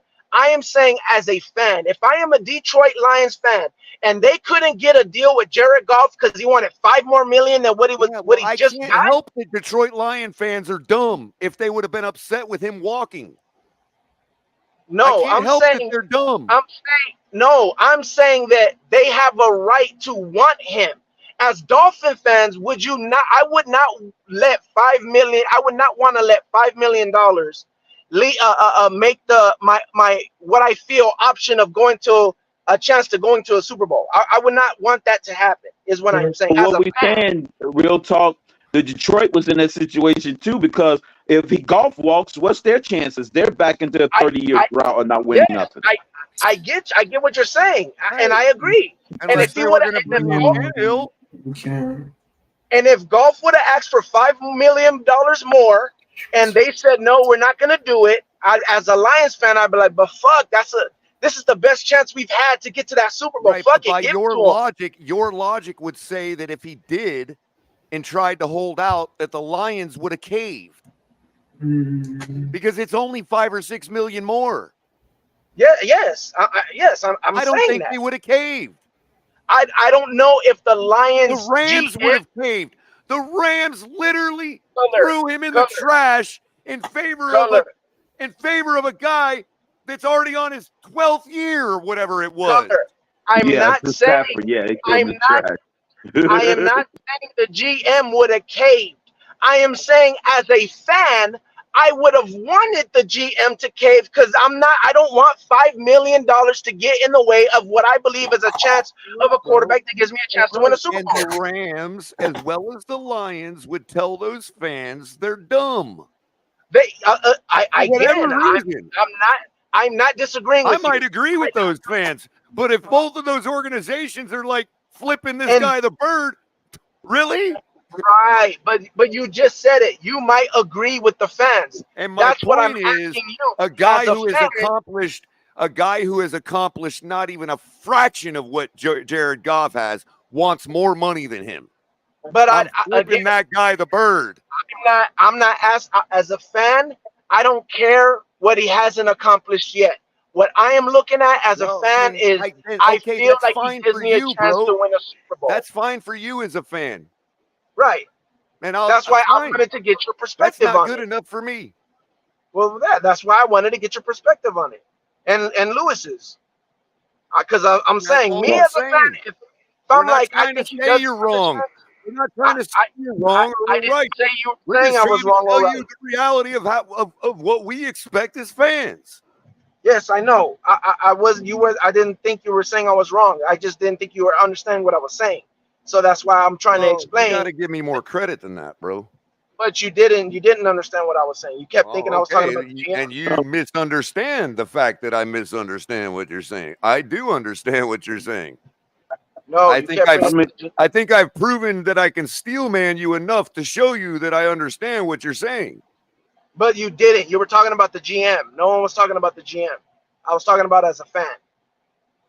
You kept bringing up the GM. But again, like I said, but as fans a fan, fans are 50-50 on whether we should pay him or not.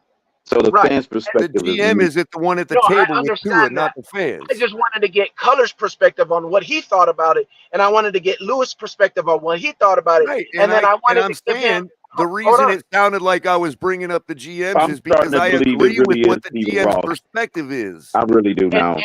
And I just wanted to give you guys my perspective to see what you thought about that. The fact that I'm saying. I think Stephen Ross has reservations. He's the only one in the building that has it. The guy that writes the checks.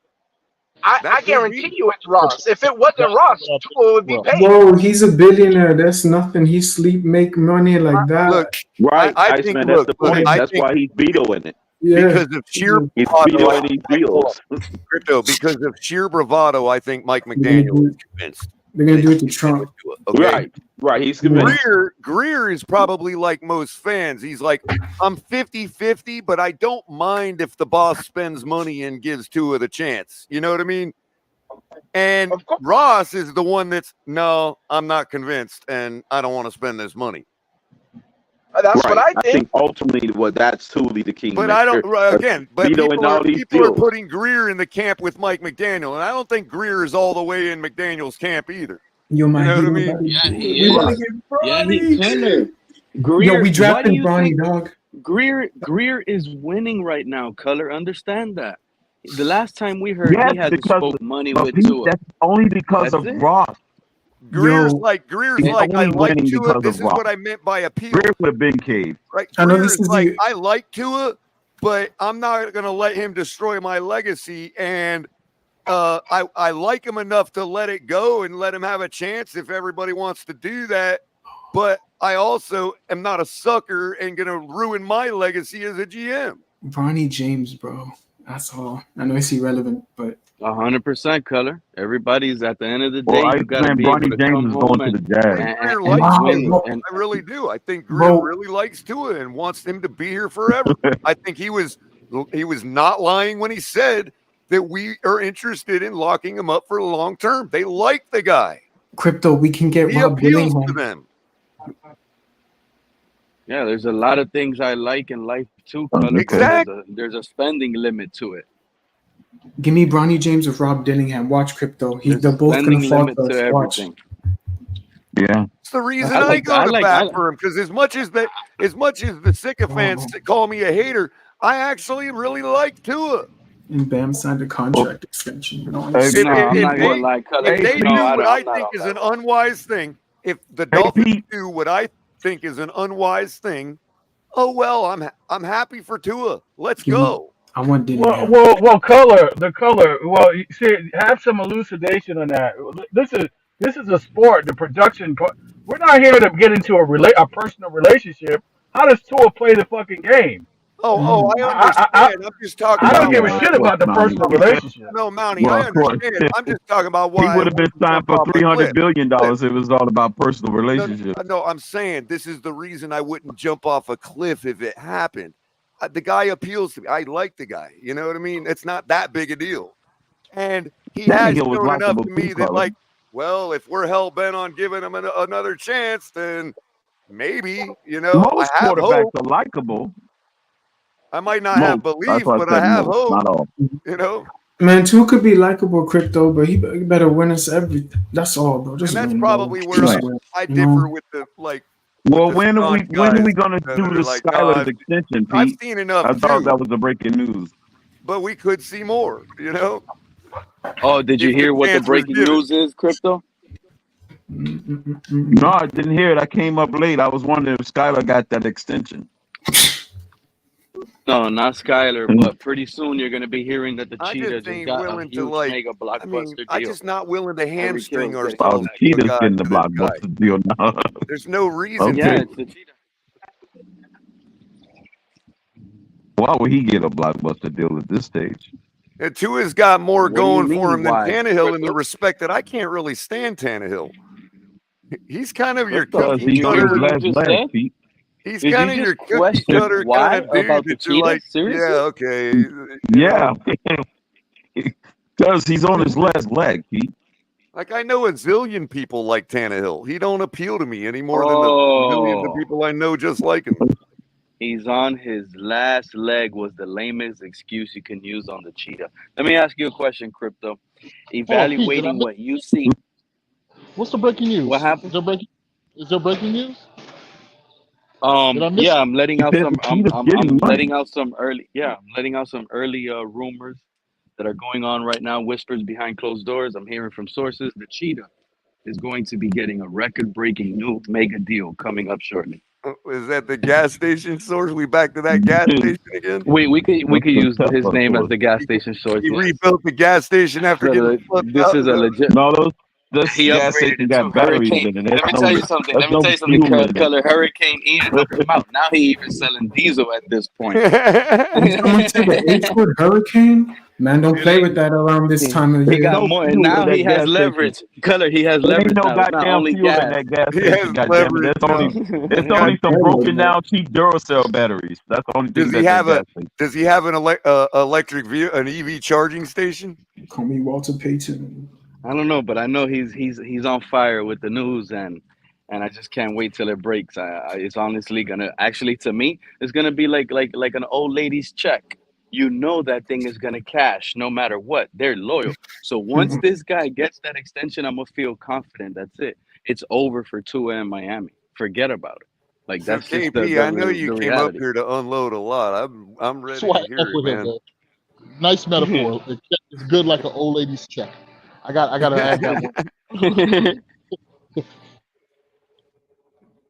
So KP, reminding you of the part that got clipped out of what Darlington reported a couple weeks ago, being what the Dolphins' ultimate level is. How do you feel about now all the backpedaling going on as far as their optimism of a deal getting done? Well, listen, I can't speak for those guys who with sources in the building, right? All I know is that I've been reassured that football people are still football people and aren't just going to cave into popularity contests.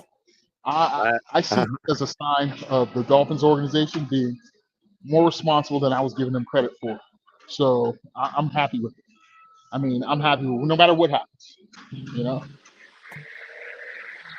Oh, so you're also Greer also has you feeling like a good Dolphin fan today. I like Well, that, yeah. KP. Greer Yeah, has and a I lot kind of of us I up kind of here on feel this that way panel too. feeling Like good. He even only if has the the deal two and gets ears done, we know panicking. it's going to be You see fair. the panic? You see You the gotta panic by those two and ears? You know how hard their wrists are probably jammed. They didn't want to type those titles they had to go up and put up recently to bring up the reports that Tua is not getting paid or it's not near the mark. You think they wanted those titles up there? Hurt them. These two and ears are hurt, but respect to them because they did due diligence for the community. Shout out to those guys too, man. Just wanted to say that. KP, Yo, what's up, man? I'm here. Greer is glad and Tua is mad. Shirts are coming shortly. Tua is mad and Tua is glad. $10, You gonna put the little $10. Pete's Takes logo in the bottom? Hey, hey, KP. Yo, Hey, KP. Hey, you know that song by the Loonies? I got 5 on it. That's what Tua gonna play on it. He got 5 on it. He gonna play on that 50-year option. y'all taking it too far now. Guaranteed. He gonna play on that 50-year option. Hey, Yes, he But is. Tua gonna be running. but Tua see, gonna be that's the running around thing. like a little fucking chicken. Look, that's He the gonna thing, give up. though. Look, that's Like the thing. If the Dolphins end up, disagreeing with me about the wisdom of doing the deal this year, then and they end up signing for some, at least their quote unquote body language coming out of the building right now is such that even if they make what I think is an unwise decision, I know it'll at least be the best for us. Like it'll be a fair deal, or it's not going to happen this year. So that's what is going on now tells me that we're not going to get raked over the coals. So if it Or the happens this Dolphins year, is we content may with this roster disagree the with the way it is. wisdom of that, but at least it's going to be the right amount. I don't know, Could it be man. just To the me, Dolphins are content with this roster the way it's constructed and saying that if you don't win with this current construction, then no deals are getting done until after this year? Right, because how that's could what you I'm not saying. That's win what with I'm. this construction? And the thing Yeah, is, Tua has everything to gain by waiting one Right. more year. They're set on what we got now. If we Give can't him make a everything. deep playoff or Super Bowl run with this one, then they can easily hit the reset button. Ross got time. Greer got time. He's never getting fired. Man, So Father of Time Prime is it catching doesn't up matter to to him now. them. Ross, I'll tell you They can that. always recycle players and recycle the pieces on the Exactly, chessboard. the Oh, I was conveyor talking about system, life. Crypto. Like That is the conveyor system. That is the West Coast offense. Crypto. Right. You think our owner can survive for the next 10 more years alive? That's what Shoot, I don't Greer. know. That's probably what's really truly the negotiations that nobody will speak of And is that's going on. Greer's legacy, Crypto, is in installing this We gotta win now. conveyor system. That's what he learned from New England, bro. We gotta win Yeah, now. because they had a conveyor system. They only just had one quarterback for all 20 years. That's about it. Well, Kansas Yeah. has built that for themselves. Again, both of those guys fell into that structure. And once that guy falls into that structure, yeah, you don't have to worry about the quarterback anymore.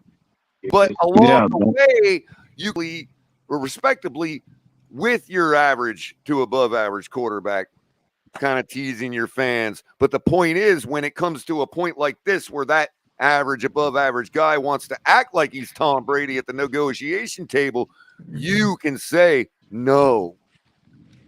Mm-hmm. Yeah, giving that. That's why I'm ready. If Greer stands pat, I am ready to build a statue. And I told you all, I'm collecting bronze. Yeah. Send it to my P.O. box. I'm collecting all the bronze I can. Greer only loses his right job. now. Okay. Colors collecting bronze. I honestly believe Greer's gonna get that statue real shortly by guys like Color. I said this. And you know what? I said He this stands before. on it. I respect it. Shout out to Estefan for pulling This up. man, bro. Well, I said this before. That was good. I'll say it again. Hold on. I'll say it again. I said it before. The only way Greer loses his job if the Browns or the Patriots or any of those teams like the Chargers or Packers have any kind of deep runs or Super Bowl success. It's not about the Dolphins having failures. If those teams have better success, those 5 teams, then that's when Greer loses his job. Crypto, you want to Because know those leaders of those teams is going to be the reason. You want to know what type of energy and spirit you just gave me? You sent through what you said there. Guess what? When Skylar Thompson beats No. the Cleveland Browns No. late in the season Not on happening. the road, That's cap. that's when you're gonna get an extension by Greer. When Skylar knocks the Browns out of the playoff hunt, and we're over there. Well, that's how he gets an extension, Pete. I'm talking about that's the only way he Skylar's loses gonna his save job. his job, and he hopes. The bottom line is Skylar's gonna if save Tua decides that he wants to be the guy that drives this conveyor system for the next couple of years, then he'll have to take whatever deal we have on the table. Right. I was only given a scenario in which Greer can In other lose words, his if job. he wants the chance to, Not prove the that Dolphins he can be failures, that 5 guy, other team successes. then he's That's going to good. have to take our deal. We're getting Bronny James, Esther. Who? The Heat? Yeah, I'm just trolling now. We ain't getting Oh, Because man. no matter what Real Talk says, I LeBron ain't firmly coming back. believe you can.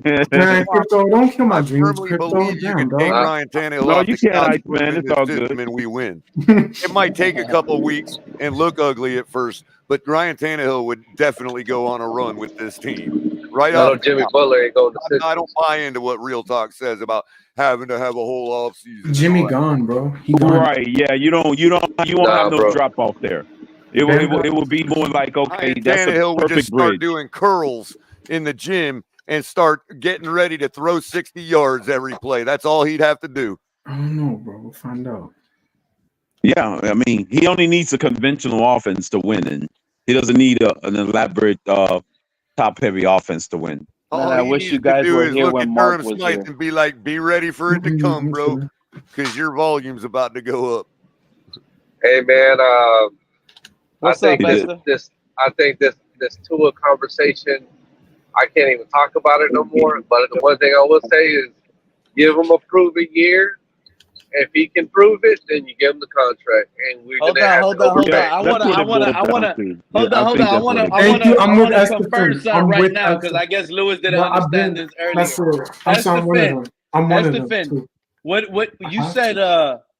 You don't want to talk about this to a contract no more? Give me a playoff. Yeah, man. I'm done. Well, why you don't want to talk about this to a contract no more? Because, well, for one, in my opinion, I think the Dolphins messed up by even drafting him. That's why we're in that position to begin with. So if you're a fan of the team, you're forced to deal with it. You don't have a choice. Because, for one, he was injured when they drafted him. So they have to at least know that, you know what I mean, that comes with baggage, and baggage that you don't want. So we have to wait for this guy to develop. And had we not had to wait the first year, of course, he said he was, that he was 100%. I don't believe it. You could tell in his movement that he wasn't 100%.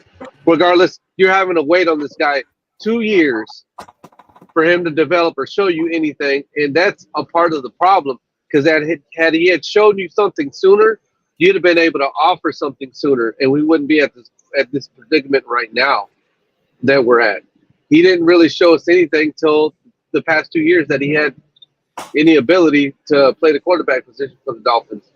So now we had to sit around here and wait, you know what I mean, for a contract, going into this season. So it sucks, man. You know what I mean? Like, for all the Dolphin fans. So that's the thing, though. That's precisely what the 5th-year option fail-safe is for. That's me, baby. I'll take that 5th-year option all day, please, just to be safe. We exercised it last year to begin with. I just want to be safe. You're tired because nobody in the league, nobody in the league knew what his value was at the end of last year of 2022. No. Listen to this. So hold on. So we exercised his 5th-year option and said, look, this is what to the league. We said this is what we're on the hook for 2023. Listen that to this. was setting his value right there at $23.7 million. If you You think can he's get back. played more than that, then he should get more than that. But that's up to a limit. Hey, listen to this. Estefan is tired of Tua's contract talks that are going on. You know why? Because he don't want Tua. He didn't want Tua drafted in the 5th because of the bad hip. That's why you're tired of the contract talk? I'll be honest. The Dolphins have just as much, what do you say, of the blame that we're in this situation to begin with, because he should have never been drafted if they were going to do this. This is what they did. Chris Greer is known for bringing players in a free agency, drafting guys that have some kind of an injury. So what he's trying to do is get somebody on a cheap contract coming off of an injury. And if they pan out, he also wants to pay them a cheap contract. That's what they did with Tua. They drafted a guy that was injured. They said this guy had a lot of potential. If we can get him out of his injured state, then we can offer him a cheap deal. And that didn't happen with Tua. Instead, the opposite happened. Tua got better. He improved his body. And now that it came time for a contract, they still want to hold him to the injured status and get a cheap deal, and he's not buying it. That's why they're not. That's why they're not agreeing. They're like they're throwing the injury clauses into his contract. Like, hey, you know what I mean? We had to deal with your injuries for the first 3 years before you completed a full season. You know what I mean? Still You don't couldn't know stay whether healthy. we're out of the woods on that or not. And nobody's ever out of the woods on it. I know, but the contract is up. He's wanting a new contract. You know what I mean? I know we exercised the 5th-year option, but everybody's getting contracts. And after his season last year, his agency is asking for a contract. They're pushing for one. So, in his eyes, I showed you. But I they're gave also you a turning year. down fair offers, bro. Realistically, the Dolphins are like, we need you to do it again. That's one season's not enough. You got a long, and they have. It's not like they're saying anything new. It's the truth. But that's why there's no agreement, because he won't give in. Right, and so the Dolphins are in agreement with Tua's camp, saying, yes, okay, you have earned the right to come to the table with us right now. Okay, here's the thing. We've got to factor the amount of money that we think you have earned, that you deserve for what you have done, plus the amount of money we project you to be. And if you go by that rule of thumb, that's not coming close to what he wants, bro. It's a year and a half, a season and a half is what you gave us. Because your third season, you showed production. Okay, but what you I'm were saying injured. what I'm saying is when they exercise the option in I'm with that one. 2022, they set his value at $23.7 million, because that's what we're on the hook for after 2023 this year, right? So what I'm saying is they set that value. Now, if they believe that he earned more than that, then you've got to factor whatever that amount is total with the 23.7 and whatever your projections say, add on to that. And that number, that total number, is not coming close to what Tua's camp wants. That's basically what's bottom line being reported right now. Because the Dolphins will give him a contract, or are willing to. Well, Estefan, I thought you were going to end up saying you're tired of the Tua contract talk because it's lingered on for so long. Yeah, You know? I mean, it's like Tua won't acknowledge how his career started in the NFL, and they're trying to go off of what, you know, right. Well, the facts, you know, I would say that maybe Tua's more wrong than they are, but the facts is the facts. They drafted him number 5, knowing all this. Right. It's their fault just as much as his fault. That's what me for me kind of see it like aggravates me as a fan. But Esther, when they've always told us, oh, this and that, this is really only his 3rd year, or really only his 2nd year, or whatever.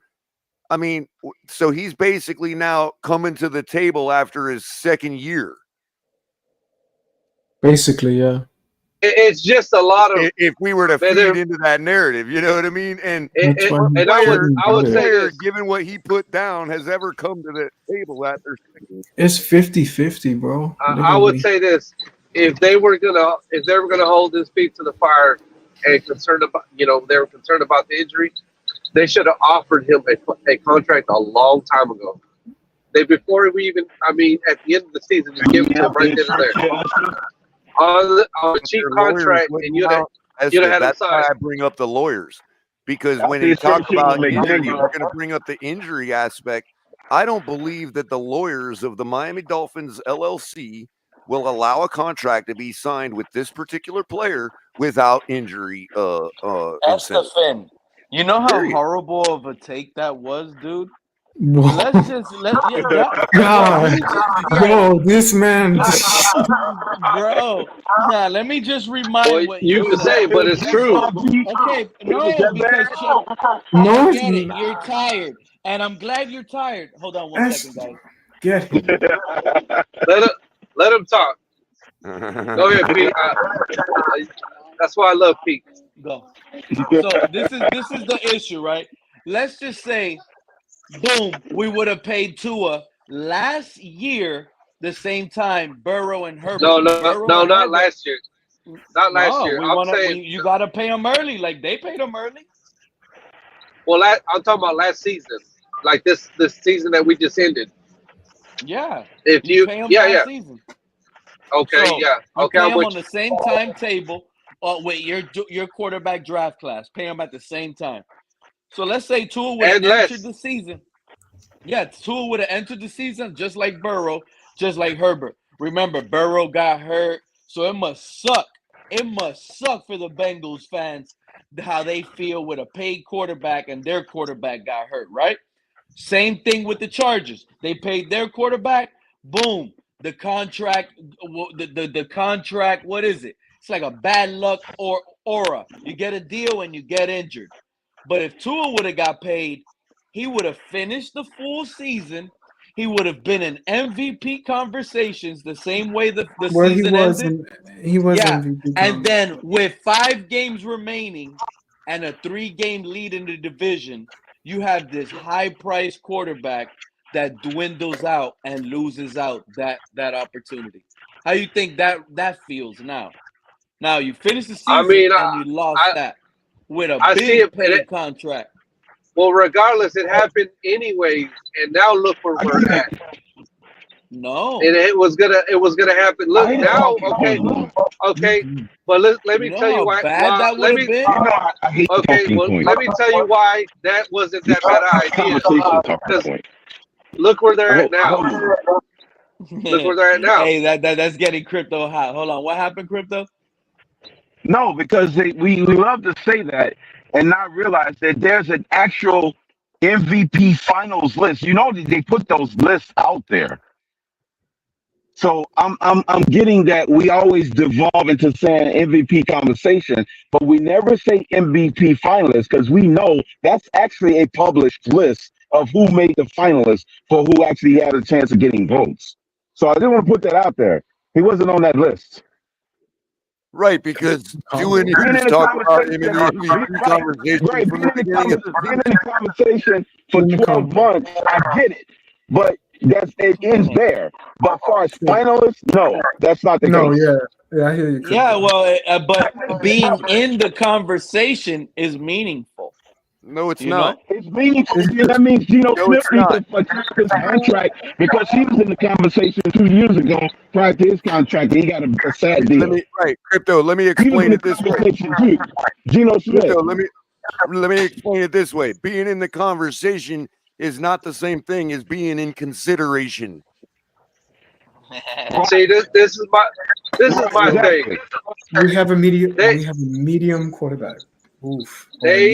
The Dolphins, look, see, we can criticize Tua all we want, right?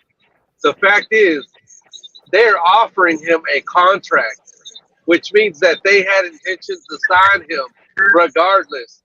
So even if Tua flamed out like that, look at where we're at now. They're still trying to offer him a contract. If they would have just offered him on the cheap, you wouldn't have that have higher price tag.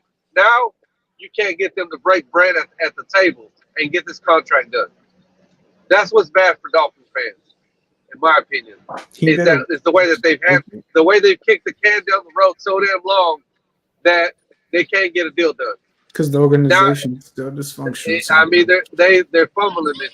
In my opinion, they're fumbling it because now there's a real good scenario where they're going to pay him and they're going to overpay for him, and we're not going to be able to sign other guys now. You see, I was mentioning that earlier. On guard, like you give Tyreek and Tua all this money, where the hell are we going to find the puzzle pieces to get the right ones? That's like, come on. We need the right puzzle pieces to spread the money around so we can win. But Tua obviously wants to just take all that money. He considers himself number one, supposedly. We all think that he's in the middle. But I'm starting to feel like he's really like I'm not going to call him selfish, but like we said, he just does deserve his bag, fine, whatever. But let's be real. Get it next year. Like I'm with Estefan. Just get us over that damn hump. And then I know that I don't have to get that injury bug again. If he goes injured, give him that money. Let's say he makes players. Esther, we're not. KP, we're not going to overpay for. Wait, KP, what? What's up, yo? No, I'm saying you cannot blame Tua for going for the bag. Every player is going to try to maximize. No, I'm not blaming him. No, KP, I'm not blaming him. I'm just upset. I'm very upset to the fact that the way it's been done, the way it's been done, KP, is that's what I'm upset with. It's like we can never learn from our mistakes in the past, and the Dolphins still continuously do this crap to us. We would, like Estefan said, we should not be in this situation. This combo is just wanting to be responsible and make prudent decisions, good decisions with the team best all interest around at heart. Absolutely. That's it, KP. You said it right there. Yeah, absolutely, no doubt. I'm in no disagreement at all. That's the main issue with me, man. What was scaring me over the last year or two was this idea that we were caving in and bending over backwards to facilitate Tua's success over the team's success. That's what was frustrating me, right? I feel you. Now we're at a point where, time, okay, the stacking of the team, we've had 2 years of a stacked team. We're going on a third and final try at it. If it doesn't work, you got to blow this thing up, man. And then you got to let Tua walk. I don't want to be held down with a quarterback that has not proven to have the goods on a franchise that's going nowhere. You know what I'm saying? What about Mike McDaniel for you then? Would you let him stay for one more year, depending on how it goes with Tua's, play this year? I would. I think he came in. I think he was hired under the circumstances of doing everything for Tua, right? And he's done the best possible job as possible in resuscitating the guy and designing something that the guy could execute at a high enough level. So I think he actually deserves a lot of credit for what he's put together and designed. So I'd like to see him work with a guy with more tools, a more talented prospect. Honestly, I believe that he jumped up extra level. He should have been an offensive coordinator first, right? But he is where he is now, and I think he's a smart enough guy to handle the job. I'm not 100% sold on him, but I think he has the goods intellectually to put forward a game plan that can have our franchise win. So. Right, with or without Tua. Yeah, I get that. Okay. Let me give you guys one more scenario. I want to hear you guys' answer, right? Let's say Tua goes this year, right? Has the exact same season as last year, but maybe he plays the playoff teams better, but it's a harder schedule, so you guys miss the playoffs, right? Hello. Hold on, I'll talk to you guys. I'll be back.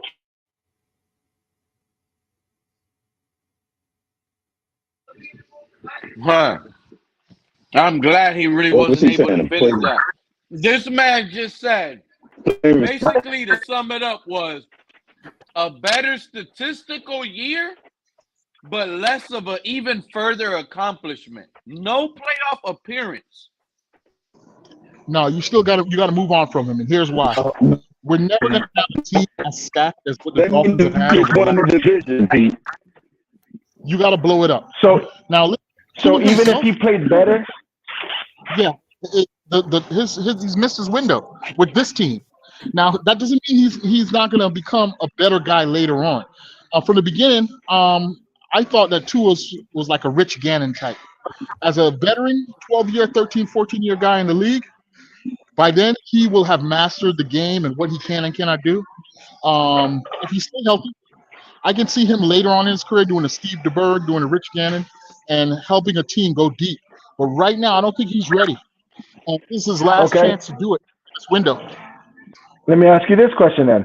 Let's say he has the same type of season as last year that just passed, but you get into the playoffs and you win a playoff game, but you know it's pretty much because of your defense and your offense. I mean, your defense and your run game. So I'll take giving him it. that contract? I'll take. I win. Like the Rams did golf, because the team's going to go through some rough edges over the next 2 or 3 years with all the spending that's gone on over the last 2 to 3. There's got to be a resetting of this roster to some degree. And so with less talent around him, is Tua the kind of quarterback that's going to carry you, like what the Bills are expecting a Josh Allen to do right now. Wait, absolutely not. Is he talking about stats? Is he talking about stats though? True talk. The stats are the same. So you got the same stats, but when it came to the playoff game and even maybe the last 2 games that were kind of hard, Tua didn't play good. It was just the run game and the defense, but Tua didn't play good. I thought you talking about just the defense, offense doing it, not him. All right, okay, I hear what you're saying. All right, the run game is doing their part, defense is doing their part, but when it comes to Tua, it's like his straight performance. I know what you're saying. Collapses. He collapses. So RTP, are you talking about Tua, the typical Tua that we've seen? That he collapses when the lights are brightest and the moments are the biggest? Is that what you're talking about? Yeah, he still has the same numbers. He's still collapsing, but you guys. Yeah, you can't. Yeah, you can't hit your wagon to that. I don't have time for that. I need to make money. It is what it is. I got to make money, not pay money, and not make any in return. I can't do it. That's a bad investment. Okay, so what if he's not collapsing, but it's just the run game and the defense? Well, that's the thing. We've already seen that. If Tua comes out and proves that he is a decisive factor, right, and that the losses don't come down to him, then he becomes Dan Marino-like in a sense. Okay, RTP. Go ahead, KP. Go ahead. I don't mean to say that he's Dan Marino, because I don't in no way, shape, or form think he's on that level. We get what you're my saying. point is that we have doubts with him is his performance in those moments that count. This is a hurdle that he's yet to get over. And until he shows that, man, he's missed his window. He had the opportunity. RTP, listen. Did you see our playoff game this season? Yes. Did Tua go out there and compete? Did he compete? No. He did not compete. See, so this is what I'm talking about. Even in a loss, you have to do your damnedest to compete. And right. It can't be lopsided like that. Like, you can't go out there and lay a fucking egg. You cannot do that. Yeah, that's part of the reason. And I'm sure that's probably part of the reason why he's not being offered a contract amongst his peers. No, I agree with you. You can't have a meltdown like that. You cannot, and expect a contract amongst your peers. You can't do it. That's why even if you win the game, if the team won the game, even overcoming you, is still not good enough. Like, that's why I asked, what if he balled out, but you still didn't even make the playoffs? But he did. He was doing his part, but you guys didn't make the playoffs. So, well, okay, then you have to look at that on a case-by-case basis. Right. As was our defense at the bottom of the league. Like, I mean, right. All right, check this out. Perfect example. Dan Marino. Dan Marino was one of the baddest QBs to ever play this game. But what if Dan Marino would have had a defense that we had this past season? Don't Yeah. you think he'd have multiple Super Bowls? What up, Mark? Right. There's See two what of I'm them. saying? Am I Yeah. tripping? And I want to add Well, this that's what I was. point because real talk, I keep hearing you say, "Oh, you guys have No. an easy schedule." You said that like multiple times, and I want No, you to you be don't clear. have an easy schedule this year. You don't. I mean, yeah, you. Brother, I'm sorry, I meant the brother, opposite. You keep saying we don't have an easy schedule, and I'm here to Yeah. remind you that when There's we're two entering clones.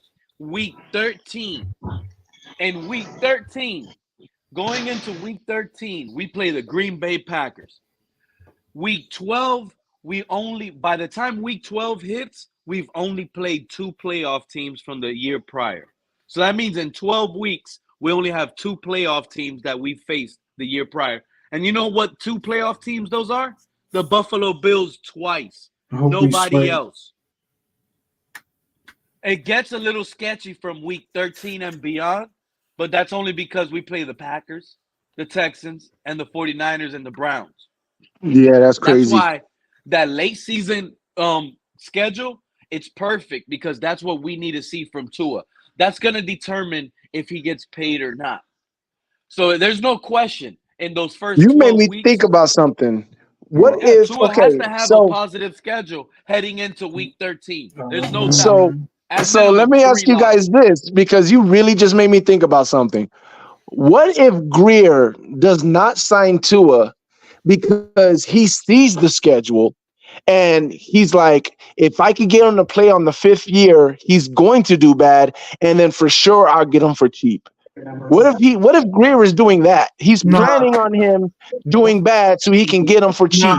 nah, he'll set us up for failure. Nah. If He Tua would go from fails, he's greatest out of GM here. to worst GM. If no, If I'm gonna tell Tua you exactly fails, what he's happened. fired.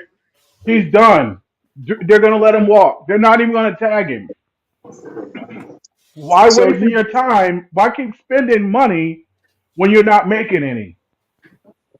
So I'll go ahead just to be an asshole. I'll go ahead and say I'm the first one to say that he's gonna let him go on his 5th so he can play bad, just so he could get him on the low ski, just so Tua could say, okay, fine, I can't demand this no more. I'm gonna demand this little bit, and then he'll sign the long contract.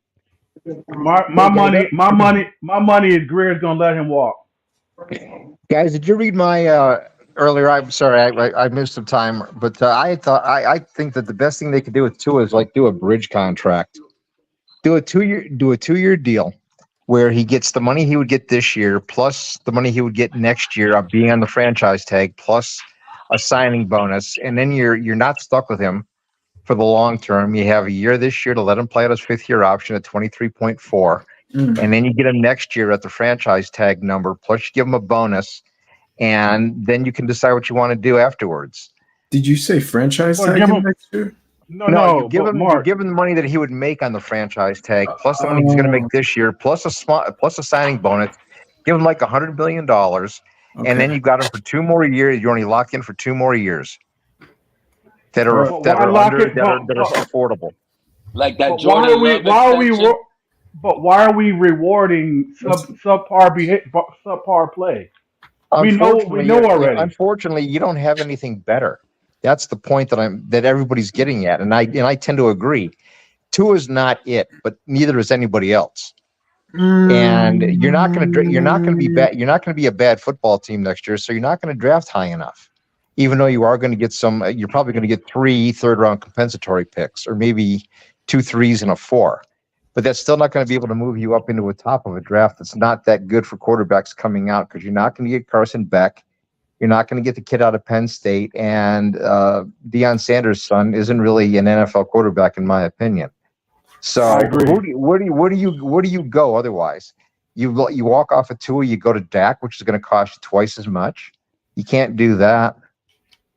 Well, Dak. I mean, come on, Dak is that might be. He may take a discount to come and play with Tyreek Hill and Waddle.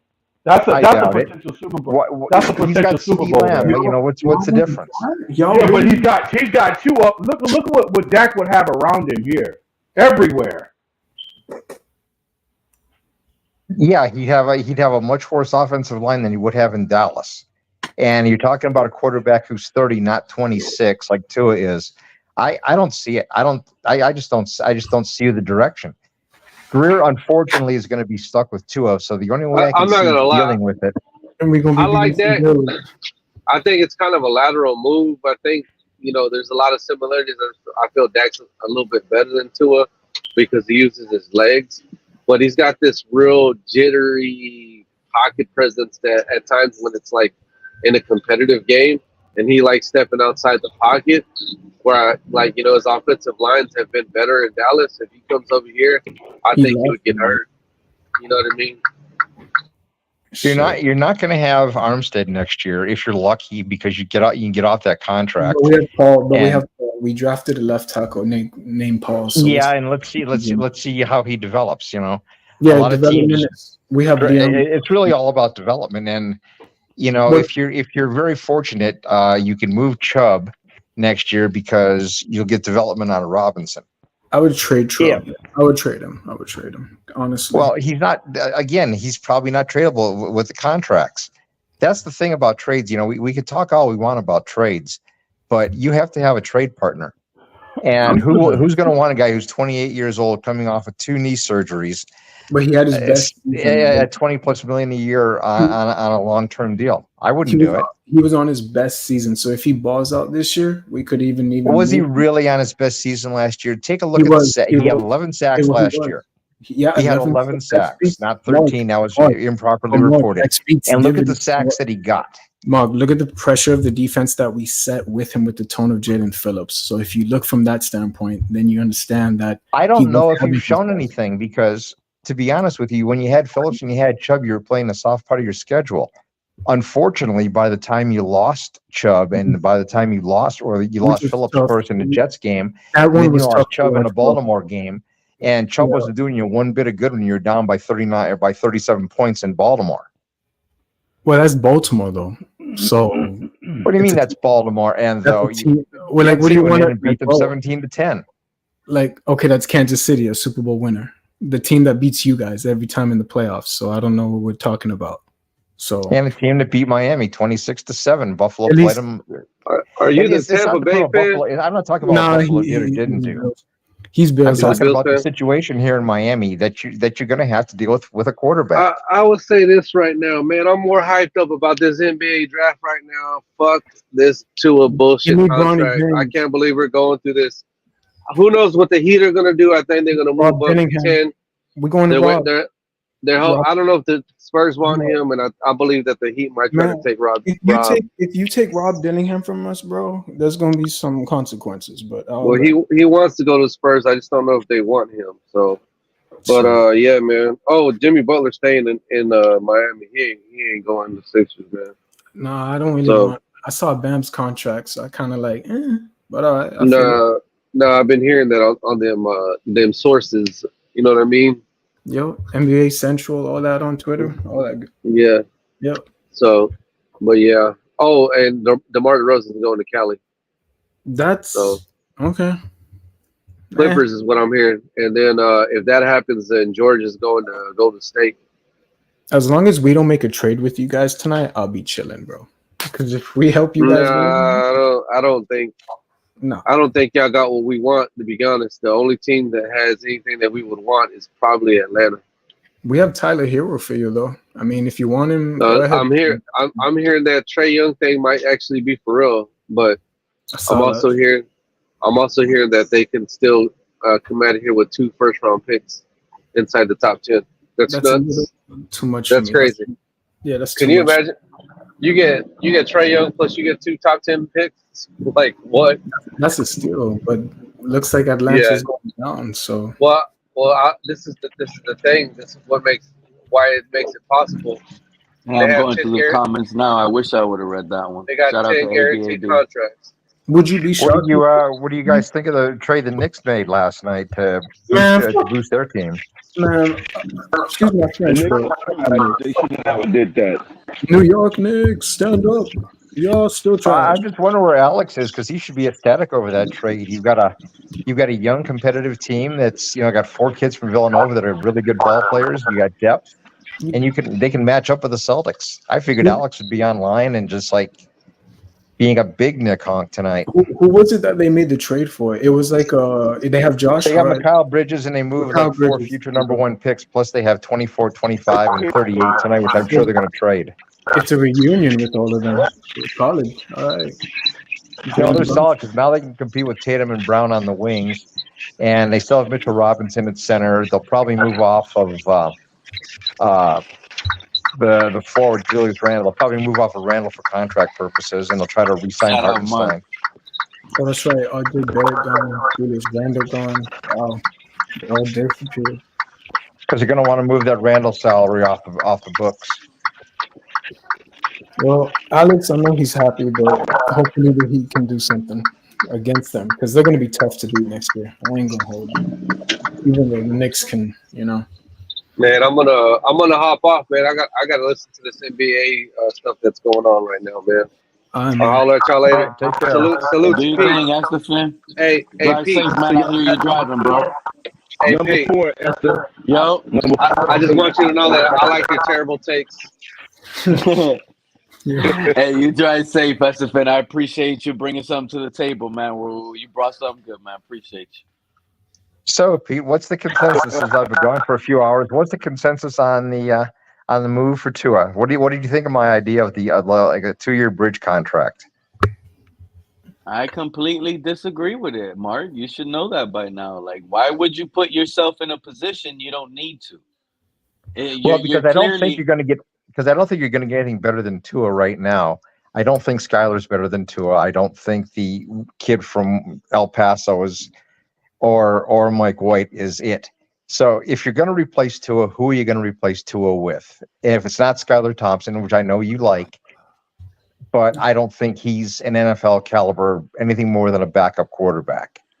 So taking my assumption, not yours, just taking that assumption, what do you get that's better than Tua? You really want a real answer, bro? Look, I do. year, I really would. I would love a real do answer. this all over again. Yeah, like why? Like, there's interesting prospects out there that you can snag up and build around. Football doesn't end. And Tua's not worth that money, what are you going to do for 2024, Pete? What's the 20 if you move Tua? What's the 2024 plan? is Tua's year, bro. Yo, Color, tell him, bro. I've already done it. You can go back and listen. Good. What I'm saying. I'll go back and listen. You're going to have Tua for this year. Offense, Mark. I just don't have the energy to do it again, man. Oh, no problem, man. I had to be I can only offline do it once a day. I had something I had to do this afternoon. It's the kryptonite of the Buffalo Bills. You don't want to hear it, but right now the truth is, and what you don't want to hear is Skyler. Real quick, Mark, But just why to you think give you a Skyler's quick been there for 3 synopsis. years?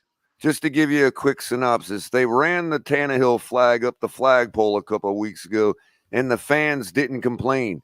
Nor did the Tua Neer fans who thought he would be a better backup than Skylar or Mike White.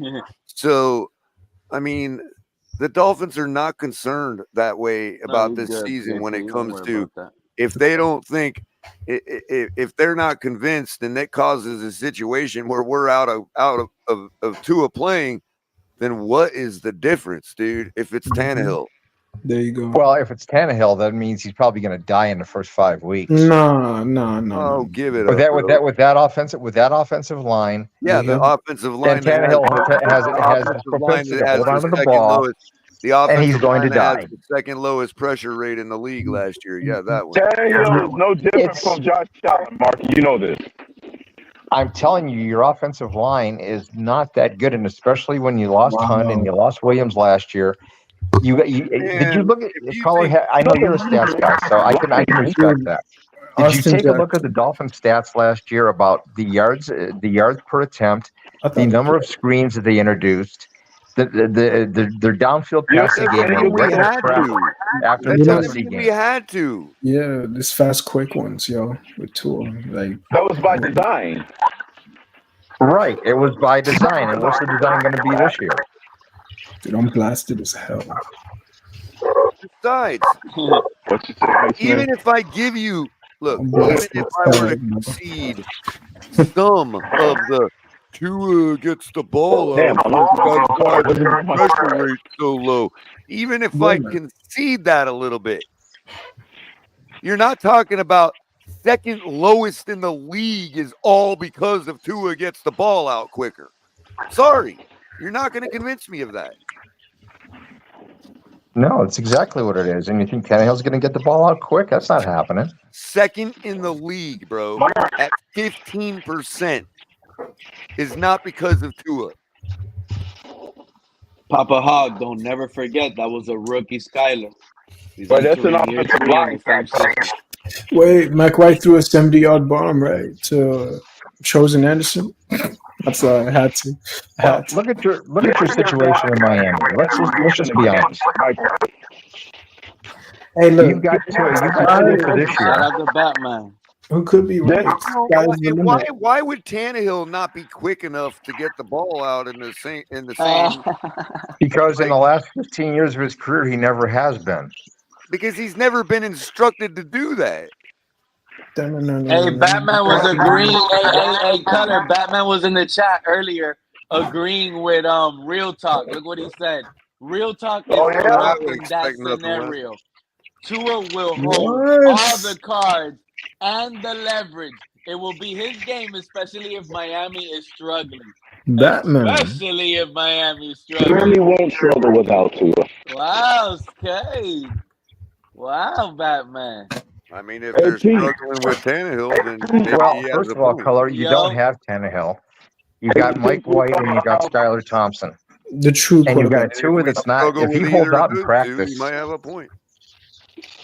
I remember the Scott playoffs. Jackson. I guess not, because look what you got. Tua has all the leverage, like Batman says, bro. Unbelievable. What leverage we talk about? Techno ball? Oh.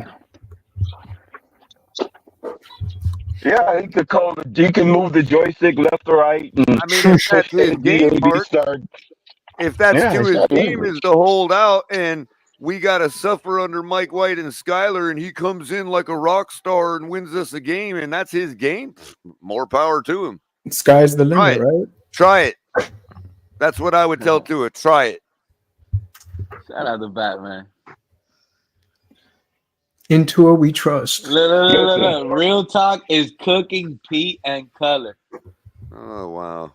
Does he know that didn't he ended up turning around and admitting that Tua has no leverage, or is he still out there? He still thinks Tua has leverage. I think he ended up switching, to right? understand the difference between leverage and appeal. That's where we're at. let's just hypothetically say the Dolphins start out slow because Tua tends to hold out or sit in during training camp.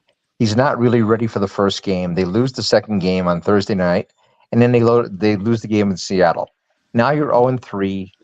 Tua's probably got the practice in place at that point, so they can go on a little winning streak. But then their last 6 games are just killer games. So let's just hypothetically say this Dolphin team finishes 8-9, and Tua has his standard 2 a year. What do you do then? Thank you, Manny. You let him play. You let him play out his 5th-year option. Now he's a free agent. Now you what let happens? him walk. You let him walk, or you franchise tag him to try to get some picks for him. We have nothing to lose, Mark. Who's gonna give the Dolphins giving you my hypothesis? So we let him walk. We have nothing to lose. Well, okay. You're not going to win the division. You're not going to win the AFC East anyway, so you're not losing anything. And that I agree with. 1 year versus 20 years. What's the difference, Mark? Well, all I have to say is if you win 8 games with Tua, and you don't replace him, and you just let him walk as a free agent. Now you've either got to bring in another big name quarterback. Yeah, now we got to bring in what? Right. Now we got to bring in what? Another Tua. Mark is scared. Tua's going to beat his team. He knows what time it is. Well, your window is closed anyway. Our window is about to be right now. What you talking about? What you talking about? And what you fail to realize, Mark, is if Tua ends up doing what you just suggested and being average 8 and 9, whatever scenario you said, and the decision is let him walk or franchise tag him for $39 million. No, I'm letting him walk, and I'm bringing in a guy that's exactly like him for $10 million. Name the player. Ryan Tannehill. Okay, you're not going to win with Tannehill either, but whatever. How is that window About closed? anybody at that point. How is that window think closed? Mark, do we win a playoff game given that Tannehill had less talent than won a playoff game? That is crazy. I don't think Tannehill had that. See, I think a lot of the things that maybe I look at and maybe you don't look at better. Is Tannehill was in Tennessee. He had Derrick Henry. Okay, he had AJ Brown for a while, and he had an offensive line. Right. So we're gonna pay a guy like that $15 million, or pay Tua in the scenario you suggested $39 million on a franchise tag. Too much. I think it's too much, but that's the only. I don't think you're going to get anything better. That's all I'm saying. I'm not an advocate of doing anything to Tua. I let him you're walk. not listening to me. If I concede to you that we're not going to get any better, then you have to concede to me it would be wiser to go get anybody and pay them $10 million instead of $39 million. I would go get Minshew. If the Raiders take Tua, you go get Minshew. You'd be better with Minshew than you would with Tua. Whatever. Oh, it ain't going to cost us $39 million. Listen. AOP, would you take Tua on the Buffalo Bills? Mark, you said Minshew, and I got Iceman running off. Hey, Iceman, enjoy your night, Because bro. if you Thank take you for Tua coming away up. from Tyreek and Waddle, you know what you got? You got a below-average quarterback with below-average NFL arm strength and an injury history with concussions, and a wonder lick of 13. No, thank you. You said we got $39 million. I'm just saying, if You hear $39 that, million. Color? So he just million said what he may said, put Color. you as a But yeah, 5 potential minutes playoff ago contender. says, who are we going to find to replace that? Right. Who are we going to find to replace what he just described? Right. Exactly. Wow. Mark, bro, you be on some That shit, seems bro. How about Donald Duck? Because you could throw him out there like you did with Jackson and hope somebody makes an offer for him, but nobody's going to. Then Donald Duck is the better option. If Tua is the way Mark described him, Donald Duck is definitely a better option. Exactly. Tua is what I described because he's shown. Saying Donald Duck's a better quarterback than Tua. What? The thing that I'm saying, guys, is the Dolphins haven't won a playoff game in 23 years. You're probably not going to the playoffs this year, but next year you've got a bunch of picks. You can rebuild the team, and you can wait for a quarterback. It may be, but the problem that you're going to have is you're going to start aging out on some of your contracts. And I brought up the question earlier today. I think it was in another chat. That what do you want? Which model do you want? Do you want the Green Bay? That's precisely why we don't value him up in the top money, because if he was that guy, we wouldn't be concerned that the rest of our guys are going to start to become average to above average because we can't pay them anymore. You remember? The team is going to age. The team is going to age Tyreek out. Hill, Waddle, OBJ, Jonnu Smith. You don't need the best in the league if you're that guy. That's true, and this is why This is what you guys are going. This is what Josh Allen has to prove for you guys this year, because Patrick Mahomes has already definitely proven. thinned out your roster. Okay, you're not going to argue with me that you didn't thin out your roster. No, we totally went a different direction. We went off so of it's going to be up to Josh Allen to earn that big money and prove once again why he's that top echelon. And if he is like Patrick Mahomes, and nobody's going, oh my God, get Josh Allen more weapons. Nobody's going to give Josh Allen that excuse because he got that money. Correct. Josh Allen has to perform with the offensive line that he has, the running back staff that he has, the tight ends that he has, and the wide receivers that he has. Whether Tua pans out or not, that's coming for us, dude. We can only hold on for so long. Well, yeah, I'm gonna say it right now. Everybody has to go through it in the league. It's cyclical.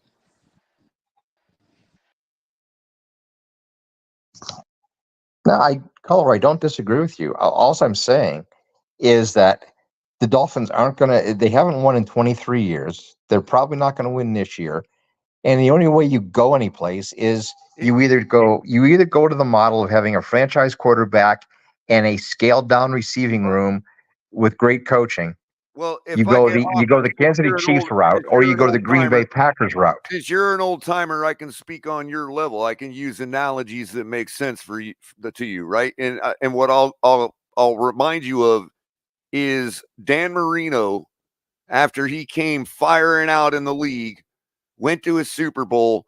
Now, obviously, Josh Allen didn't quite match that, but he kind of came out firing, right? Once he got it right, okay, kind of showed maybe he makes your receivers. Obviously, a guy like Gabe Davis still doesn't get the credit for the one game performance that he had. In the playoffs. 4-touchdown game against the Chiefs. Yep. Yeah. And so, we look at, not we, but some people look at Josh Allen as, okay, he's big, he's got a big arm, and he runs, which is something Marino didn't do. But here you go. Some could argue when Dan Marino bursted onto the scene, he had Clayton, Duper, he had, this, that, the other. And it got to a point where stuff around him, our offensive line, was starting to get harder to pay. And what happened? Dan Marino, despite being Dan Marino, still had a 6-10 season and an 8-8 season before we drafted Richmond Webb and Keith Sims and started to go on a tear again in the 90s. Right, but the other problem in Miami is you never had a defense. Right, but what I'm saying and is, you didn't have a running game. But what I'm saying, put that aside. What I'm saying is to analogize to Josh Allen. Josh Allen is at that point. You guys are the 1987 or 86 or 87 or 88 Dolphins. You see what I'm saying? No, we're not, because we have a defense. We have a running game. Maybe you're a little better in that regard. But what I'm saying is, overall, for Josh, as relates to Josh Allen, your offense is at that point. And Josh Allen needs to lead you guys to 9-8 to keep his job. Well, he's going to keep his job because his contract goes on for forever. I'm just saying. and they'll extend him to keep his clout. The point that I'm getting at, Color, is that you can't really make a comparison because eras change in the NFL. It's a passing league now, but in an era to era, I'm simply saying that as far as salary caps go and how it forces a team to thin out their roster every 4 or 5 seasons, that's a fact. And it hasn't gone anywhere. It's not going anywhere. But what you can do is you can make a choice on your offensive model. Maybe that's what I'm talking about. Some of the greats recently, Andy Reid, Bill Belichick, some of these guys in their GMs, if Belichick himself in his case, but these guys have shown, there's adjustments you can make in the X's and O's to at least suffer through that and still win. The Chiefs did it and won a Super Bowl. Caller, let me ask you a question, because this is the way That's see how I know the NFL Patrick going. Mahomes is the GOAT. Sure, because he won a Super Bowl last year with a substandard passing game minus Kelsey. Casey's roster wasn't thinned out last year. He only threw Casey's for roster was 4,100 completely yards. thinned out last year. Casey's roster was completely thinned out. The only thing that saved They KC won a Super Bowl. So that is Patrick Mahomes and Andy Reid and possibly Kelsey finding a way. and a defense. You kidding? You keep forgetting the defense in Kansas City. Absolutely, because guess what? When you relieve Tyreek Hill, you got all kinds of ways you can build up your defense. Which is exactly what they did. You bring in Spags, and all of a sudden you're the best that's been around in a while. Yeah, that's spot on. And that's the pathway but what I'm looking at on defense you guys are this hoping year to do by keeping your defense solid while Allen's going to have to go through this. I have trash wide receiver room season. That's why I think this is what I keep hearing. I don't think Buffalo has a trash wide receiver room. I think Buffalo has a combination of talent. I'm here to argue Buffalo's wide receiver that do a lot of things, but I'm not here to discuss Buffalo either. I'm here to discuss what the Dolphins can do and what the Dolphins' options really are. And first of all, let me ask a question here as far as if Greer does not re-sign Tua and plays him on the 5th-year option, isn't that a repudiation of his draft choice? No. Why not? Because the fan base has already built in the excuse of to his conditions in his first couple seasons in the league. Yeah, and you gave him all his time. Can't have it both ways. And you gave him all his time. And we have been as patient as we could possibly be. You gave him all his time. You let him play on the 5th year, which most franchises don't do. Yeah, Greer went a little too long. You could size him up on that. But by him not paying him, it's almost like an evaluation standpoint from Greer's standpoint is, wow, he finally admitted it. He understands that Tua has hit plateau, meaning he's hit his highest ceiling ever. There's no better than that. Late in the season collapse is who Tua is. They're going to admit it 3 years in a row, and they're just going to fulfill what the fan base needs. And it's going to be a new quarterback, possibly a new head coach. I'm starting to like Mike McDaniel. But at the same time, I wouldn't be shocked, Mark, if we end up with Shadir Sanders and his dad. And Mark, the reason I kind of answered the way I did is because Greer has acknowledged that he wants to give Tua a contract, that they do want to keep going with him, so he can shield himself of that by saying, "What are you talking about, my draft? But I believe in the guy. He just doesn't want to play for this amount." Don't you feel though, guys, that if this Dolphin team goes 8-9, he can only 9-8, maintain that he was right, and Tua just don't want to play ball.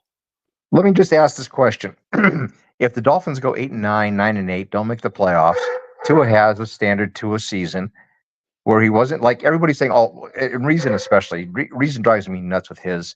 Well, he was the most yardage throwing in the league last year. Who cares? He was 9 more touchdowns and turnovers. Right, in a down year. It doesn't impress me. It was a completely unimpressive year as far as I was concerned because he rang up his yardage and stats against garbage. And then when he played against good teams, he fell on his face. So that's what Tua is to me, and that's what he's always going to be to me. The last 6 games of this year are going to be like the last quarter of the season last year. It's going to be the same story as told again.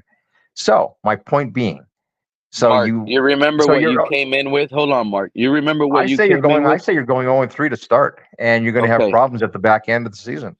The max I give Tua is that Patriots game. Okay, that's the max. That's the 4th game of the season, I believe, because I think week 5 we have a bye week. I'm outside, so I'm not looking at the schedule. I think you got 5 weeks. I think you got the 3 games. You got Jacksonville, and Buffalo at Seattle. Then you play home against Tennessee. Seattle. Then you got a game against New England. The idea of beating good teams or not is going to either be solved this year or we're going 2-15. It's going to be solved in 5 weeks. No, I'll be honest. It's going to be solved in 5 weeks. It will be. You're going to learn. You're going to learn opening day and on Thursday night what this team is. That's why that's not an issue at the negotiation table. If we start 0-3, Mark, real talk, and then we beat the Titans at home and we lose to the Patriots and we're 1-4, the end is Tua's career is done in Miami. That bye week, they'll do a transition, Mike White, whatever, Skylar Thompson, and we'll roll it out. Tank for a quarterback. Or someone like me would be hoping Skylar saves. Okay, well, Pete, my choice. Here's my point. Who are you tanking for? Camp hasn't even started yet. So to real talk, why? Who's to say they wouldn't bring in Tannehill to replace Mike White or Skyler as backup, as de facto backup? Okay, so that Well, here's he is working with everybody in the building. well, here's the situation, Color. I'll be honest with you. The only way I see Tannehill in Miami is the same way Mike Glennon found his way into Miami. Is there an opportunity? Is there a chance? I say Well, yes. I hold on agree though, with you. Pete. But hold on. What I'm saying is to the point about if you wanted to slide Tannehill in without making it look like that's what you're trying to do, then if Tua keeps refusing, if the Dolphins are firm on what their offer is and what their ceiling is, and they are already of the thought that Tua is going to turn that down no matter what, and they think he's going to hold out, if You they get trade him. any indication he's going to hold in, Trade Tua. no. That's at which point you bring Tannehill into camp. And to placate the fans, you make him the de facto backup. You stage this QB2 competition between him, Mike White, and Skyler and Gavin or whoever. You can cut Gavin. You can do whatever you want with Gavin. But what I'm saying is it's a way to bring him in the building without it making look like, hey, this is what we're doing. Now all of a sudden, does hold out, doesn't want to play, and people are like, well, what's your other option? Well, if we've already got Tannehill in the building who work in camp all preseason, then that point about what that Real Talk was saying about him not working with us in camp would be moot because we'd already have him in the building. All I'm saying is it's only June 26th.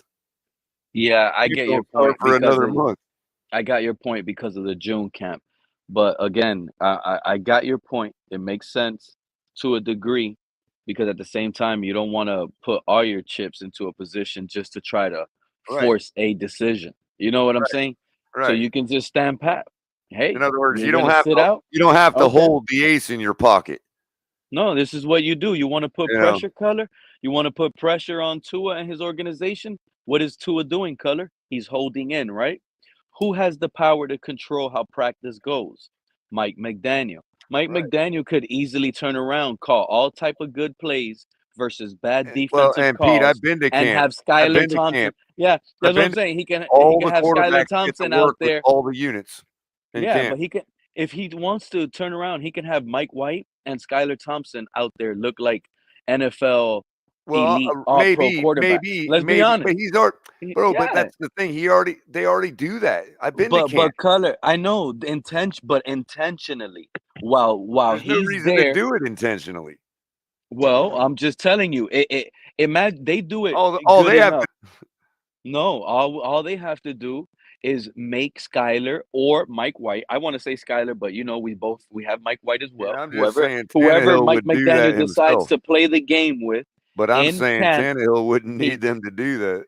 I got you. But in camp, he lets these guys just roll with it. And he's letting Mike White, he's going 13 for 15, 3 touchdowns, no interceptions, every practice. The beat writers, Omar Kelly, Poupart, all these guys are gonna run with it. But Mike he's White already is doing killing that. it, but he's not doing it like how I'm telling you. I'm telling you intentionally, Color. No. And What I'm saying is, you're with right. They're not intentionally helping him. I'm just saying he's already doing it, so he don't need them to. They just need to start acknowledging it. I got your point, but He's imagine already he turns. doing it. You know could what I cook mean? an egg on medium. Right now, Mike White is medium. He's good. He's medium. But you could turn that pot into boiling hot, and you're gonna get that boiled egg to cook a Well, lot fair quicker. enough. All I'm saying is he could turn around and If you call. believe that they do that kind of thing, then I'm with you. But I don't Yeah, that's really know if without they having to do use necessarily. they should to turn it up. Oh, Hey, you want to hold out? Look to it. Look what my guys are doing. Look at this. really quickly in Twitter on my timeline, I'm starting to see. Uh, it seems like now that the Dolphins and Twitter are at an impasse in this contract. You starting to see starting to see people starting to pipe up, whether they're analysts or former players or player, whatever they to try to advocate for this kid, and one of them being RG3, Yeah, I saw saying that. I said it he earlier. deserved. He said there's nobody in terms of quarterback who's playing better football right now. Like, are you fucking serious, dude? Get Did the you fuck see off earlier, here. Mountie? He said, "Pay this man what he's earned," and he put "earned" in all caps. Yeah, like, are you fucking serious? It's no. You know what? Now I see why he's not in the league anymore. Especially Are lost you it to Kirk Cousins. are you serious? Now you know why RG3? the league executives put out that thing about asking for a QB salary cap. A Oh lot of my people lose god. credibility, and RG3 is one of those guys that you can't take First of all, serious. I'm telling you, He's a this is a positive bigger guy. war, Mountie. This is a bigger Cold War going on. We you don't know, even know about. listen. I'm gonna tell you this. I'm an old school. I'm 50 years old. I don't believe in paying quarterbacks big money. They don't take any hits. They don't do any blocking. They don't do any tackling. They just throw the fucking ball. They're not running backs. They're not receivers taking hits every down. Look, some of that money needs to be spread out. I mean, Hey, it is Mountie, you kind of said you don't believe in hierarchical. paying quarterbacks big money. I think the owners are coming together slowly, trickling out that they're about to start practicing austerity. That's the word of the day. I think what they're going to be doing, they're going to be cutting back on spending. If we can demand our federal government to cut back on spending, why can't we demand our billionaire owners to cut back on spending? So that sounds like you're in line with what I'm saying, Crypto. There you go. Like, that's the war going on right now. It's too hot. And We need to curb our spending. athletes first is at the spearhead for the athletes right now. Right. And it Runaway sounds like spending, Drew too much Rosenhaus money. is on the side of the league. Yeah. He sure does, Color. Not like these Especially when guys he in has the the cheetah. Hey, this because guy's we a just got mastermind, stop Color. spending. He has the cheetah saying the right things. He has the cheetah in media sessions saying, "I'm going to take a team-friendly contract. I don't want to hurt the team." I just want $1 billion. I just want what I'm worth. $1 billion. Yeah. Man. I'm just saying, hey, hashtag austerity, goddammit. Well, If we're going to demand the federal government to stop spending, I'm demanding the billionaires to I stop tell you spending. what, if Tyreek Hill, it's not even about the money. If Tyreek Hill commands a higher percentage of our salary cap than Justin Jefferson does of his, then arguably Tyreek Hill could be getting close to Baker Mayfield money. Right.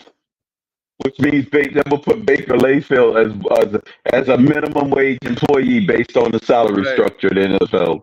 Now, if you're the other players, which position would be in the best position to advocate for you against the quarterbacks? The receiver that made the other guys that put butts in the seats, right? The receivers, and also the edge rushers, right? Edge rushers, quarterbacks, and maybe a linebacker if you would like Ray Lewis or a linebacker, right? Color, and you know what? I think Crypto agreed with Lewis earlier too. Y'all can't be agreeing with Lewis because he'd be loud and wrong. I'd be trying to explain to y'all. Remember, he was complaining that Tyreek Hill can't get a new deal because he's old, right? Well, just to be clear, right? Well, imaginary based war on I'm talking about. the This tiers. is nothing but hypothesis, dude. For me, I'm not. I know it's I'm okay. not It's saying just I believe conversation. any It's of this is Dolphins going on. I'm just saying that this is like No, logical. I'm only saying it because I'm a big Justin Jefferson fan, and nobody can get close to his salary. That's the angle I'm coming from, Pete. Wow. So you don't even think Tyreek Hill should be No, Tyreek's close too to old his to get salary? paid his money, bro. Now he wants to go back to old. Now y'all want to go back to old. Jefferson just turned 25 on the 16th of this month, so he's got some years left on the table to offer. Tyreek is on the twilight, man. He's in the twilight of his career. But looking at the I mean, players, Mostert didn't get Jonathan Taylor money. To me, looking at Yeah, Tyreek he Hill, didn't. he gives me the feeling he will play till like he's 33, 34. And when I say I will mean, play, I'm well, talking he about can't. at a high level. He might be like Jerry Rice. He might play till he's 39. You're right, but No, still, Jerry 34. Rice never I'm talking reset. high Jerry level. Rice never ever reset the market, Yeah, but this is Tyreek Hill even when he was last. in his 30s. This is Tyreek Hill's last prime career. Someone like Justin Jefferson, I think when Justin Jefferson with his long body, long legs, by the time he's 30 years old, Tyreek Hill's age, he's not going to be as productive as someone as Tyreek Hill. And Tyreek Hill at 33 will be more productive than someone like Justin Jefferson when he's 30. Look at the body. What do you So mean? Joe Levesque just brought up Cheetah a is good like a point about the glitch. Players He's Association. thick Is it everywhere, bro. possible that if they implement some kind of separate quarterback salary cap, is it That possible don't work. that could split the union And let me make this. into a separate quarterbacks union? And I was gone for a minute, and I was hearing this take right before I went out for 2 weeks. I was hearing this going around in the community, and I'm glad I just remembered it. Let me explain something to people that are saying this. I heard a report, and everybody was talking about it, that Devon A-Chain is playing receiver, and we could turn him into a Tyreek Hill, and we could convert him into a Yeah, that was receiver because thrown we out have. there. I think Yeah, Ron that Levy. was you were hearing that, right? And next I thing you first know, heard I'm like, Ron Levy what? suggested it, but yeah. Why? Yeah, and next thing you know, I'm telling you, what's going on. I heard it too. And next thing you know, I'm like, this guy's comparing Devon A-Chain to turn him into a wide receiver because of Tyreek Hill did it. Tyreek Hill and Devon A-Chain, they could be fast, but they're not the same fast. A-Chain don't have the quick feet like Tyreek Hill does. He just doesn't. They run different. They're both the same speed, probably could run a 4.2, both of them, but they run a 4.2 and a 40 differently. And it takes a special type of talent to become an elite receiver as a wide receiver with the quickness. A-Chain doesn't turn Yeah, as far as and to becoming a good route yeah, runner, yeah, we get it. in Yeah. short bursts. Yeah, he doesn't have that footwork. You could tell. The way he runs, he ain't gonna have those quick feet that you need to run routes like that at that high speed, like Tyreek. You're gonna compare him to Tyreek, you gotta compare him to Tyreek, the way the guy runs routes, the way he explodes off of cuts. A-Chain can't explode off of cuts like that. Tyreek Hill is special, bro. And his leg body is like his short body. So that's why he has that explosiveness. This guy, A-Chain, he has like long legs. It's not gonna work out like that. It's not that quick.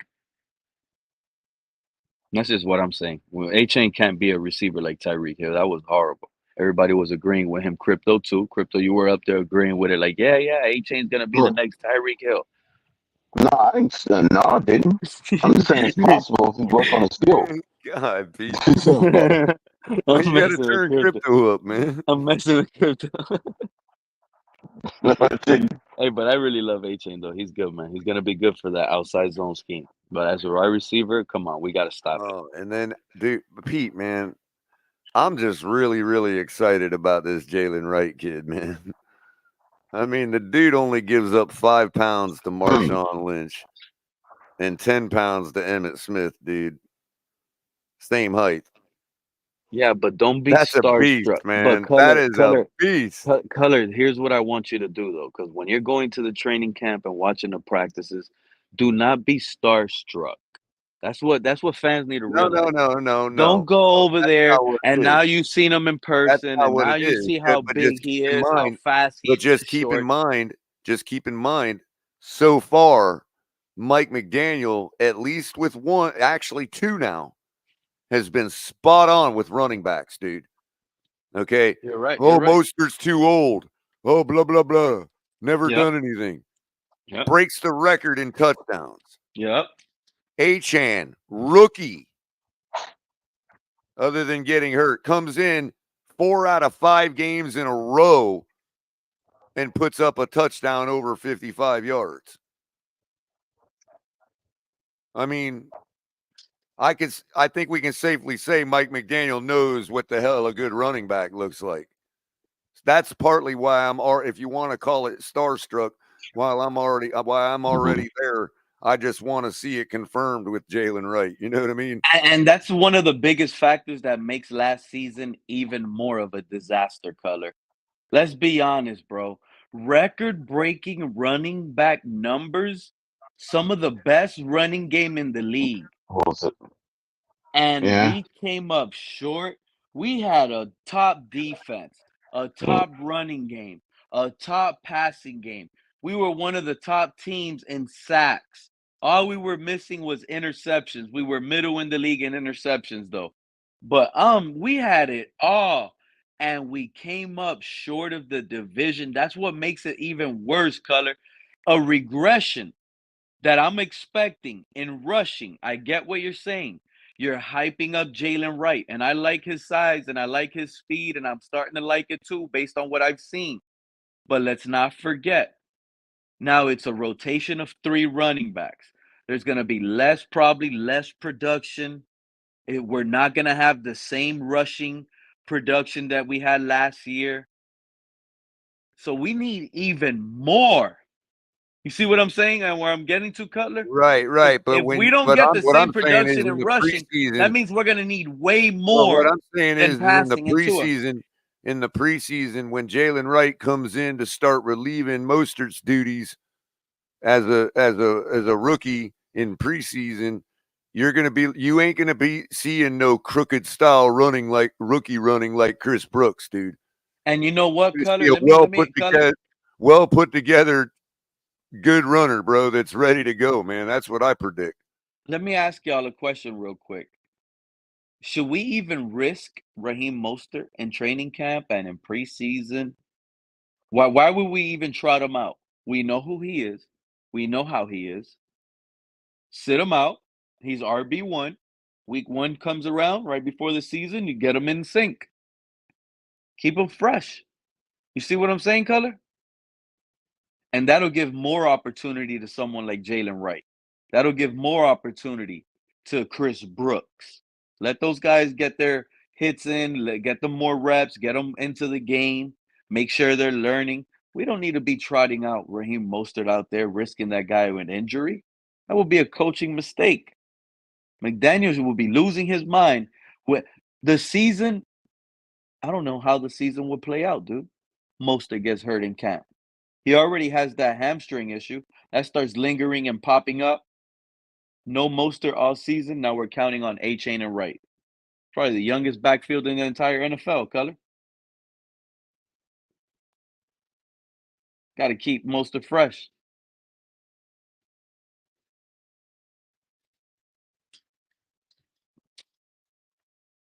But that's what we got today, man. 6 I'm sorry. hours Was that and for me, 30 Pete? I minutes. walked away for a second. That was for everybody, man. That was just me letting out my Yeah, thoughts no. on what I'm thinking out loud, what you guys hear up here. But 6.5 hours, I man. think Tua's getting 60 million, Pete, and Skyler's getting another 30. You joking, Crypto? I know it's $60 funny now. billion. Tua's gonna break a record. He's gonna sign the biggest deal ever. The market is the market. He said it. Hey, you know what though? let me throw 2 in ears a bone real quick. All right, I'm fair. I always try to be fair. All right, look, don't get upset yet. Don't think it's over yet, because this could all be a one last make the haters feel good for a minute before we find out tomorrow that he signs for $60 billion. And as of Right. today, I feel good right now, Color. So we're enjoying it. They're just giving us one last treat before they One sign last the one. big Yeah. money. As Oh, soon as I man. sign off, they're gonna say, "Send it through." Oh, man. Hey, let me That's tell y'all crazy. a real story, man. Shout out to Mounty, right?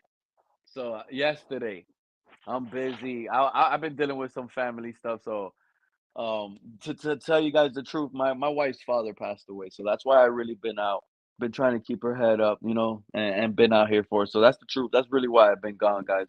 And but I seen yesterday a couple missed calls on my phone, and when I looked, it was ended up being Cap for Life and Mounty at the same time. Like both of these guys called me damn near at the same time, and they never called me. And when I looked, my heart, I even told Mounty, I said, man, you made me so nervous. Before I even decided to call that guy back, I jumped on my phone. I looked on Twitter. I searched dog. I thought there was a Tua extension. My heart, the whole time, like Tua got an extension. That's what I thought. And when I saw those missed calls, it was unbelievable. Mounty started dying laughing when I told him that's what I thought on the phone. I'm like, man, everybody calling me at the same time. It's crazy. It was crazy. I had like 6 missed calls all in like a 5-minute span. And then one of them was Mounty and Cap. What's up with it, man? You kept Mounty, you there? He's on silent. He's listening in, tuning in. I'm here. Sorry, I'm back and forth to the kitchen making a cup of coffee. But my damn heart dropped when I saw that because my first thought was Tua signed an extension. Tua signed an extension. I was only missing a color. If color would have called, that would have guaranteed it. What happened? I had 2 missed calls I had one from Mounty and one from Cap for Life on my phone yesterday, right? And the first thing I could think of was Tua got an extension. That's the first. I'm like, what the hell? I got a missed call from these guys. What's going on? Oh my God, no, Tua got extended. Oh, I remember, by the way, somebody said it in chat earlier. It's probably too far back for you to find. But when I was saying that Big O, had kind of reporting, trouble in paradise as well now as Darlington, we kind of argued about it a little bit. It wasn't so much that he said trouble in paradise. What Big O did say was he sided with all the people that say Tua has no leverage. That's what Big O said last week or so. Oh. He doesn't think Tua has any leverage. So he's being fair on that. Even if he is honking for Tua, fine. He's being fair about the leverage argument. Wait, so make it make sense though, Color. Is this him like buying a way out? Well, that's why I meant to say, hey, a guy you might think not has any credibility and a guy you think has credibility are both kind of saying the same thing. Because how does he go from Tua has no leverage, right? But yet he was screaming. You should pay him, right. Yeah, you have to pay him. You should pay him. Because that's kind of where Lewis. That's kind of where Lewis is at. Yeah, but also at the same breath saying, Tyreek Hill, we don't need him. Well, I mean, again, you'd have to say, well, Big O might have read some body language that we don't have a chance to read when he's talking to somebody about it. This is the beginning. Somebody he might be talking to somebody about it. They're not giving him any info, but their body language could be telling him all kinds of things. Yeah. So this is the beginning of the Big O possibly flipping out on Tua. I'm not saying that. I'm just saying that. That's why I said possibly. Arguably, a person could say that he's agreeing with Darlington that it's not as optimistic as it was before. Because it makes no sense going from buying the hype, almost getting it tatted on his forehead, which was the market is the market, and Tua's going to get a Goff and Trevor Lawrence type deal. And that's where he's sitting at. You can't go from the market is the market and sit on that square and then turn around and say he has no leverage. Because you have to pick one side when it comes to those. Right. Exactly. Because what is another way to say that Tua has leverage? Exactly. The market is the market is Tua has leverage. Right. Exactly. And that's what Real Talk, in his own weird way, has actually been trying to tell us. He just don't understand. I get it. Yeah, that's not what the Dolphins are telling us right now. Exactly. Through guys like Darlington and Big O. And that's what I'm saying. When but Color, do you not see the false half our fan base can't stand Big O. Okay? Including me. whatever. And I'm not saying you should or you shouldn't. I'm just simply saying it's evident that half our fan base thinks Big O don't have no credibility. Another half of our fan base thinks that Darlington does have credibility. Now, if both of those people are saying the same thing, wow, you see what I'm saying? We're finally all one. That's how you actually arrive at a truth in something, whatever it may be, politically, whatever, because it's the same thing you got to do with the news for political stuff. You got to say, man, I can't stand that reporter over there, and I love this one over here, and they're both saying the same thing. Now you're opening your ears. That's how you know what the truth is. Yep. And you may still be wrong. I'm just saying, that's, to me, that's the way I was taught to arrive at the truth. That's just the way I was taught. Wait, so the Big O is agreeing with us That's my that Tua epistemology, has no or leverage. whatever you want to call it. What happened, Color? So you're saying that the Big O now is in agreeing with the guys that believe that Tua has no leverage. Well, that's what somebody in chat said earlier, because they were correcting us as to what Big O's position was. And I do remember somebody else, Cap for Life, I think it was last week sometime, yelling to the top of his lungs that Big O said that Tua has no leverage. Wow. So it's not all the way the same thing as Darlington's saying. It's just from the same, it's like the same mood. No, that's it. It's really eye-opening. It's really like Greer, bro. I can't believe he's gonna do what needs to be done and what's best, because some might not like it, some might not know it, but not extending Tua to a big contract and letting him play out and prove it is like probably one of the best decisions this organization has done in a long time, because more so than not, you heard all the fans already. You heard the Sharifs of the world, how many times he would come up and scream at us and tell us this is the Tannehill 7-year plan. No, Greer is showing that Greer has learned from those type of mistakes. We're Right. not gonna fall into those issues. Now, if Tua ends up caving at the Dolphins' limit, which according to Darlington again is Goff money, then that's at which point you say, okay, the Dolphins did really want to rock with him a little longer. You know what I mean? They just didn't want to, it's funny. make an unwise decision about it. So, Color, let me ask you a question. Everybody brings up Goff. That's fine. That's cool. But the people that disagree with Tua deserving Goff type money, what is the first thing they run to? You know? As their reasoning why not? Any reason why he should pay him or not? Because he hasn't shown that he's worth that much. And he hasn't went to a Super Bowl, hasn't won the division, and won playoff games. Exactly. So if Jared Goff is the bar, then in order for Tua to get that money, he needs to win the division, go at minimum, not even a Super Bowl, because he took the team that drafted him to a Super Bowl. But at minimum, now hold on, win Pete. the division. Now hold on. This is where real talk is somewhat right about the market and all that. Okay. If you're deciding that, even if you don't decide it, but there is some aspects that caused Goff to not command as any kind of more than some should say he should have got based on what he has accomplished. And that's because of it's his third contract. He's been bounced around, blah, blah, blah, yakety schmackety. And that's fair.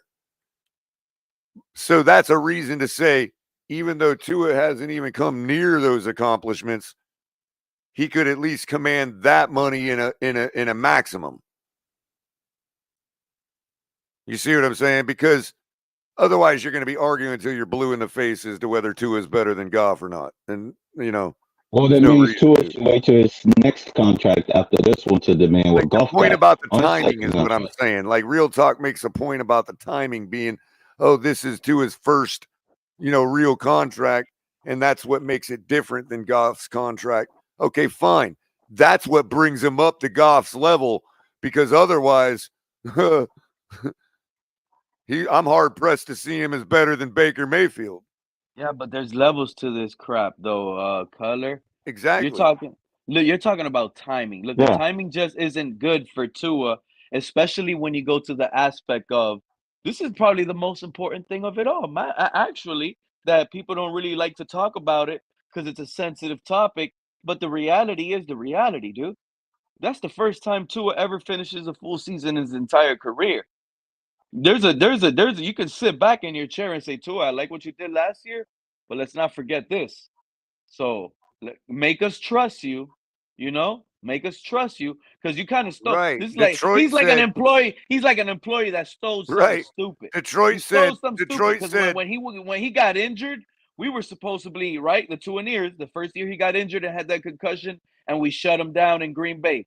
What was the 2 years said? If we would have had Tua healthy, we would have went to the Super Bowl. right, Well, how right. funny! Last year we had him healthy. We didn't go to the Super Bowl.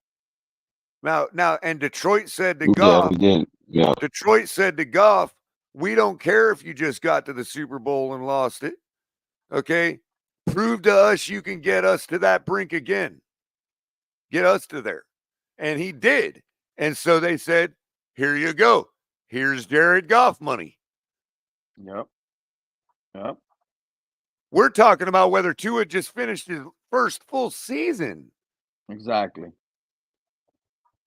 I mean, it's a must. You play him I on the don't field. know if Jared Not only Goff do you had have to, not only do you question, not only do we have to see him play better and late in the season, you have to guarantee yourself that, hey, you're really not injury prone no more. Only because when you start riding a bike and learning how to ride a bike, guys, you fall more than once before you do it. Before you get it all figured out. It's not like you fall one time off the bike when you first took off the training wheels and never fell again. It still ain't even about that, bro. I think it was, I forget who it was. It may have been in that original RG3 tweet. I don't want to attribute to him if it wasn't him, but something about all you wanted to see was the people that the haters, I guess. All they wanted to see was him do a first full season, and they call it moving the goalpost. And it's like, no, you all poisoned the well as if that was the only thing that we wanted to see. Right. But you know what's funny though, Color? Right. They're trying to suggest that that's the only thing that needed to be done. I Right. said it though already at the time, even last year before I the knew season they were going to started. do that. Yeah, exactly. I called that out. I said when Tua finishes this first season, if he finishes, I said that's still going to be his first season he ever finished. So it doesn't knock out that he's not injury Crypto, prone. what Because was a lot the of the guys, exact remember they prediction? were saying all they need to do is finish the season healthy. No, he don't. Right. He need to finish it more than once. Crypto, what was the exact prediction that like you and I and others made? That they would be saying, oh, that's only his first attempt at a playoff game. Got to give him another chance. Right. Yeah, we did exactly what we said. That just one game. And here we but are. Then you got rookies coming in blowing it in their first attempts and that's a one game attempt. So that killed that narrative right out the gate. And here we are. Yeah. So the one Saying game exactly narrative what is we still what you predicted call. it would be said.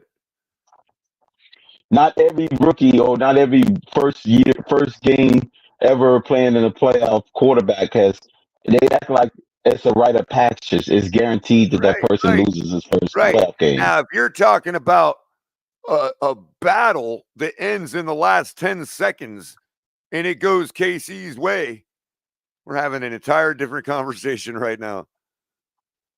Yeah. But the actual rookie, Skylar Thompson, don't get the same grace in his first ever playoff game. Right.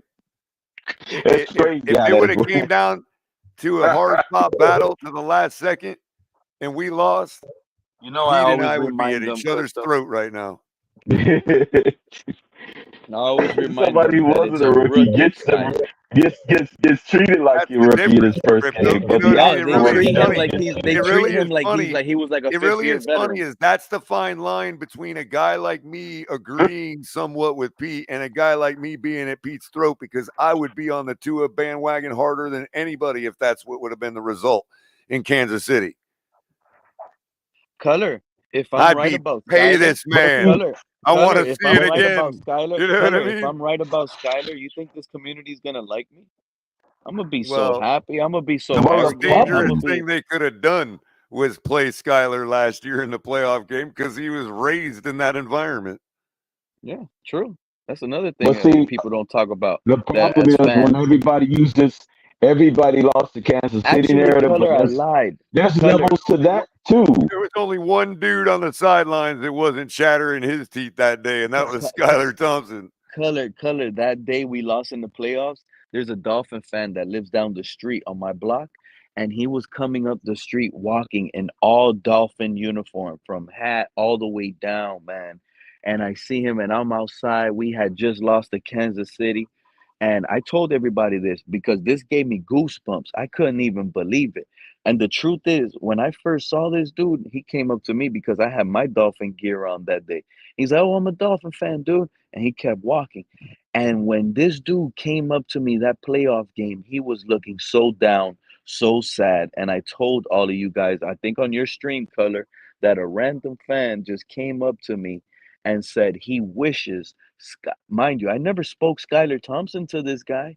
He just randomly came up to me and said, "Man, you know who I wish would have played, bro? That backup quarterback, Skylar Thompson." And when he said that, Color, my heart was like, Isn't "Oh it so my interesting God, to hear bro." how different the locals actually are than the people online, bro? Isn't it crazy? Right. No, It's it's like it's night and it's day. it's really crazy because you know why? When I first met him and I asked him, like, "Oh, you like Tua and stuff?" I didn't tell him I don't like Tua. So I really didn't talk about Skyler. It was just like, he's a neighbor. First time I see him, let's see how, just first time I ever see him. So it's just a quick conversation. But he mentioned that he loves Tua.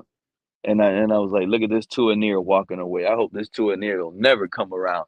Bro, when I Now I'm wear looking my for him. I'll be like, where he at? I want to see that Skyler near when I now. wear my Tua t-shirt around like to the grocery store, I've had people actually be like, the first question I get is usually, "You really think Tua gonna do it?" Yeah, they doubt Hey, that guy. Color. They never say, "Oh, right on, man." They're always like, "You really think Tua can do it?" Well, that's the definition of confirmation bias. Hey, Color. What's up, Mountie? Hey, now going back to the point where RG3 was up there caping for Tua, this is the same fucking RG3 that was on the panel with Marcus Spears few months back, and he said if Tua wants to be a $50 million quarterback, he's got to be able to win big games. This is the same RG3. The same RG3. If my memory serves you correctly, him and Marcus Spears were like, "Hey, look, I like Tua. I want him to do well, but he's got to be able to win big games." That's what he said. But now he's saying he earned it. It's straight payola, bro. Oh Bro, my God, RG3, you're making yourself look listen, fucking Mountie, stupid, man. RG3 took the so deal, a lot bro. of these times you got to understand these shows, they're No, he definitely scripted. did. They get talking points. They get these scripts. Like LaShawn McCoy a few months ago was saying that Trevor Lawrence definitely deserves a new contract and all this and that. Now he came out and he's always been down on Tua, right? He never liked Tua. Now recently he came out and says that Tua is way better than Trevor Lawrence. Of course, he deserves a big contract. Make it make sense. Without no new games played, right, Mountie? The season hasn't started during the same off season that he turned around and said Trevor Lawrence, and Trevor Lawrence wasn't paid at the time. He said Trevor Lawrence needs a new contract. He never liked Tua. Now, out of a sudden, with no new film, nothing new, LaShawn McCoy thinks Tua is better than Trevor Lawrence and deserves a way bigger bag. Mind you, Trevor Lawrence already won a playoff game. Tua hasn't. So crypto, No, should we I don't call like. it crypto? Should we call it Tua Gate? Yeah, What I'm I don't saying. like the. I don't like the indirect disrespect the quiet, unknown, disrespect that Lamar Jackson gets because they want to act like he just 12 months ago he wasn't in the market for a big deal. So he just recently got his deal. The ink is barely dried on his contract, and they want to just gloss over the fact that why are we comparing new contracts to just only golf and you know not even Mayfield's not including he signed this year. So the market, like I said, is wide reaching. It includes all participants, not just one or two. And so no, because they conveniently can gloss over Lamar's contract because they know that if they don't, they're gonna have to start making direct comparison as far as accomplishments go, as far as the total career, and they want to just say, "Oh, let's just leapfrog and just go to Jared Goff," and then go to these other quarterbacks that gave out bad contracts like Daniel Jones and freaking, which was almost 3 years ago now, and then freaking what's his name? What's the other guy that just got a bad contract? They say Justin Herbert that they say is bad, but he got his after his third year or something like that, going into his year 4. So No, he got why are going they into year 4. why are they conveniently glossing over Lamar Jackson's contract and saying, well, Baltimore made him wait after he won an MVP title and after he freaking led his team to the playoffs and damn near every year he's in the league. Well, to your point, Crypto, I just did a little math on the color calculator. Shout out to the color calculator. I haven't used it in a while. Crypto, But you want me hold on, real to? quick. I'll remind him Pete. about the Lamar Jackson real quick. Real quick. I just did a quick look. Okay, I took, and this is maybe why the Dolphins stealing is what it is around Jared Goff money, and maybe a tad more, because if you take an average between the top, which is about 47 million guaranteed, the bottom, which is paid out 4 years ago, which is about 38 million at Baker Mayfield, and then you take Jared Goff's 42 guaranteed and you average those three, you hit 42.333 million. That's what. No, I thought Baker's was a lot lower than that. Baker's was in the low 30s. I mean, I thought it was 38. I thought it was 38. No, Lamar's is around 38 on average per year over his 4 years. Crypto, you remember going back to the Lamar Jackson contract talk, right? How they held him out long and put him on And that tag. maybe that's what Tua is being offered, is what right beneath Lamar, and it turned out to be lower than Goff's. So they're kicking and screaming, not realizing the hidden guy that they probably be actually comparing them and trying to offer him to. Wait, despite Lamar Jackson actually winning MVPs, Crypto, right? Despite the fact that he did that, yet the biggest question mark Lamar Jackson was having, let's not forget, the biggest question mark he was having, why he hasn't gotten extended. Does anybody here remember what was looming over his head? Why he hadn't gotten extended? Or y'all want me to remind y'all real quick? They were trying to say he was too injury prone. No, because he only got injured that one season, Crypto, and he didn't want to fight back for it and play hurt. So that was big. So I can see why you could think that was big, because everybody ran wild with that. No, I'm just but saying, the biggest factor, Crypto, the biggest factor, I'm gonna just end it so you guys know right now. Winning big games late in the season. Yeah. They question him if he can win playoff Well, they tried games. to say that. If he can win enough playoff games. He had already had one playoff win up until that point before he signed it. And he lost, and then he lost again, and then he lost, and then he lost again, and then he finally won last year, and now they're saying he only beat a rookie in CJ Stroud. But now he's already paid. But the biggest question mark that was looming over his shoulders was that he couldn't win in the playoffs. Oh, he's a regular season diva. So if he's a regular season diva and you're questioning that guy's talents, why is it a sin to question Tua, who's way less talented and as gifted as an athlete? See what I'm saying? Yeah, but see, they will lose that argument if they try to say, well, he beat a rookie. But that rookie had just came fresh out beating the crap out of a former Super Bowl champion in Flacco, so the argument dies. Their argument dies. So they can't use that.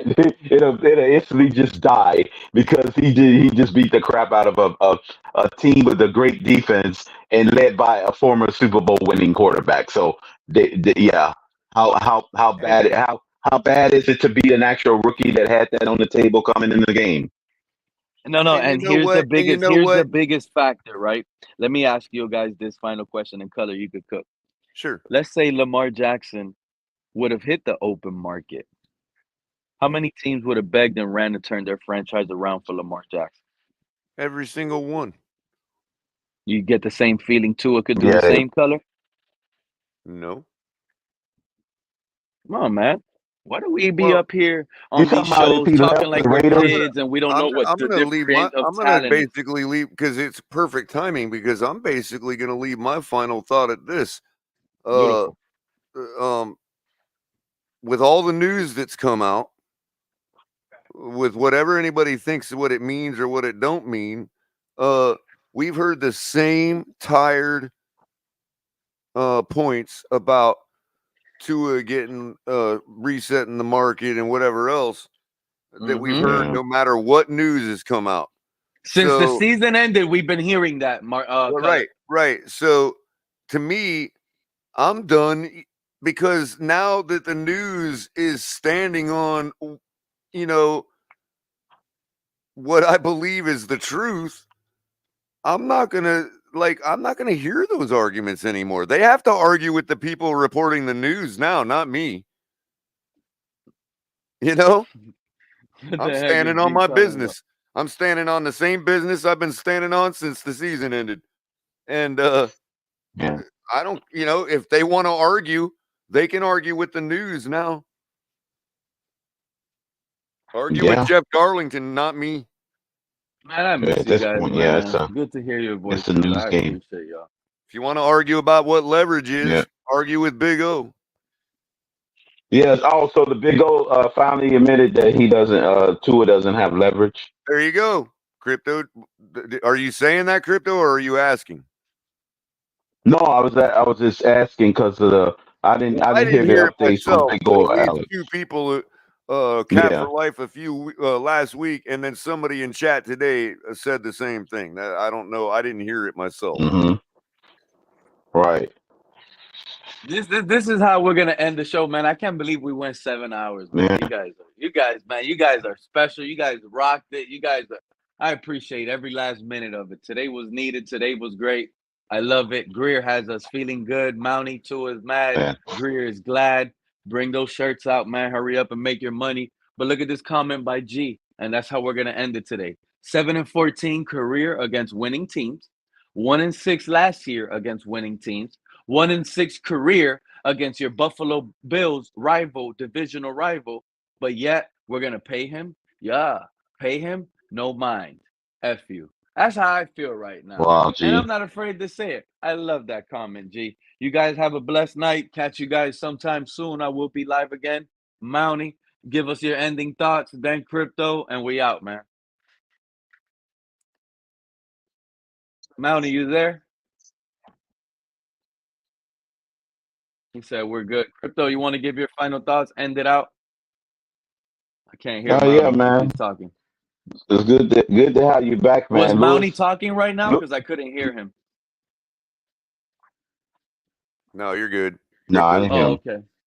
okay. No, Making I was sure. gonna say it was good to be back, Pete, because Lewis gave me permission to fill in for him. I didn't have my 3-piece suit, and Ian and Lewis has got 3-piece suits for this panel, so I wasn't sharp. My suit is still in the cleaners, man, so I couldn't fill in for him right away. So I appreciate But luckily, you know. Lewis, he decided to come in and co-host. He rocked out.